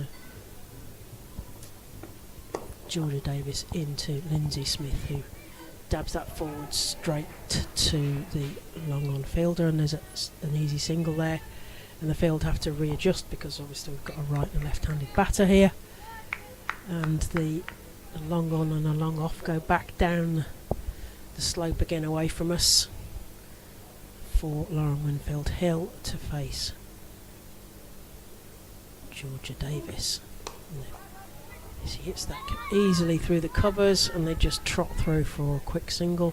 Score moves on to 58 for no loss, halfway through the 11th over. Yeah, it's almost a strategy in itself on a hot day, having a left-hand, right-hand combination, isn't it? Because it just means the fielders have to do that much more work adjusting. Indeed. Georgia Davis round the wicket to left-handed Lindsay Smith, who just dabs that down in front of her, and there is no run.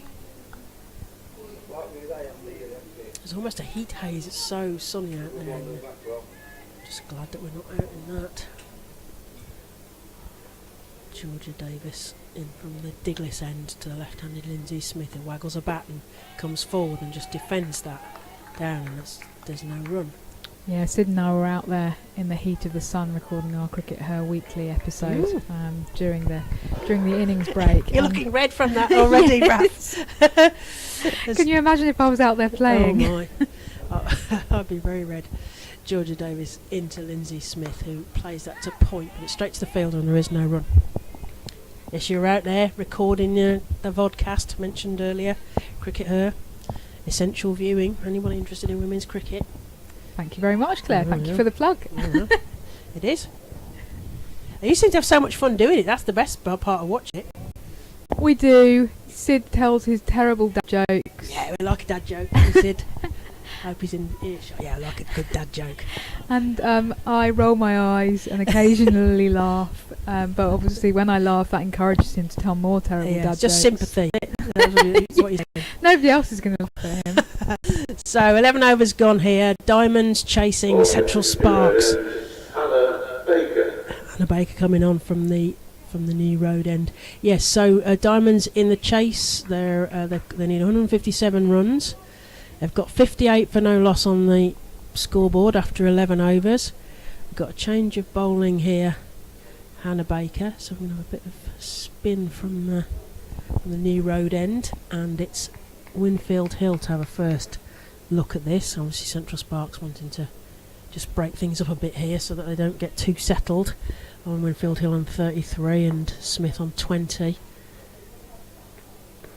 Banged. Well, it was spin, but it was banged in, and it's now wide as well. So and it must be hot because Sarah Bartlett, who is known for wearing gilets when she umpires, is as down to her shirt sleeves and rolled up as well. So goodness me. I know. Hannah Baker in from this end, right arm over to Winfield Hill, who plays that to the fielder, and Amy Campbell does a great stop there. Thinks about turning around to shy, and then drops the ball all in the same movement. Raph. Yeah, great bit of fielding though, because otherwise it could well have been 4 runs. Yeah, that was into a. There's a big gap behind her, so she's protecting quite a lot there. As Eve Jones decides to bring herself out of the. Well, she was fielding in slips, presumably. She's bringing herself out and bringing Georgia Davis up at mid-off. There's obviously a plan here. Hopefully there's a plan. So Hannah Baker is now going to go around the wickets to Lindsay Smith as Rhea Fackrell adjusts herself into the covers. The left-hander. And that's straight to Georgia Davis, who just moved to that position. So smart field move there from Eve Jones. Bowling to her field. Hannah Baker. Right arm round, bit of spin, and straight back to the bowler from Lindsay Smith. Thumped back to the bowler, but collected very efficiently by Hannah Baker there, and there is no run. So we're on 60 for no loss. Halfway through the 12th over. Hannah Baker right arm round. Lindsay Smith squirts that backwards of square, but straight to Nish Patel at square leg, and there's over the top of Abby Freeborn, and she's quite a tall character there. It's a bit of a loose throw there from Nish Patel, but no harm done, no run. So Hannah Baker just turned the hand over as she lobs the ball towards Lindsay Smith, who plays this time over the top of Nish Patel. There is a sweeper there. Thea Brooks, I think, is a big dive in the field, sweeping around the boundary and gets the ball back in, and they get through for 2 runs. Yeah, it's not quite coming out quite right for Hannah Baker so far, but obviously that often happens with leg spin. It's a bit of an unpredictable art, but she's trying things, and Sparks have got to try things. Really, they need to take a wicket. Yeah, desperately need a wicket. So as Baker comes into Lindsay Smith, who comes forward and prods that towards Rhea Thakral at cover, and there is no run. And we get to the end of the 12th over, 62 for no loss. Diamonds chasing Central Sparks score. Diamonds need 153 more, and they are well ahead of the Duckworth Lewis Stern, which I don't think is going to come into play today, given how hot and sunny it is here. Seems unlikely. Yes, it seems to say yes, highly unlikely. But yeah, more than double the Duckworth Lewis Stern index, I suppose you'd call it. Yes, it's quite a good measure of how far ahead they are, isn't it? Yeah, more than double. So DLS would say 28, and Diamonds are on 62. So Sparks needing a breakthrough here, and they are changing the bowling, I think, at the far end. We're about to get the PA, I think, and launch into. Perhaps it's Georgia Davis still from the Diglis Road end. This time to Winfield Hill. Central Sparks poised on the circle for the fielding restrictions. Georgia Davis decides what she's going to bowl to Winfield Hill, and comes forward and just straight to Emily Arlott. Short fielding, and there is no run. 62 for no loss into the 13th.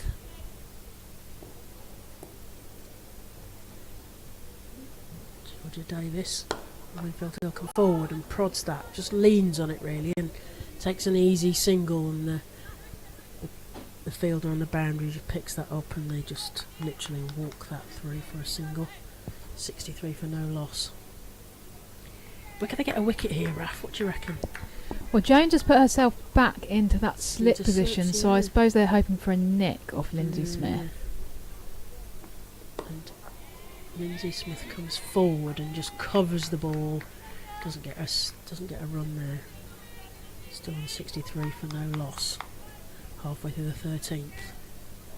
Here at New Road, Worcester. Diamonds chasing Central Sparks total, and making a good fist of it so far.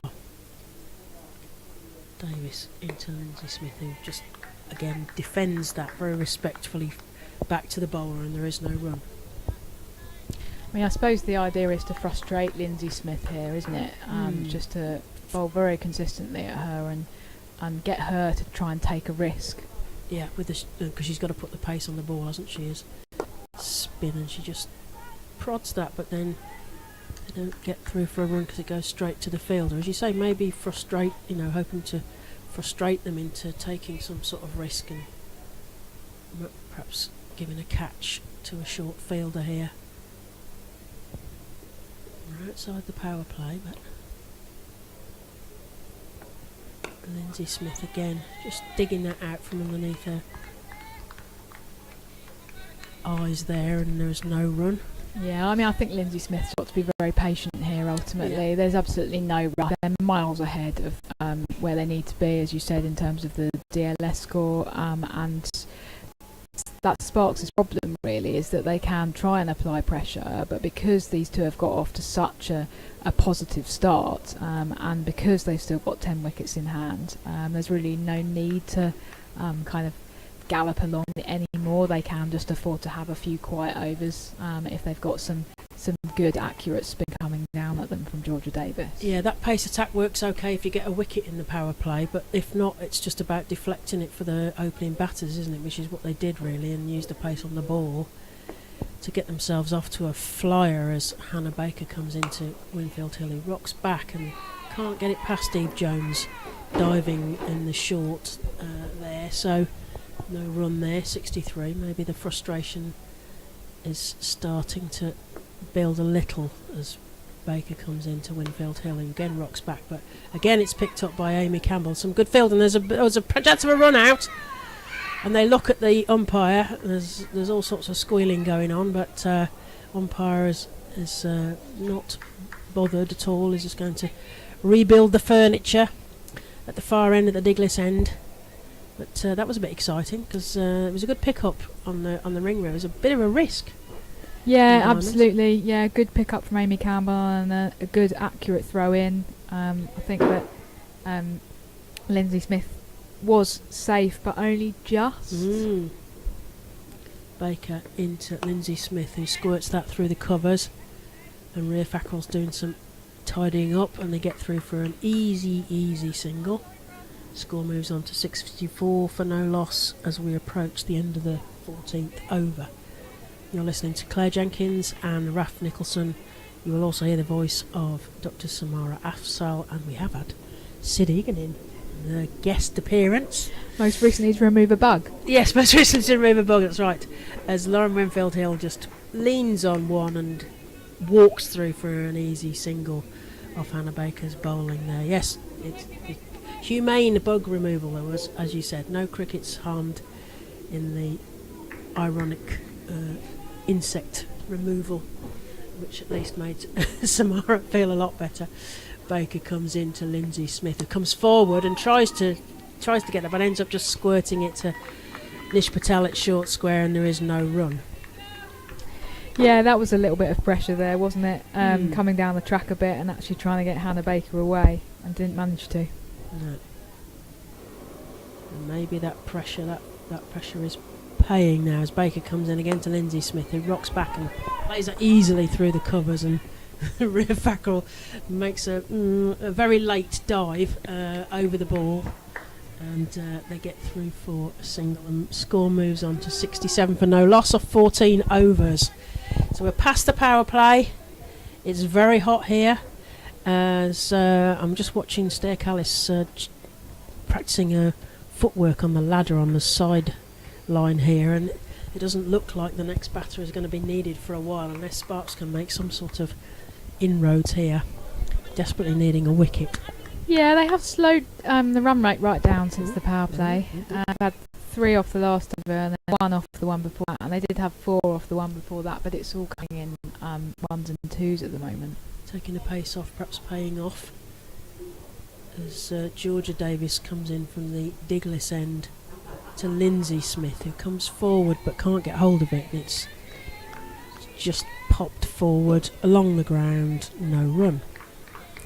As you say, maybe the frustration is paying off, and some good close fielding from Sparks has helped. As Davis comes into Lindsay Smith, who comes forward again, can't get it past that inner ring, and Emily Arlott shapes as though to have a shy at the stumps, but really just in the effort of keeping the batter in their crease. She's just reminding Lindsay Smith that she's there. I'm there. I'm very tall and I'm here and I've got the ball. Davis into Smith, who rocks back and to tip and run. They get away with it, and that was one where Sparks really weren't awake. But no, a couple of different fielders sort of converged on the ball, and it looked as if they both were like, well, I'm a bit hot, can you bend down and pick it up? Actually, no, can you bend down and pick it up? And then they lost the opportunity of a possible run out. I think that they probably still would have been safe, but it was a little bit slow from Sparks there. Yeah, they hadn't really spotted that drop and run. As Davis comes into Winfield's Hill, who comes in, knocks that up and over Rhea Fackrell for an easy 4. The fielders do run round the boundary, but nowhere near catching that ball. It was a beautifully struck shot up and over, mid-on, and down for 4 runs. The score moves on to 72 for no loss, approaching the end of the 15th over. Yeah, and that slowly building pressure has now been completely released, Yeah. unfortunately, from a Sparks perspective. Yeah, taking the pace off had worked for a bit, but Lauren Winfield Hill said, no, I'm not having any of that, and I'm knocking one up over here, and we're going to get 4. As Davis comes in from the Diglis end to Winfield Hill, who sort of respectfully knocks that down to Nish Patel at short square, and there is no run.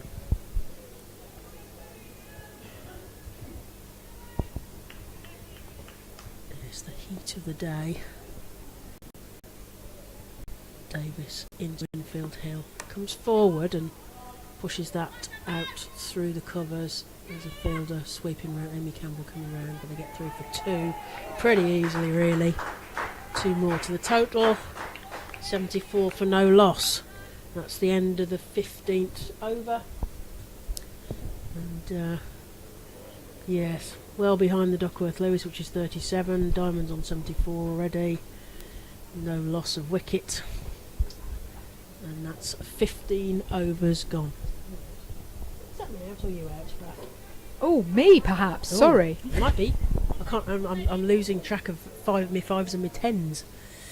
So you were enjoying that so much, weren't you? I could tell. Having a great very time, red Claire. face.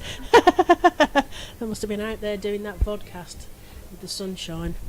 So Summer, I think, is going to come back in and join us for the next little bit, as Hannah Baker prepares to come in from the New Road end to Lindsay Smith, and Raf gets off to a nice cool drink, and Lindsay Smith can only return that to the bowler, and there is no run. Welcome back, Samara. There's no creatures in here now. We are creatureless, so you can be safe.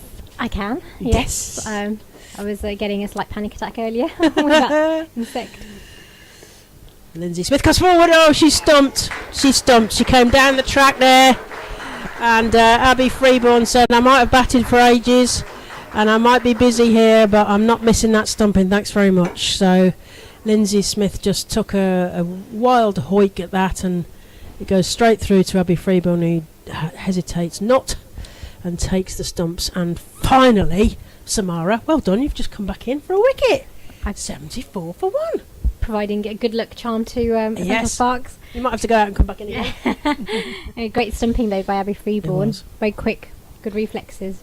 Yeah, good reflexes for somebody who's batted for as long as Abby Freeborn did in the Lindsay heat Smith of the day. Happy Freeborn for 25. So yes, it was a PA announcer there, and 25 for Lindsay Smith. I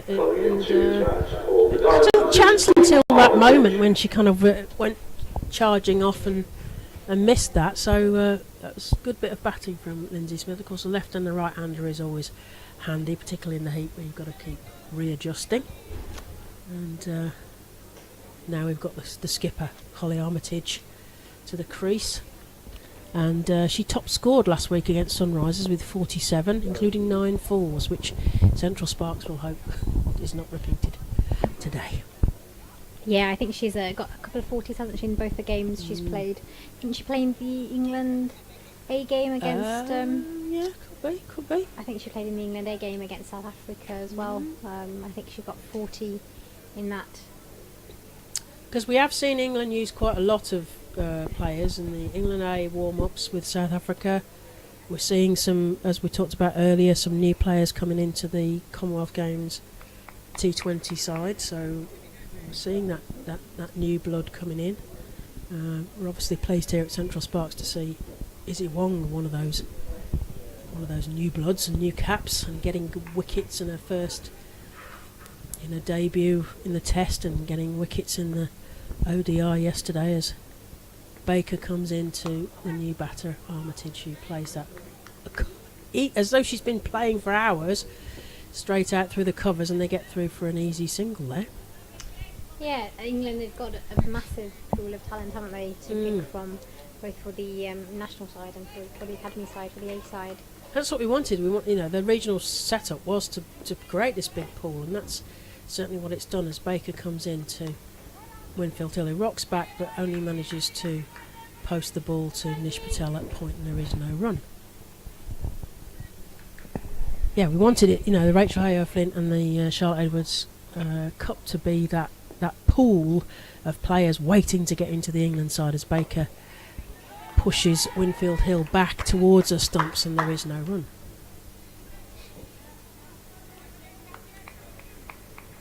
And after this tournament, we've got the 100 straight up coming as well. Yeah, Commonwealth, the 100, brilliant.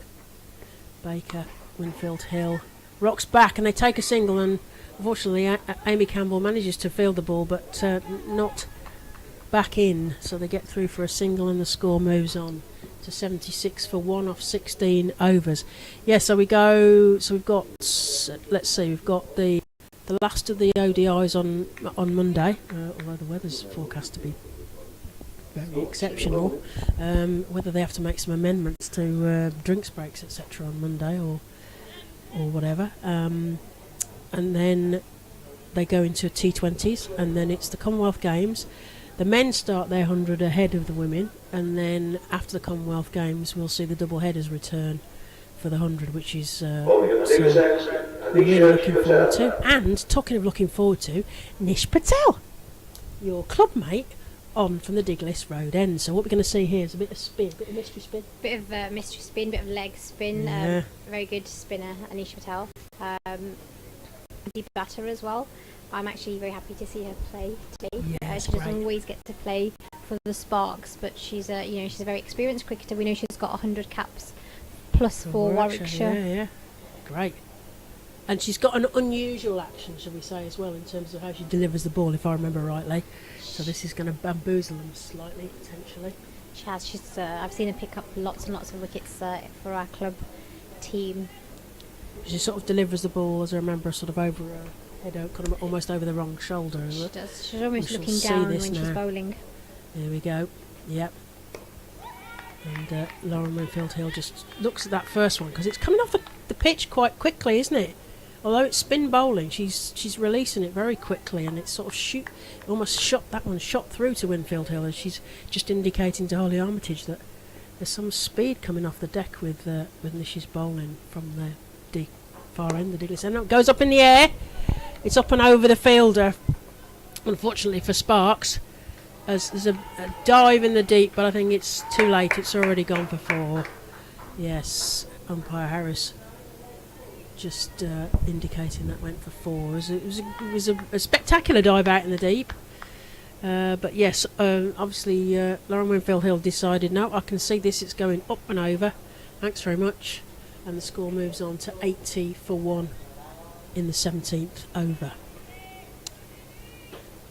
As the field readjusts for the left and the right, and Nish Patel just tosses the ball hand to hand before she delivers the next ball to Winfield Hill, who is in two minds but just pushes it too long off and just trots through for a single. The score moves on to 81 for 1. Eve Jones is just having a chat with Nish Patel about where she wants the field on the next ball. And there's a plan perhaps to Holly Armitage as opposed to Winfield Hill, do you reckon, Samara? This is certainly some different field position here for these two batters, both right-handed but different sorts of batters, as Armitage comes forward and just prods that down the leg side, and they get through for a single, although I think the umpires indicate a leg by. So one more to the total. 82 for 1 as we approach the end of the 17th over here at Worcester New Road. Diamonds chasing Central Sparks total. Diamonds need another 133 runs. Nish Patel into Winfield Hill, who respectfully defends that down, and there is no run. Yeah, I think there is a slight different tactic. Lauren Winfield Hill, she's been in now since the start, so she's looking to just go up and over, as we saw her hit Anisha for a straight boundary. She's on 49, so when is she going to make a 50? She takes... Yes, that's going to be an easy 50 for Lauren Winfield Hill. She prods that down to long off and just walks through for a single, and that's Lauren Winfield Hill's 50. I couldn't have said that better myself. 50 or 52 balls. Lovely batting from Lauren Winfield Hill. Really risk-free really, and just very consummate. So 50 off 52 balls, 8 fours. Really nicely batted 50, and Sparks need to take some wickets here pretty quickly to try and stem the flow, otherwise this is going to be a shortened game. So what have they got in store as Hannah Baker gets ready to serve one right arm over to Winfield Hill, and there's an appeal. Lauren Winfield Hill doesn't play the ball there, it's off the pads, but umpire Bartlett unmoved. But, I think that was more in hope than anything else, as Baker comes in again to Winfield Hill, who rocks back and plays that straight to Amy Campbell, and there is no run. I think they're in a bit of two minds with some of this pace-off bowling, but the problem is the timing is so good. They're getting fours when they need them, almost on demand. And Lauren Winfield, I thought it had gone down along the ground. It was just straight to Amy Campbell. An easy catch for Amy Campbell. Having said all that about Lauren Winfield Hill, she goes and puts the ball straight up for a catch at Amy Campbell at cover point there. Well. Yeah, a bit of an anticlimax that. Messing about with my build-up there. Yeah, just as I was about to say that she's looking good and she'll be hoping to get 100, seeing as she missed out earlier in the tournament. But she hammered that ball straight into the hands of cover. Unlucky for... Well batted, but that was sort of came out of nowhere. Because there's a stanchion right in the middle of the wicket, and I just assumed it must have bounced, because Amy Campbell just nonchalantly just plucked the ball out of the air. Wasn't a difficult catch really in the end, and that was the end of Winfield Hill. Stair Callis. So we've got the Dutch international now, who did very well at the Fair Break tournament, waving the flag for her country, and making a big contribution. Sparks will be happy here, won't they? They've got 2 new batters at the crease. Indeed. They'll like to think that they're still in with a chance if they can get a couple more quick wickets. Indeed. So that's halfway through the 18th over, and new batter Stair Callis to the crease, and can Central Sparks make the most of actually getting the 2 wickets now? So Diamonds are now 83 for 2, and they need 132 to win, as Baker comes into Stair Callis, a new batter who just respectfully defends that down and twiddles a bat, and then just does a bit of gardening in terms of taking something loose off the strip. Hannah Baker into Stair Callis, who again respectfully defends that, and Amy Campbell scoops in and picks the ball up, and there is no run.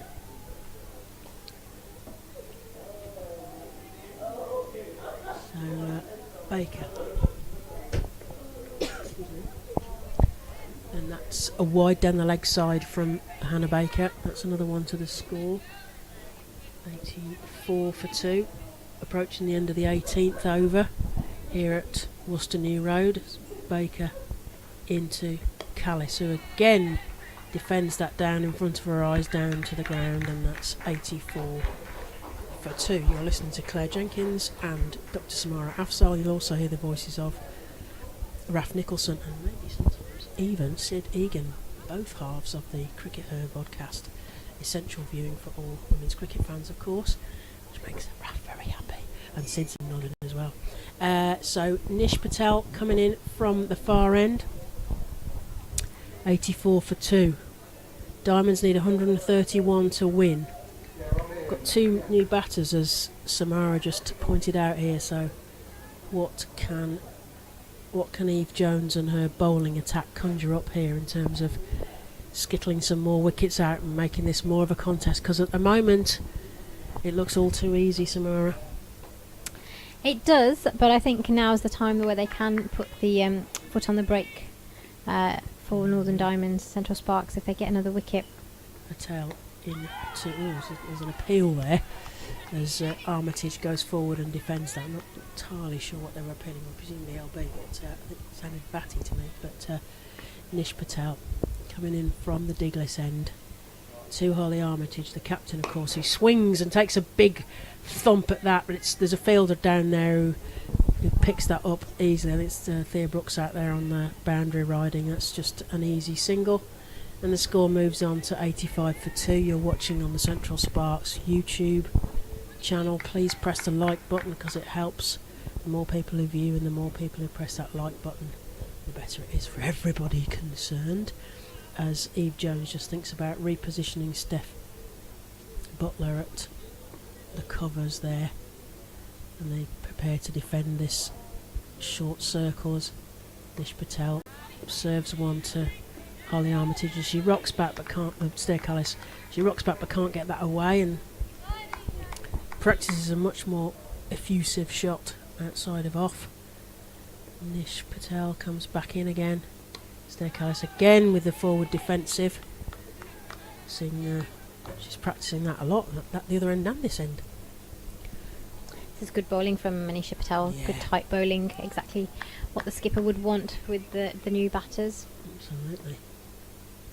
Nish Patel in to Stair Callis, who comes forward but manages to prod that through to long on, and the fielder comes in from the rope and they just get through for an easy single. And it actually goes right through to Abby Freeborn, who manages to field that back again. And the score moves on to 86 for 2. Last ball of the 19th over. Need some more wickets, Central Sparks here. Make this an interesting contest, as that's just dabbed to short third, but they don't get a run off that. There might have been a run there if they possibly could have done, but Armitage not interested in the end, and that's the end of the 19th over. Score is 86 for 2. Callis on 1 and Armitage on 2. So as you say, 2 new batters at the crease, so Sparks will want to make the most of that. Yeah, they will, and the run rate has actually dropped a little to 4.53. Earlier on in the game, in the innings, it was 6, or just above 6. So these are encouraging signs for Central Sparks. I think they are still in with a chance. Need some more wickets as Baker comes into Callis, who squirts that round the corner, and there's Steph Butler's got a chase on, and Grace Potts, both of them converging to try and stop that. It was a dive, but it's hit the rope. That's 4 runs to Diamonds, and that's taken the pressure off. Takes them to 90 as they head towards that first huge milestone of getting the 3 figures on the board. 90 for 2. We're into the 20th over, and Sparks really need to kind of stem this. Although the DLS and the Diamonds total are getting closer now that they've lost a couple of wickets, as Baker comes into Callis, who again dabs that behind square, but straight to the fielder, and there is no run.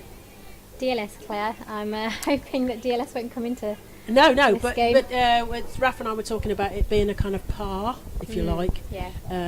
for where they might be in terms of comparison, as Callis hits a really lovely shot through the covers there, and Thea Brooks has to run round. She's got a huge amount of field there to defend, and they just get through for the single, and score moves on to 92 for 2. Halfway through the 20th over. Baker to Callis, and she comes forward and almost, it looked like she was about to edge it, and I think that's what Abby Freeborn thought. Nish Patel's got a long chase down towards the boundary, and she's cut the ball off, but they're running like Billy. I'm not quite sure how many runs they've got there. Kind of feels like they might have run about 6 because they were set off at a rate there, and the score moves on to 95 for 2 as we head towards the end of the 20th over here at Worcester New Road, where Diamonds are chasing Central Sparks total in the Rachel Hayhoe Flint, which is the regional competition for the 8 regional centres of excellence, as Baker comes into Armitage, who rocks back and plays that to Thea Brooks in the deep, and they get through for a single. And yes, 96 for 2. They head towards that 100. Yep. 96. Run rate's creeping back up again. Baker to Callis this time, who again sort of dabs around the ball, and it's gone through, and I suspect it's going to the rope, and it did. That's a boundary, but not very pretty. But it was. Did it come off the bat? I saw the back end of Bartlett's four signal. I'm not sure if it was a bye or not. It sort of seemed to go underneath the bat somehow, but still 4 runs to the total, and that takes them through that magic 100. So they're on 101 for 2. And 1 ball left in the 20th over. What can Sparks serve up to steer Callis, Dutch international? And she sort of tries to do the same thing again, sort of trying to sort of half-hearted sweep, but the ball goes down the leg side for a wide, and the score moves on to 102 for 2. Baker needs to get a line here, because I suspect that Callis will hit the next one. Yes, as she did. And Nish Patel was a great stop at backward point, but they still get through for the run there. It was a great stop there from your ex-club mate, Nish Patel at backward point. Yeah, very good fielder, Anisha. That was a lovely dive and well stopped. Otherwise, that was sure to reach the boundary. Going away for 4, wasn't it? So she saved a couple of runs there, which might come in handy. So the score moves on to 103 for 2, and that's 20 overs gone. I think that's isn't it? I think yes. So I will leave you in the safe hands of Dr. Samara Afsal, and Ralph Nicholson will be coming back in to give you some commentary for the next little bit. Anisha Patel coming back into bowl. You're watching Central Sparks versus Northern Diamonds. Central Sparks got 216 and 214. Anisha Patel bowling into steer, and that's gone to the keeper for a no run. Steer Callis on strike, the Dutch international player, lots of experience behind her. Anisha Patel coming back into bowl to steer Callis, who goes onto the back foot, and she hits that through covers. It's gone to the deep fielder for 1 run. And we welcome Ralph Nicholson back into the commentary box. Hello, yeah. Sparks have taken a couple of wickets since I ducked out a few overs ago. But having said that, Callis has come out and it seems to be approaching this really positively. Oh, lovely ball from Anisha Patel. It just kind of missed the stumps and missed the back, went through to the keeper. Hands in the air, all the fielders getting excited there. Chance of another wicket. Harley Armitage on strike as Anisha comes back in. Harley Armitage, she goes forward, she plays that through the covers, straight to the cover fielder, but they managed to run through for a single. Came out of a crease that time to try and hit that hard. Yeah, these two are playing really attackingly. That was a really good stop there from Eve Jones in the covers. Probably saved 4 runs there, so brilliant work from the captain, really leading the way in the field. Steer Callis on strike now. Anisha Patel bowling in, and she hits that, and it hits the pads. There's a big appeal for LBW. The umpire says no. Yeah, they all ran in for that one, didn't they? Big appeal there. As we said earlier, we're in no position to judge wherever we are.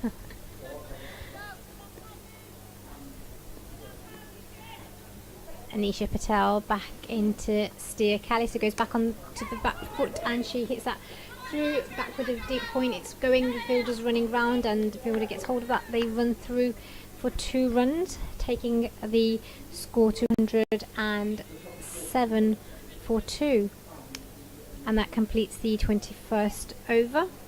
Harley Armitage, captain, playing on 4 runs, and Steer Callis playing on 14 off 15 deliveries.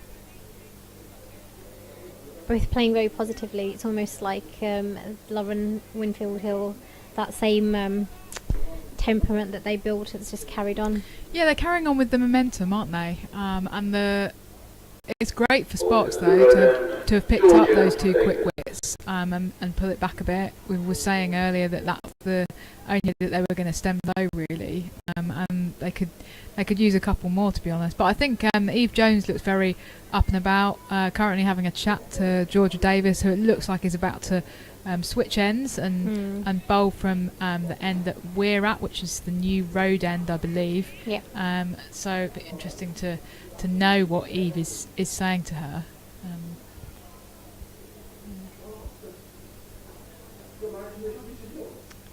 Yeah, Georgia Davis coming back on for her second spell. Switched ends. The captain of Northern Diamonds, Holly Armitage, she's on strike.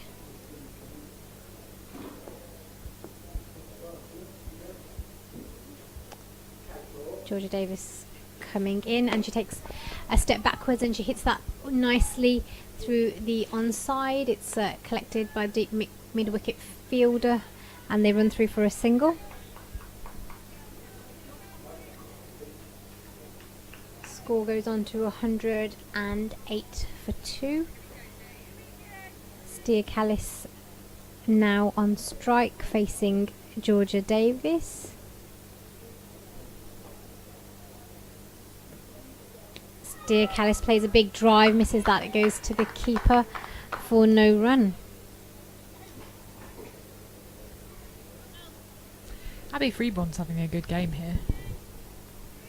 She's taken some very good catches, and that stumping was excellent.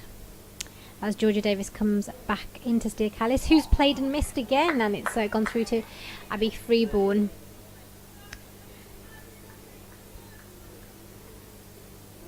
Georgia Davis looking like she might be able to get a wicket soon.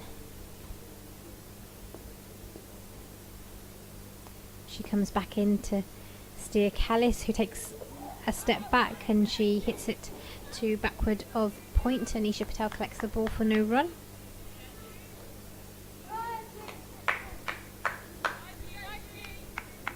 Run rate touching 5. Their required run rate is at 3.78, so Northern Diamonds are well on their way at the moment.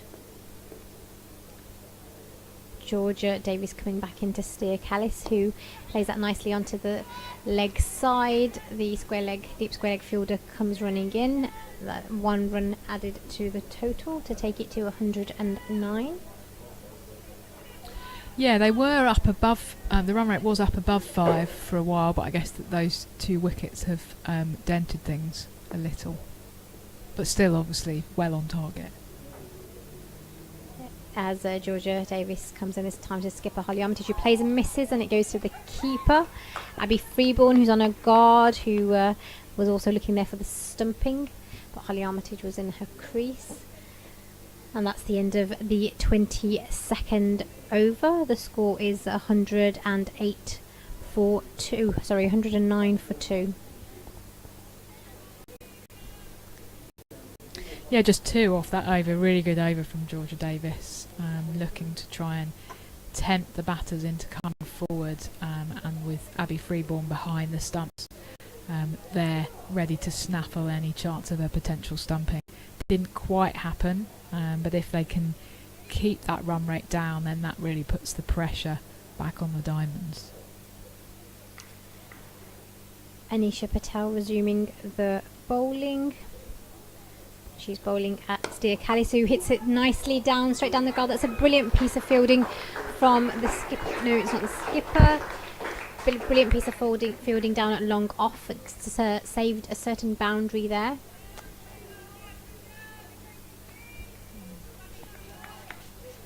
That's no run. A lovely shot from Steer Callis for no run. Is that possibly Grace Potts? I think it was Grace Potts. Anisha Patel bowling again, and again it's driven nicely, this time into the cover region, and they run through. They're going to look for the second. No, they don't. And it's a good piece of fielding there from Amy Campbell, restricting them to 1 run. The score goes on to 110 for 2.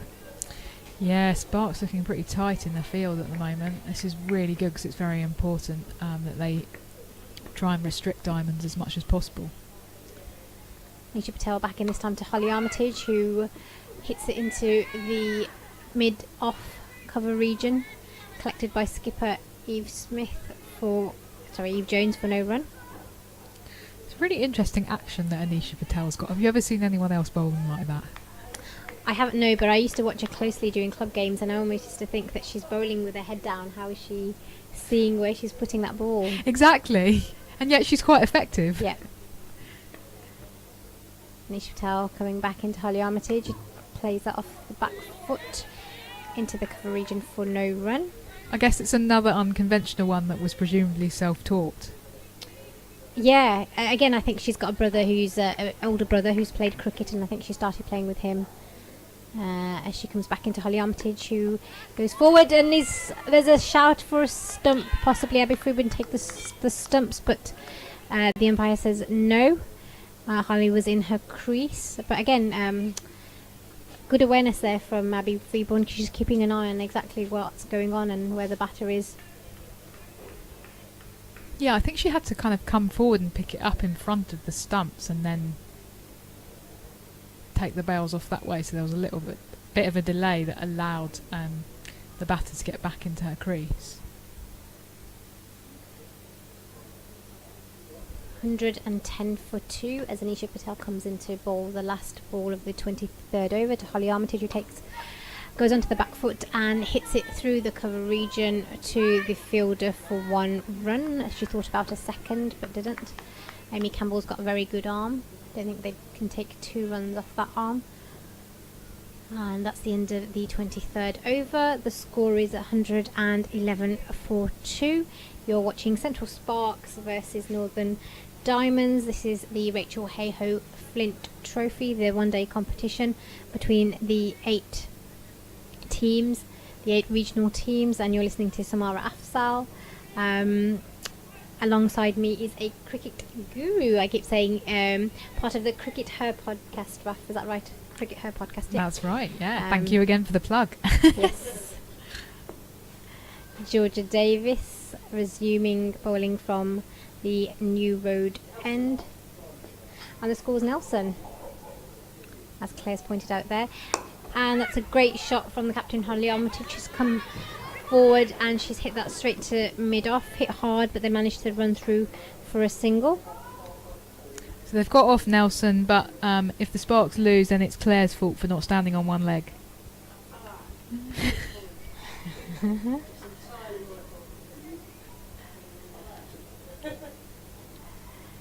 Steer Callis now on strike to Georgia Davis, who comes in to bowl, and it's played to short point, almost gully, for no run.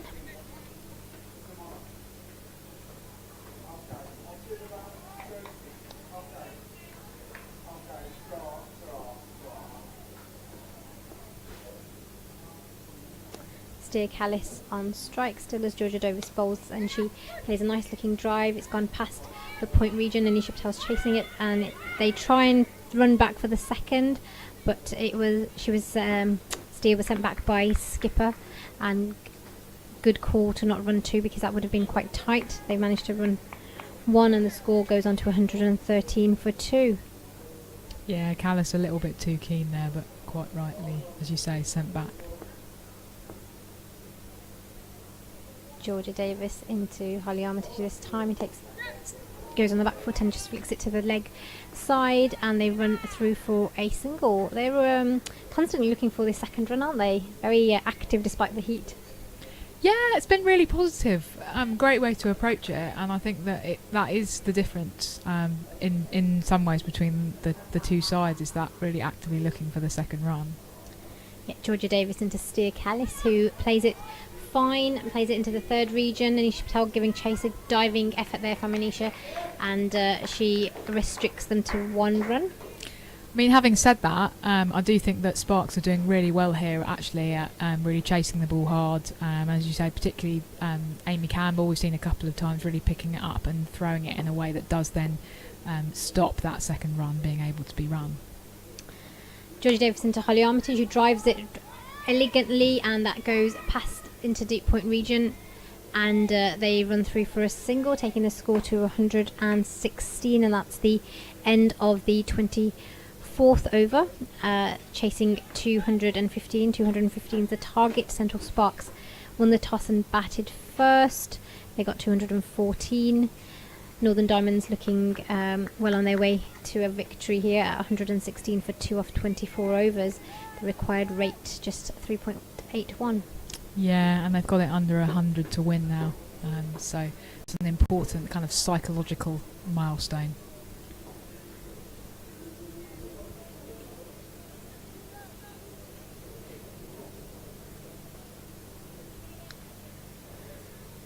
Anisha Patel, she will continue to bowl. Highly Armitage on strike, who tries to play that down the leg side. She sweeps it and it manages to go past the wicket keeper, and they run through for a single. I think it got the bottom of the bat, not signalled a leg by.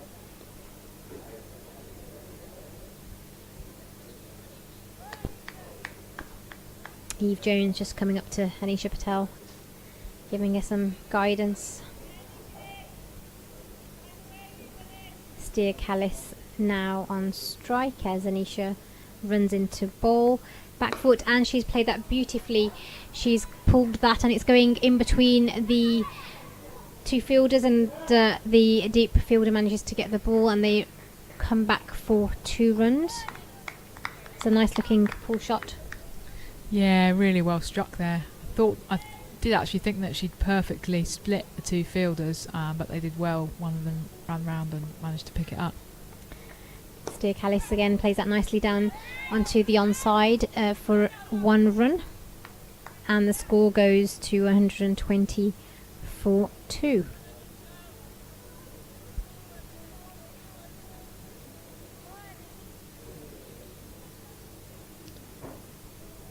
Holly Armitage, the skipper, now on strike. She's on 10 runs from 18 balls, as there's some adjustment in the field.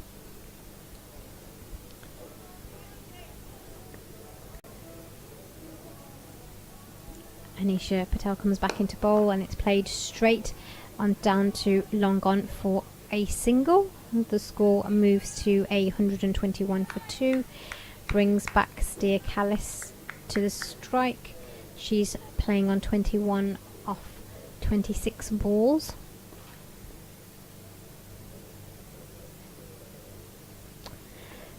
Anisha Patel to Steer Callis, and that's gone down leg side and it's signalled a wide by the umpire, collected by Abby Freeborn. Not what the Sparks would want is extras at this point of the game. No, absolutely not. Anisha Patel coming back in to Steer Callis, who defends that back to Anisha for no run. And it's the last ball of the 25th over. Steer Callis on strike. Anisha Patel runs in, Steer Callis on the back foot, and she hits that into the point region, collected by the fielder at point, Hannah Baker, for no run. And that's leaves you with Claire Jenkins back in the commentary box with Raf Nicholson. Yeah, Diamonds have reached 122 for 2. We're at the halfway stage now. Players are taking drinks, very well needed they will be too on a day like today. Diamonds obviously going along pretty well towards this target. It's only 93 needed to win now. You'd think they probably want to rattle them off as quickly as they possibly can. Sparks pulled it back a little bit by taking those 2 wickets, Claire. Yeah. It does feel a bit inevitable unless there's a huge tumble of wickets here. Just while we've got the opportunity, I'll take you around the other ground. So down at Chelmsford in the Rachel Hayhoe Flint, I know that the Ghana PA is going through it, but just in case you're not able to hear exactly what he's saying. So at Chelmsford, Sunrisers versus Western Storm. Western Storm need 143 runs off sort of 19 overs at 7.59 per over with 5 wickets remaining. They are Western Storm are 112 for 5. And then at Southport and Birkdale, South East Stars set a total of 198, and Thunder are chasing those. Thunder need 79 off 17 overs at 4.65 with 4 wickets remaining, so they're on 120 for 6. And then Southern Vipers versus Lightning. Lightning need 188 off 26 overs at 7.1.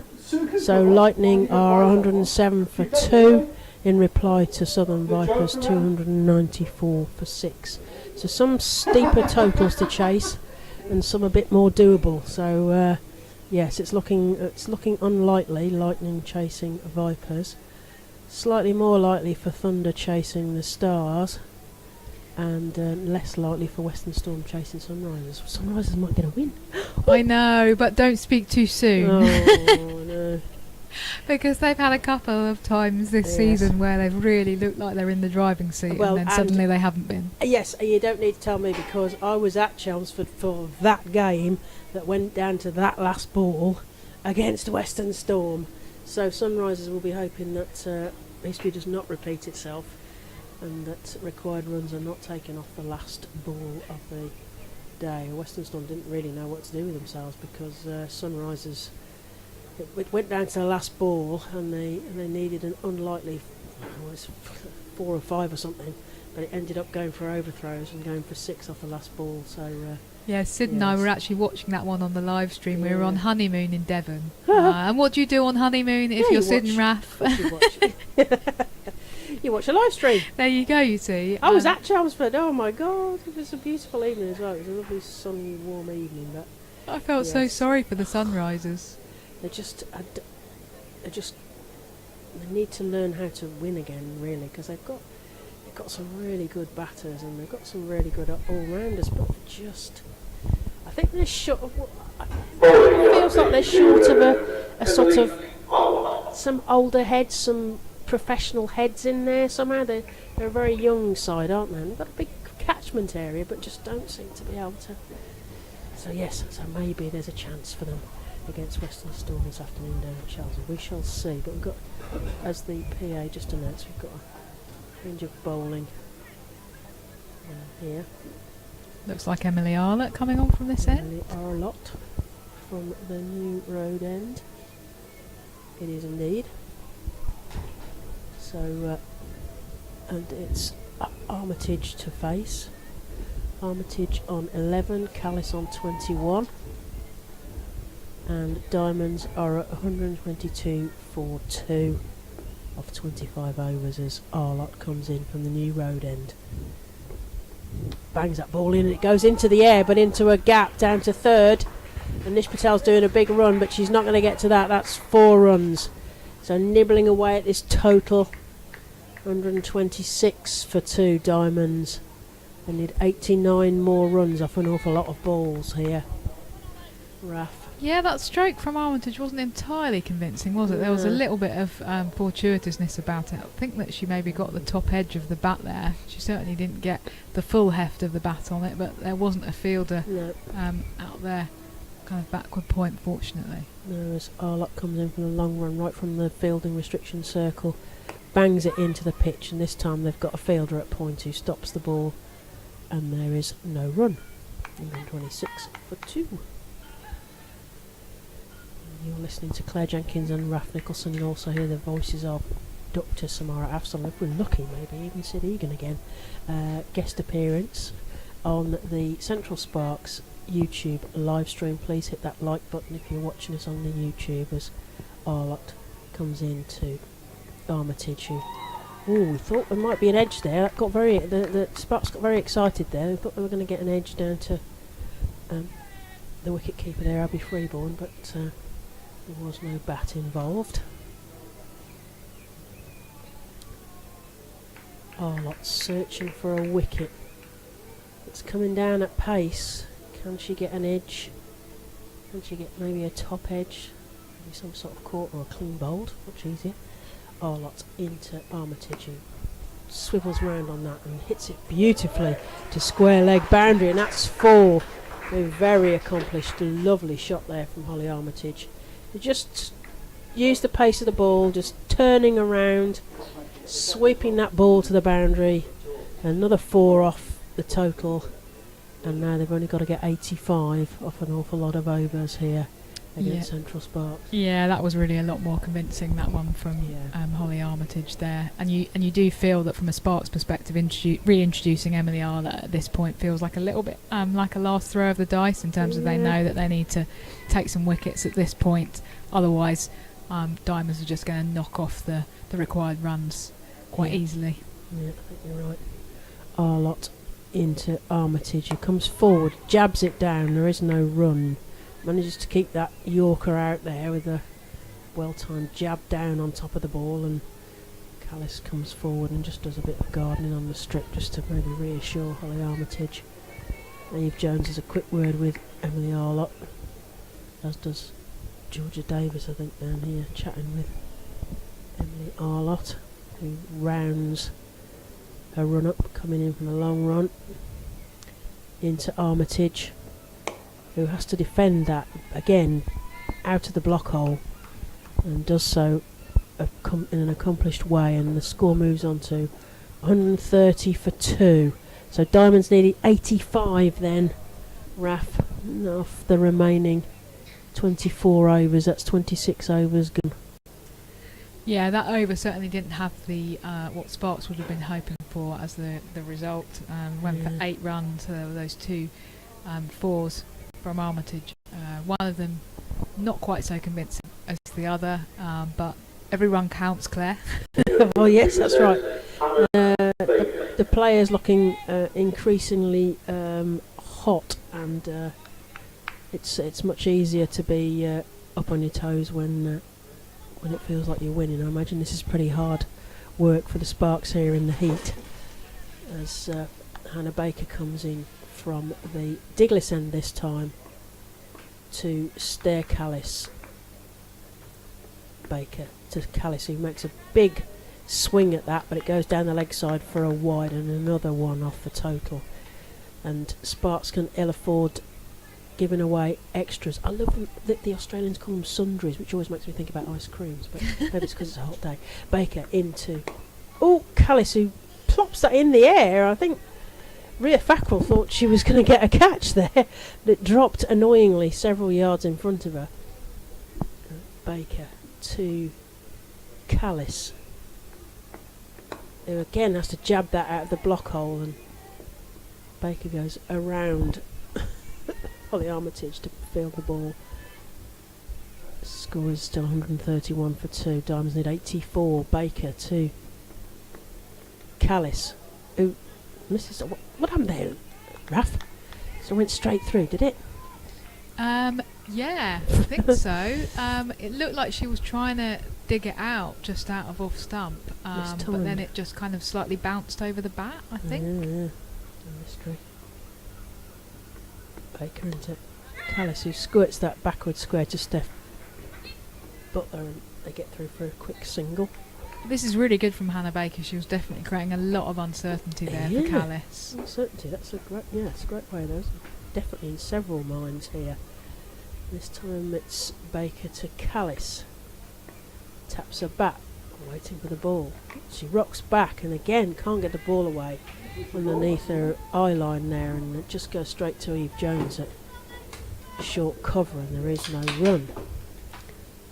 Maybe a little bit of keeping the lid on this as Armitage this time just gets over and above that ball, but there is no run. So 132 for 2, and that's 27 overs gone, with Callis on 22 off her 32 balls and Armitage off 19 off the 27 she's faced. So Diamonds need another 83 runs to win. They've got a lot of overs to get those in, Raf. They have. Now, onto a different subject, yes. Claire. You and Sid were talking about the seagull population of Worcester earlier. Yes. I've been reading about the seagull colony. You need to get a life, Raf. Okay, tell me about the seagulls. Nothing else to do, Claire. I mean, it's not like there's cricket to watch or anything. Apparently some wacky schemes have been proposed by Worcester City Council in recent years to try and deal with this seagull infestation. One of the schemes included trying to spend, I think it was £60,000 worth of taxpayers' money to pay for a recording of a seagull distress signal to be broadcast over the city to try and kind of rid Worcester of this infestation of seagulls. We could just get Sid to stand outside and curse at them every morning, perhaps. I thought you were going to say Sid to tell bad jokes. Oh, yeah, with bad jokes. That would probably, that would scare most things off, I imagine. Rhea Fackrell has been brought into attack as opposed to, so she's taken over from Emily Arlott from the New Road end, this time to Stare Callis, who waits, wondering what's going to come next, because they haven't faced any of Rhea Fackrell so far today, but they get through for a quick single in the sort of cover point region, so that's one more to their total, 133 for 2. What else have they got to scare off the Seagulls then, Raf? Anything? Yes, apparently in 2021 they hired some hawks to fly over the city to try and hunt the seagulls. Yes, Fackrell into Armitage, who just dabs that down to third, and Emily Arlott's got a long run but manages to reel that in, and they get through for 2. Yes, because they use hawks, or at least sort of fake hawks and owls and things, don't they, try and keep some. Mind you, Taunton was pretty dangerous, and that where I was sat, they were dive bombing. By about 5:30, they start dive bombing the spectators as Fackrell comes into Callis, who thumps that at Eve Jones, but it goes straight through her hands, and they get through for a single. Yeah, the Seagulls are really dangerous, and then they had to empty the bins in the end, because any opportunity of a loose chip, and it was like a scene from the Hitchcock The Birds film. As Fackrell comes in to Armitage, who again sends it to the same direction, but this time there's no run, straight to Eve Jones, who clears up easily. Yeah, it was pretty scary. Oh, coming past your head, it was amazing. Anyway. Oh wow! Didn't Seagulls. Experience any of that. Did you not? Oh, I was you inside most of the 'cause time. you were in you see, somewhere so. posh, weren't you? That's what it was. Fackrell, and that's dabbed down by Callis. Lovely, just a little dab posted down through third, and Emily Arlott's got another run down the slope to fetch that back in again, and the score moves on to 136 for 2. Yes, they are very noisy, aren't they, first thing in the morning, regardless of where you are in the country. They don't seem to be bothered by the fact that they're not anywhere near sea. Yeah, I thought Sid was making it up, but apparently it is genuinely a problem in Worcester. So there you go. I need to give him the benefit of the doubt more often. Always. Fackrell into Callis, who defends that rather spectacularly, just dots down in front of her, and the score moves on to 138 for 2 off 28 overs. Well, who knew? Seagulls in Worcester. I should have to consult my friends who live in Worcester if it's a thing that they have problems with. I know that Birmingham city centre used to have problems with pigeons and things like that, but seagulls are much noisier, aren't they? They are noisier, yes. So there you go. I mean, we've taught the viewers of the live stream something today. Yeah, see? There, I feel. Yeah. Always educational, almost like the BBC here. It is. So we've got Hannah Baker from the Diglis end into Holly Armitage, who comes forward and defends that, and there is no run. One should always educate if one can, you know. I agree. Yeah. Baker to Armitage again. Armitage hesitates and then digs it out of the block hole again, and a valuable dot ball for Sparks, you feel. Create some sort of pressure, because these two batters are getting well established here. Baker to Armitage, who spins around and plays that shot she played in the last over, but there's a fielder this time at deep square, so she only gets a single this time. Felt like a rehearsal of the last over's shot again. Baker this time to Dutch international Stair Callis, who's been a mainstay for Yorkshire for a while now. So Baker into Callis, who takes a big swing and misses the ball, and gets Abby Freeborn very interested at that point, and goes straight through to her, and she's stood right up to the stumps with her helmet on, so she's looking for the batters to make a false move, and she's going to swoop, I can tell. And that goes straight to Nish Patel at point, and there is no run. That last ball. 139 for 2. Diamonds chasing Sparks 214 that they set them. So Diamonds need another 76. Last ball at the 29th over. Anna Baker. Stair Callis sweeps that. And there's some hesitation, but they didn't take a run in the end, and that's a dot ball. So 139 for 2 off 29 overs. 21 overs remaining. They need 76. Raf, it's not looking good for Sparks, is it? Certainly need to make something else happen here. Otherwise it's going to get away from them very quickly at this point. I think Hannah Baker's bowled a couple of good overs from the Diggers end there. Gone for 2 and then 1 respectively. Yeah, you've got to feel that taking the pace off seems to have worked better. I mean, it's true these two have been batting together for a while, but you just get the feeling that there's still a little bit of uncertainty. Yeah. Fackrell to Armitage, and she just puts that into the onside, and they get through for an easy single there. That's the problem. They only need to find a gap, don't they, and knock it down and take a single and then pick off the bad ball. It's easy pickings here. Fackrell comes into Callis, who almost rehearses the same shot, but it goes backward of square, and they get through for this time an easy 2, which takes another 2 off the total that they're chasing down. So yeah, there was a big gap there, and they're just sort of guiding it into the gaps, and making the Sparks fielders really run round for it, and then the Sparks are going to get increasingly tired in the heat, which I know we keep talking about it, but it is very unusual heat for the UK.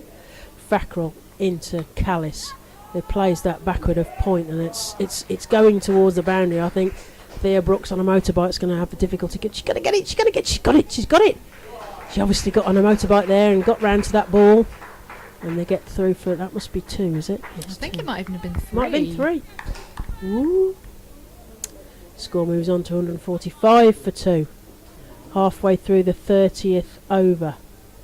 Diamonds need another 70, chasing Sparks 214 here at New Road, Worcester. Fackrell into Armitage, who steps back, thinks about taking a single, and then, as you heard, a very definite no run. Wait there.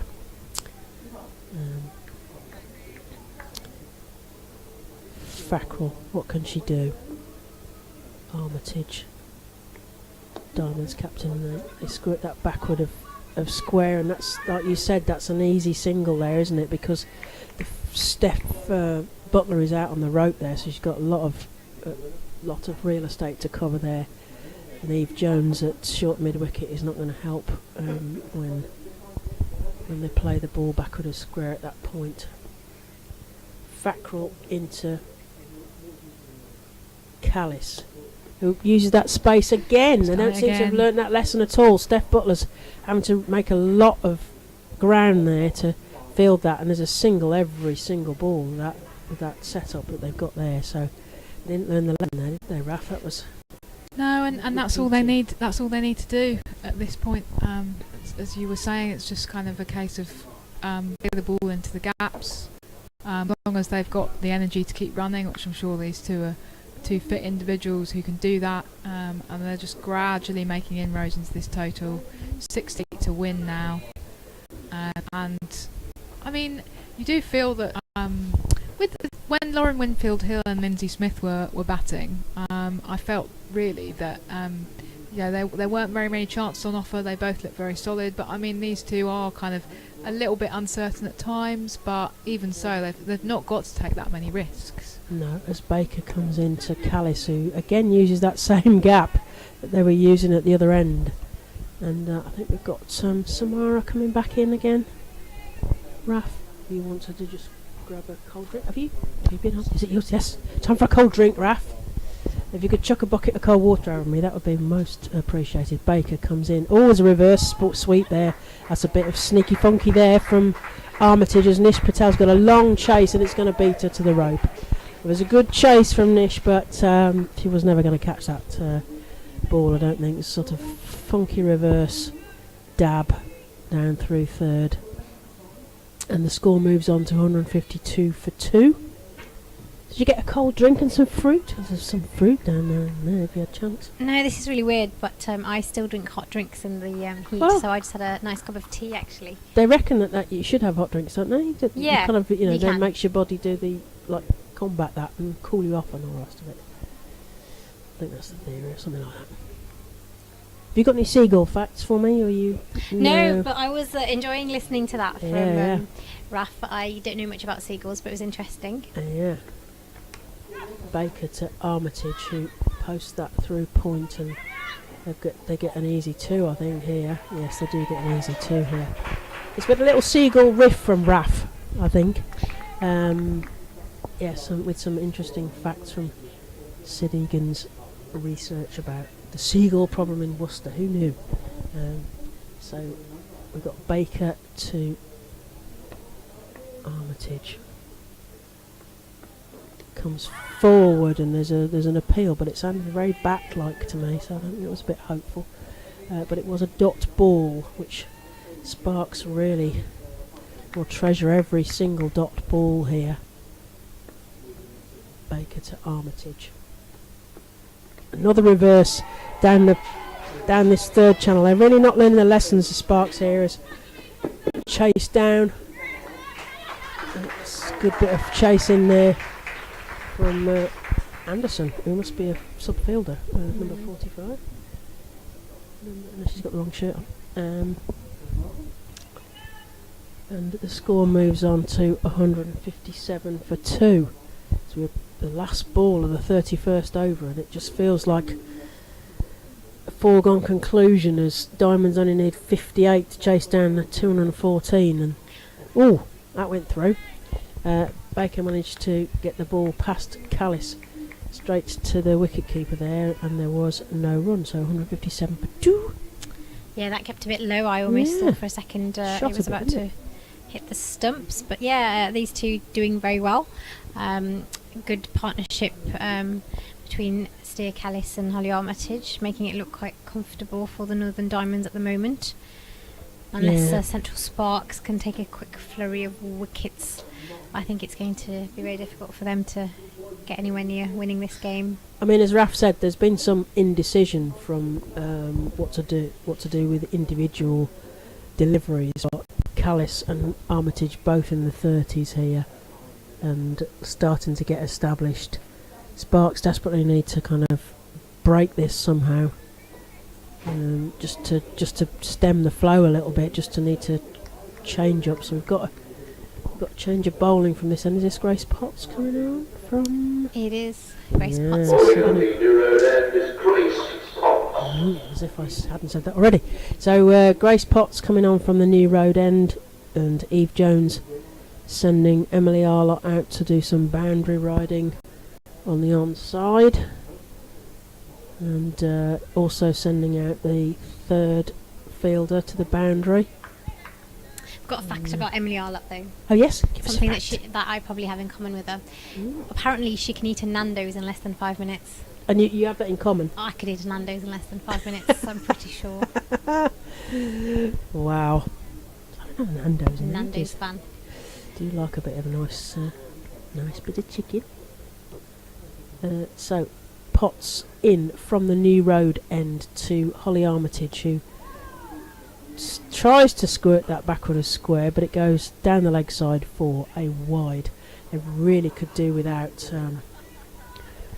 giving away the wides, couldn't they, Samara? Yeah, definitely you don't need this at this stage of the game.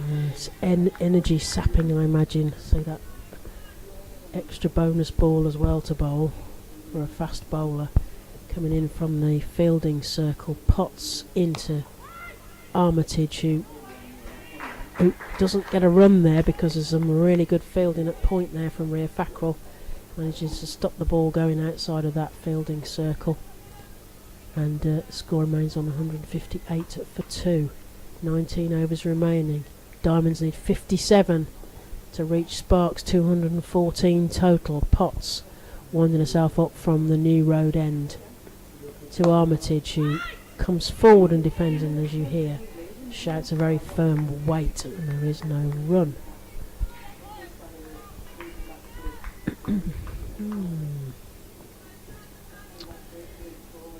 Well, 57 off 19 overs.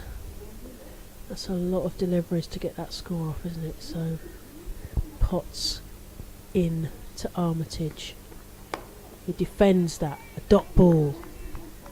Golden dot ball for Sparks. Desperately need some wickets here, Samara. Yeah, I mean Grace Potts, she generates quite a good pace actually, and she's got quite a good rhythm. But I think with it being such a nice day, not overcast. It is hard for the bowlers as well to get that swing which they normally would generate. Yeah, pots into Armitage, who pushes down on that and then runs through for a quick single, putting a bit of pressure on the field there. That's a single to the total. 159 for 2. They need 56. I guess in the batters' minds they'll be looking for those milestones. I want to get it below 50, and Sparks desperately looking for a wicket here. They really need the disruption of a wicket to be able to attack this.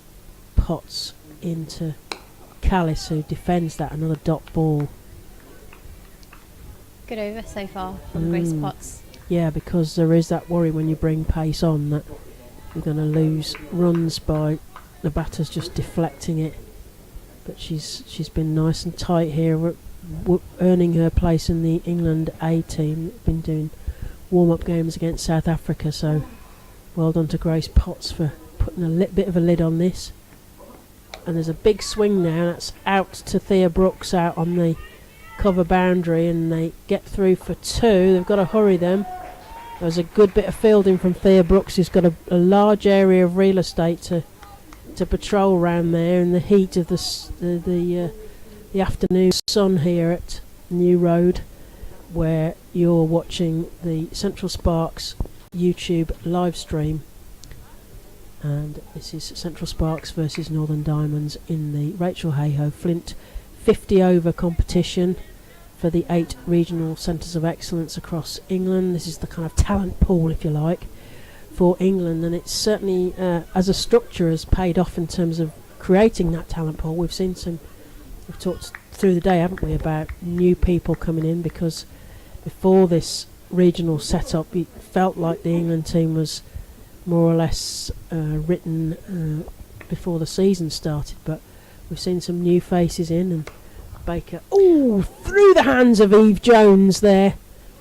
I think there were a bit of luck there, but it was a beautifully struck shot from Armitage off Baker there, but straight through the hands of Eve Jones, who I think is now may have to fetch one of Eve Jones's fingers back with the ball. Beautifully struck shot, but straight through the hands of Eve Jones for 4 runs, and the total moves on to 165 for 2. 18 overs remaining. Diamonds need that 50 now. It went past the bat, and I think that they thought there might be a possible edge there, but they've got through and they're coming back for a second. They've burgled 2 runs there off what might have been a snick behind, but it's given us buys. Sort of got exciting there for a moment, Samara. Yeah, I thought that was quite close. Baker to Armitage, who rocks back and can't get that away, and just puts that back to the bowler, and there is no run. 167 for 2. They need 48. They've got below that magic 50 now. Baker into Armitage, who rocks back again, this time playing a beautiful shot out through cover points to Amy Campbell on the boundary rider on the offside there. 168 for 2. Approaching the end of the 33rd over. What has Baker got for Callis? Rocks back again. Same shot again. We keep seeing this repeat. It's almost like every shot they play, there's a second one. Buy one, get one free here at Worcester New Road from the Diamonds batters. And yeah, some lovely cut shots. Nice cut shots, aren't they? I mean, and easy pickings for Callis there.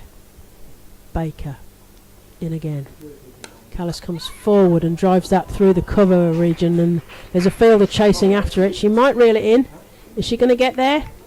She just stops it and then dives over the boundary. So yes, she managed to stop a couple of runs there, I think. How many they managed to run there? Is that 2 runs at the end there? So the score moves on to 173 for 2, and that's 33 overs gone. 17 remaining. Diamonds only need 42 now, Samara. Yeah, that was a lovely piece of fielding from Grace Potts. Even though she's bowling at the other end, she gave her full commitment in order to stop that ball. But yeah, I think it's a little late now. Looking quite comfortable. Required rate only 2.47 for Northern Diamonds, and they've got 8 wickets in hand. These two very set. Harley Armitage on 40 and Steer Callis on 39. Partnership of 90.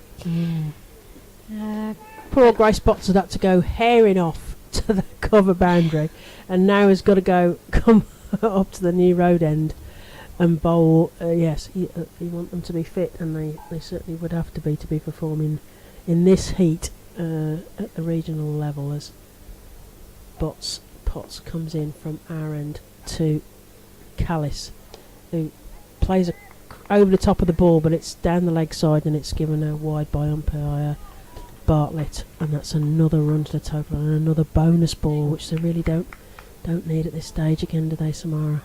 No, but it must be really hard as fielding at cover, running after that ball, then going straight onto bowl again, wearing black in 26 degrees. I must say I do absolutely love the Sparks kit. It is nice, but not today, necessarily in not this just today. weather. Potts to Callis, who comes forward and looked like she was going to defend it, but they get through for a single, and there's a chance of a shy at the bowler's end, but not a risk really, and they get through for a single. They're keeping their legs warmed up certainly, and taking these quick singles, Diamonds. Yeah, I like this intent from Northern Diamonds, because they don't have to really run these very quick singles, but they are still quite sharp in between the wickets, considering they've got less than 50 to chase. Yeah. Oh, Callis does a nutmeg, I think, through for a single, and that's that shot that there's a gap there at square leg just by the umpire, and there's a single there every time, as we said, because Steph Butler's got a long way to come in, and so has Emily Arlott, fielding on that leg side, square of the wicket, and Sparks not learning a lesson there, unfortunately, and Potts comes into Callis again.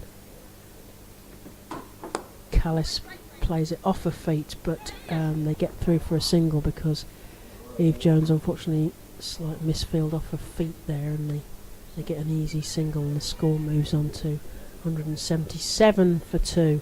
You need 38 now. It's starting to look like much smaller numbers for Sparks. They desperately need a wicket here in the heat at New Road.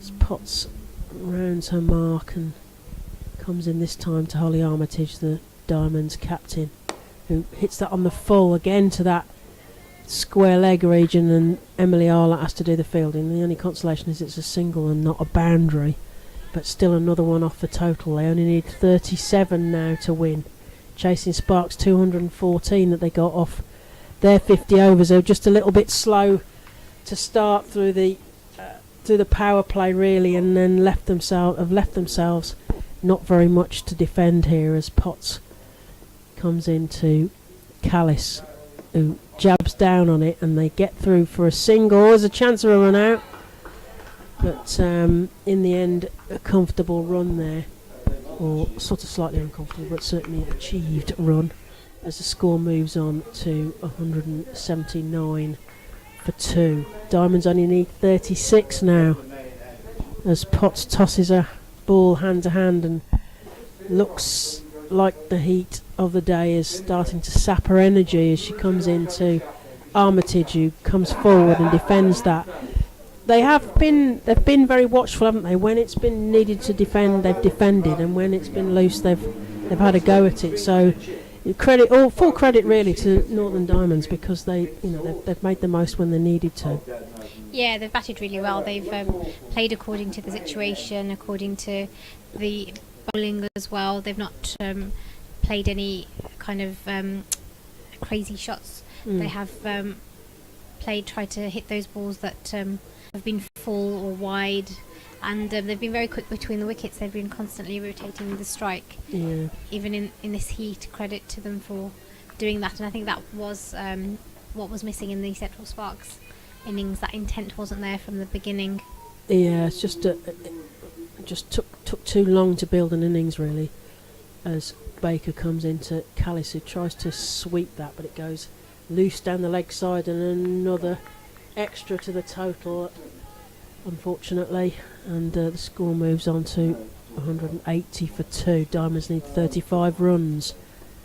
What's Baker got for Callis here? And Callis comes forward and defends it, but it goes backward of square, and they get through for what is an easy single in the end, although they have to do it at a canter, and the score moves on to 181 for 2.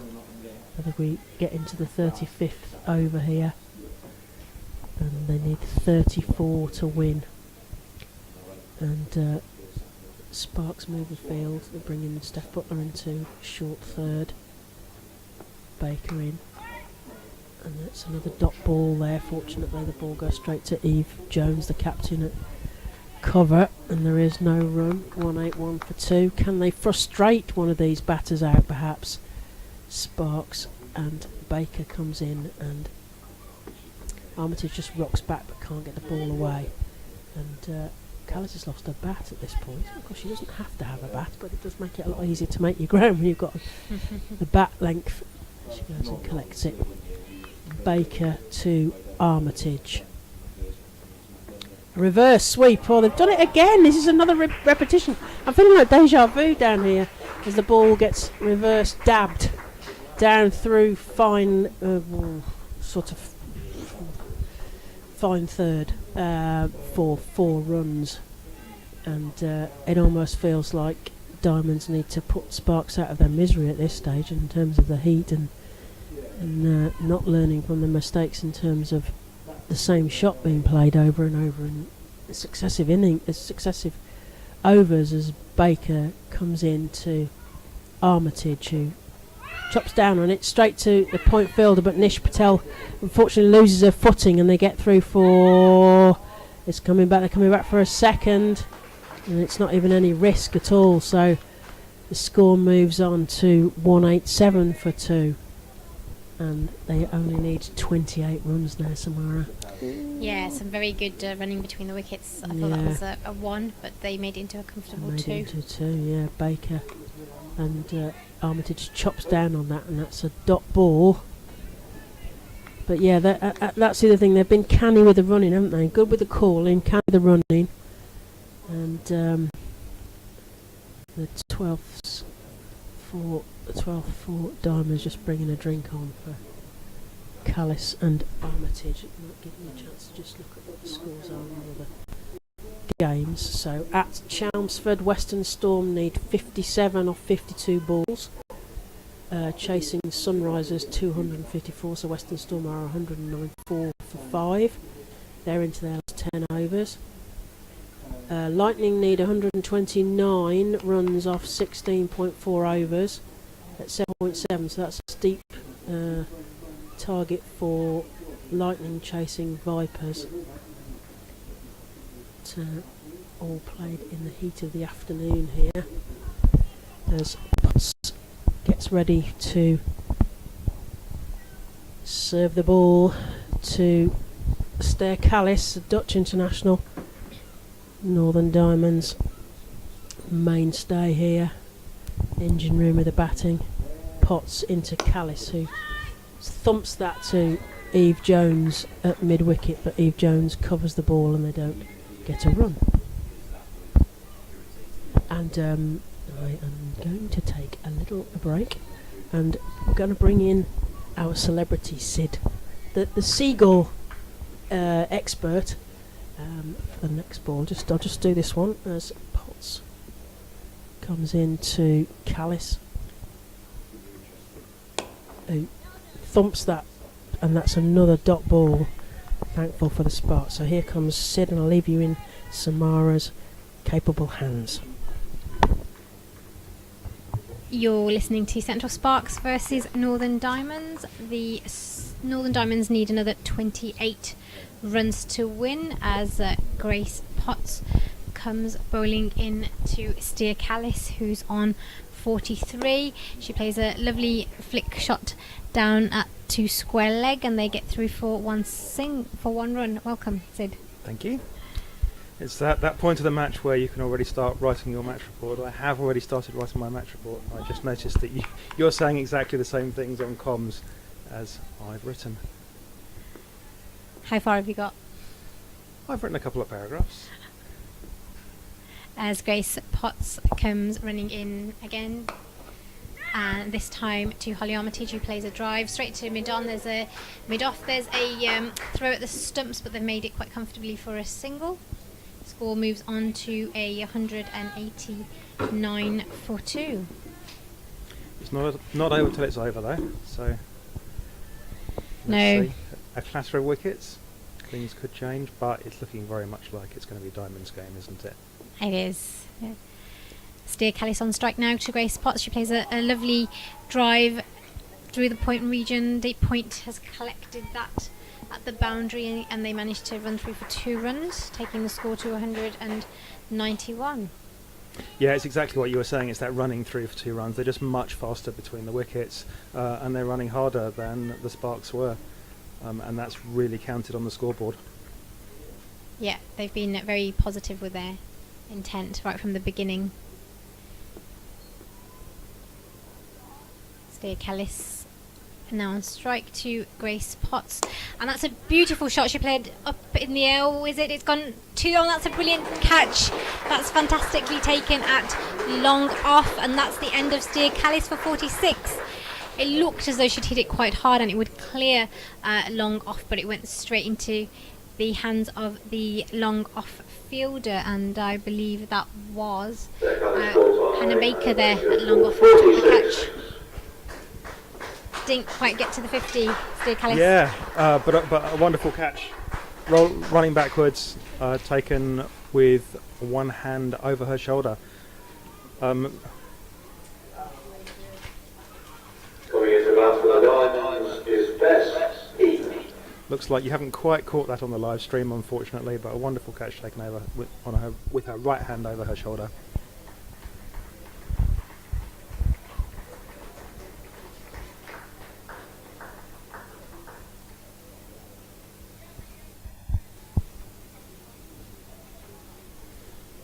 Now, I'm excited, however, because it does mean that we get to see Bess Heath, who I think is one of the most promising young batters that we've got in the domestic system at the moment.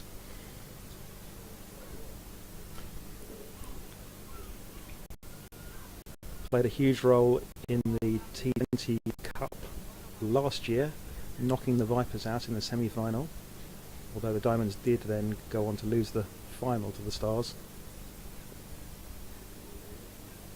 Best play for the Northern Superchargers as well. Yes. Don't know how much of a chance she will get in 100, because she's going to be kind of competing for a spot with a certain Alyssa Healy. Yeah, Alyssa Healy. So that will be an interesting one to see whether she gets a decent opportunity. Georgia Davis. Georgia Davis switching ends again. This is the third switch, isn't it, for Georgia Davis? She's started off at the Douglas end, then went and bowled from the New Road end, and now she's back at the Douglas end, about to bowl her third spell.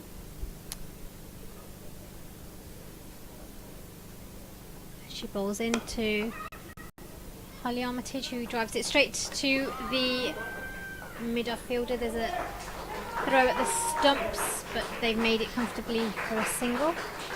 And that's 50 up for Holly Armitage. 57 balls with 5 throws. Top knock from the captain, leading the way, leading the run chase. She's paced out her innings beautifully. She's got 50 off 57 balls. Yeah, healthy strike rate, and there's no need for them to go any faster. They're going to win the game by a country mile. So a well-paced innings. Bess Heath on strike now to Georgia Davis. She defends that back to Georgia Davis for no run.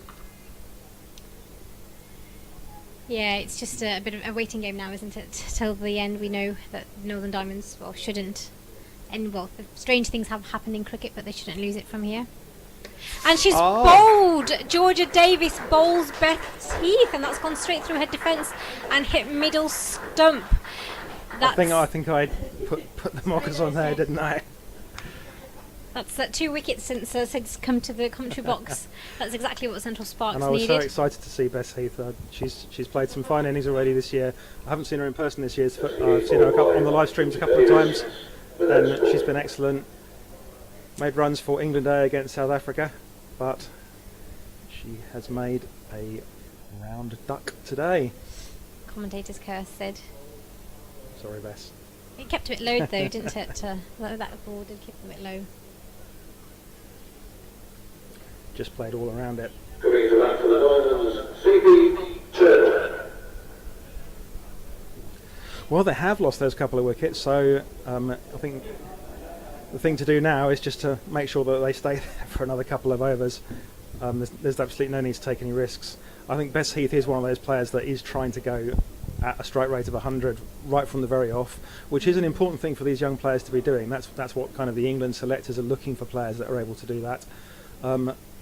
But right now, in this game situation, if they just stay put, they can afford to play very defensively. You know, the strike rate doesn't matter from the perspective of the game. Just stay there, and the last 23 runs will come.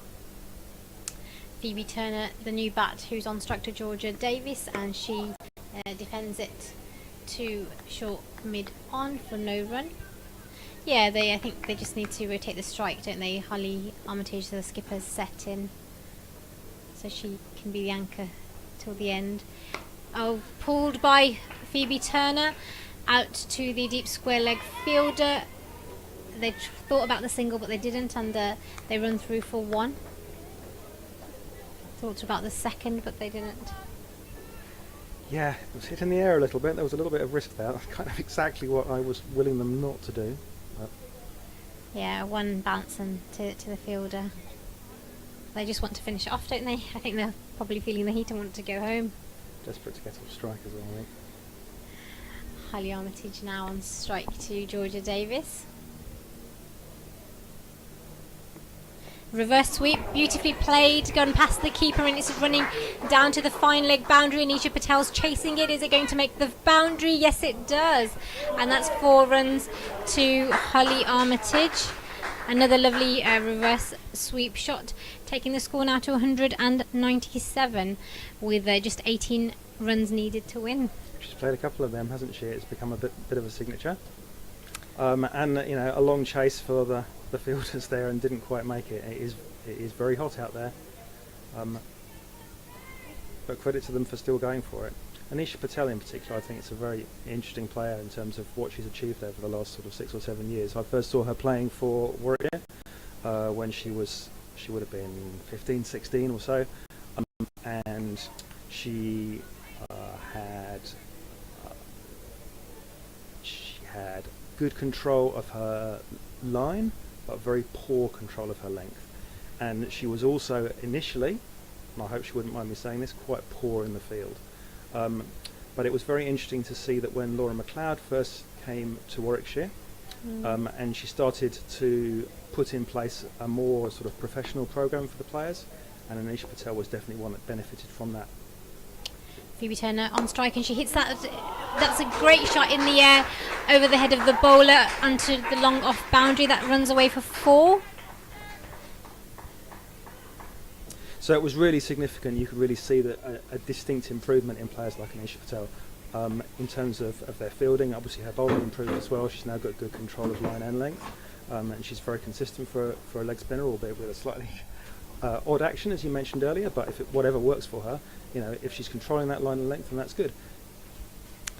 Grace pots in again to Phoebe Turner, who just nudges it down to 3rd. And they run through for a single. Thought about the second, but they won't. Yeah, and within a year or so of Laura McLeod arriving at Warwickshire, there'd just been this distinct improvement in the quality of what the Warwickshire players were achieving in the field and things. You know, everybody stepped up, and Anisha Patel was a really good example of that. She really has now become a very reliable fielder, and we saw her sprinting down there and only just missing the save with a sort of diving stop. Holly Armitage on strike to Grace Potts, who drives it nicely, and it's gone past the mid-wicket fielder, and it's running away for 2 runs. Yeah, that was the skipper, I think, Eve Jones. Slightly tired looking, I think. I think it's academic at this stage with only 11 required from 12, 13 overs. Holly Armitage batting on 56 of 59 balls as Grace Potts runs back into bowl, and she's played that straight to short cover, but still managed to run through for a single. Yeah, that's a great example, isn't it, of what you can do if you run hard. That went literally straight to the fielder, but it was played quite delicately, so that there wasn't a lot of pace on the ball.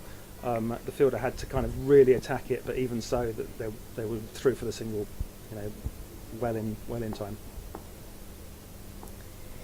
Phoebe Turner now on strike to Grace Potts, and she swings at it leg side, but it misses the bat and hits the pad, and there's no run.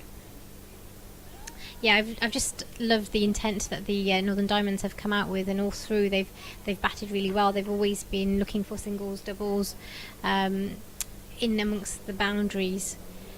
Yeah, Lauren Winfield Hill really set the tone, didn't she, with her innings up top, and she was really saying to the rest of her team, this is how you play on this track. Grace Potts into Phoebe Turner, who again plays a similar shot, this time hitting the pads, and it's given out. LBW. The umpire puts his finger up, and Phoebe Turner is gone for 6 runs. Any twists, do you think, Sid? Well, it's another one gone, isn't it? But only 10 surely they can't mess it up now. For 6. We've got noises off that they can. 5 down now. Northern Diamonds. Going to have the Diamonds is Beth Langston. Beth Langston into that now. Yeah, Beth Langston, a former England contracted player, she knows what she's doing with the bat. She has batted much higher than this in regional and in county cricket, so she's very much part of the batting order and not a tail ender. So I would expect her to treat this pretty calmly, to be honest. Yeah, and with Holly Armitage at the other end, I don't think she's going to be phased now either. Even though they're 5 down, they've only got 10 more runs to get. And Georgia Davis is going to resume from the Douglas end.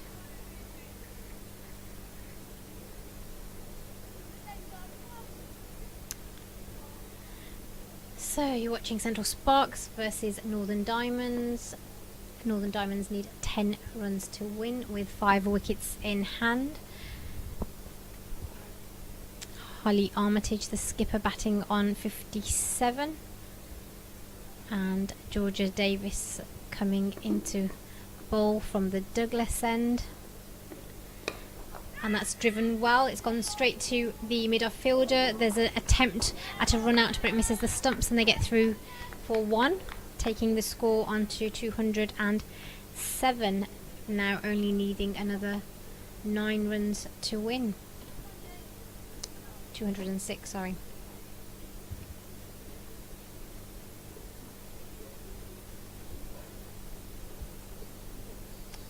Langston on strike now, and she plays and misses, and it misses the stumps and hits the keeper's gloves and comes out. No run. That was the good delivery. Came a long way forward, but kept her back foot in the crease. No risk of a stumping there. Georgia Davis back in, and a lovely paddle sweep shot by Beth Langston, and it's going round, and it's gone to the boundary for 4 runs. That's very much the shot of a player that was coached by Mark Robinson during the era in which Beth Langston was an England contracted player. One of the things that Mark Robinson did, of course now the Warwickshire men's coach, one of the things he did when he was England women's coach was really push all of the batters into kind of playing all around the ground, and that sweep shot was one that he introduced a lot of his players to. Beth Langston again, and she just pushes that to mid-off for no run.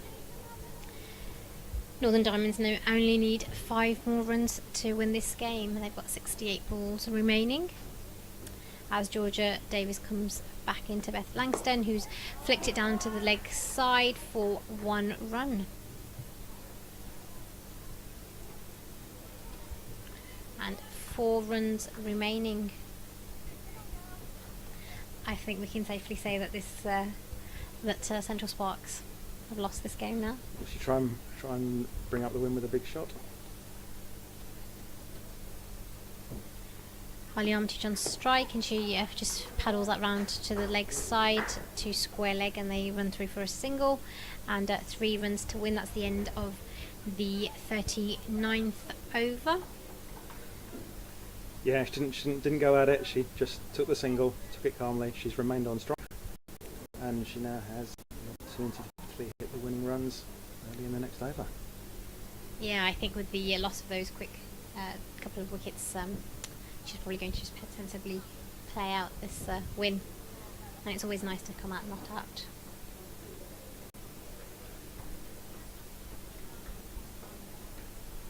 A little conference between some of the Sparks players there. Looks like Grace Potts will carry on bowling. She's having a little chat to skipper Eve Jones. I think they're trying to sort out their fielding positions for this next over. I think as you said, it's a bit academic now, isn't it? It feels a little bit like rearranging the deck chairs in the Titanic, doesn't it? But it's got to be done. You've got to remain professional right through to the end.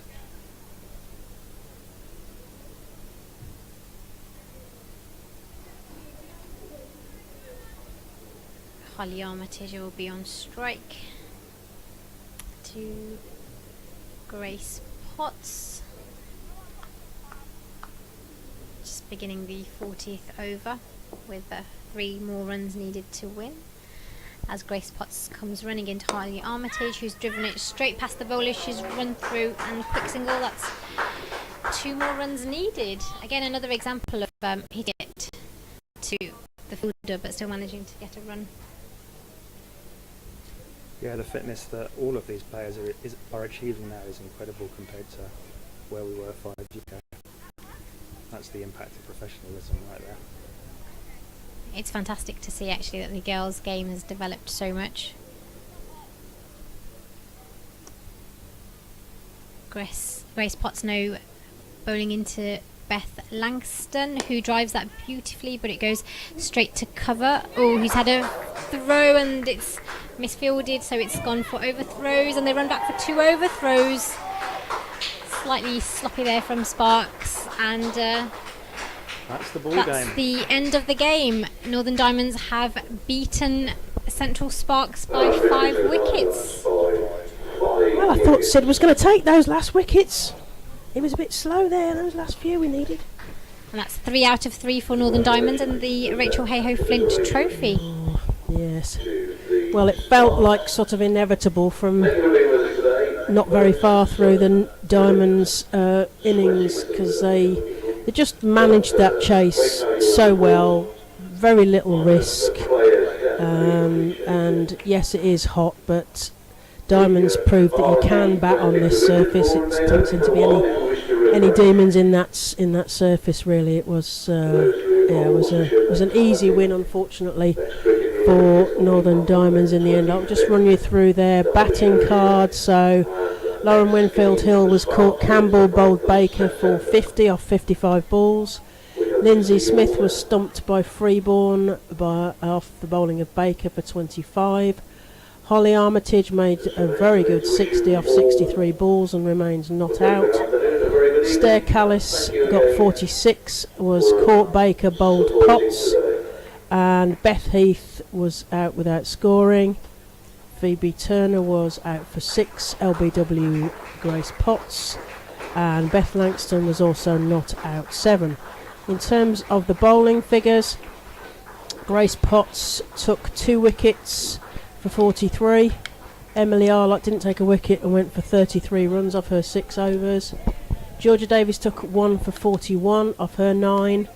Hannah Baker took 2 for 59 off her 10 maximum, and Nish didn't get a wicket but only went 20 runs off her 5 overs.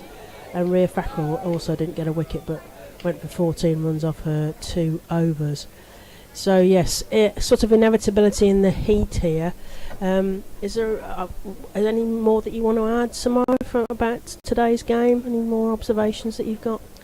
No, I think Northern Diamonds were just all round brilliant, weren't they? In their fielding, in their bowling, they were quite good with their line and length, quite tight.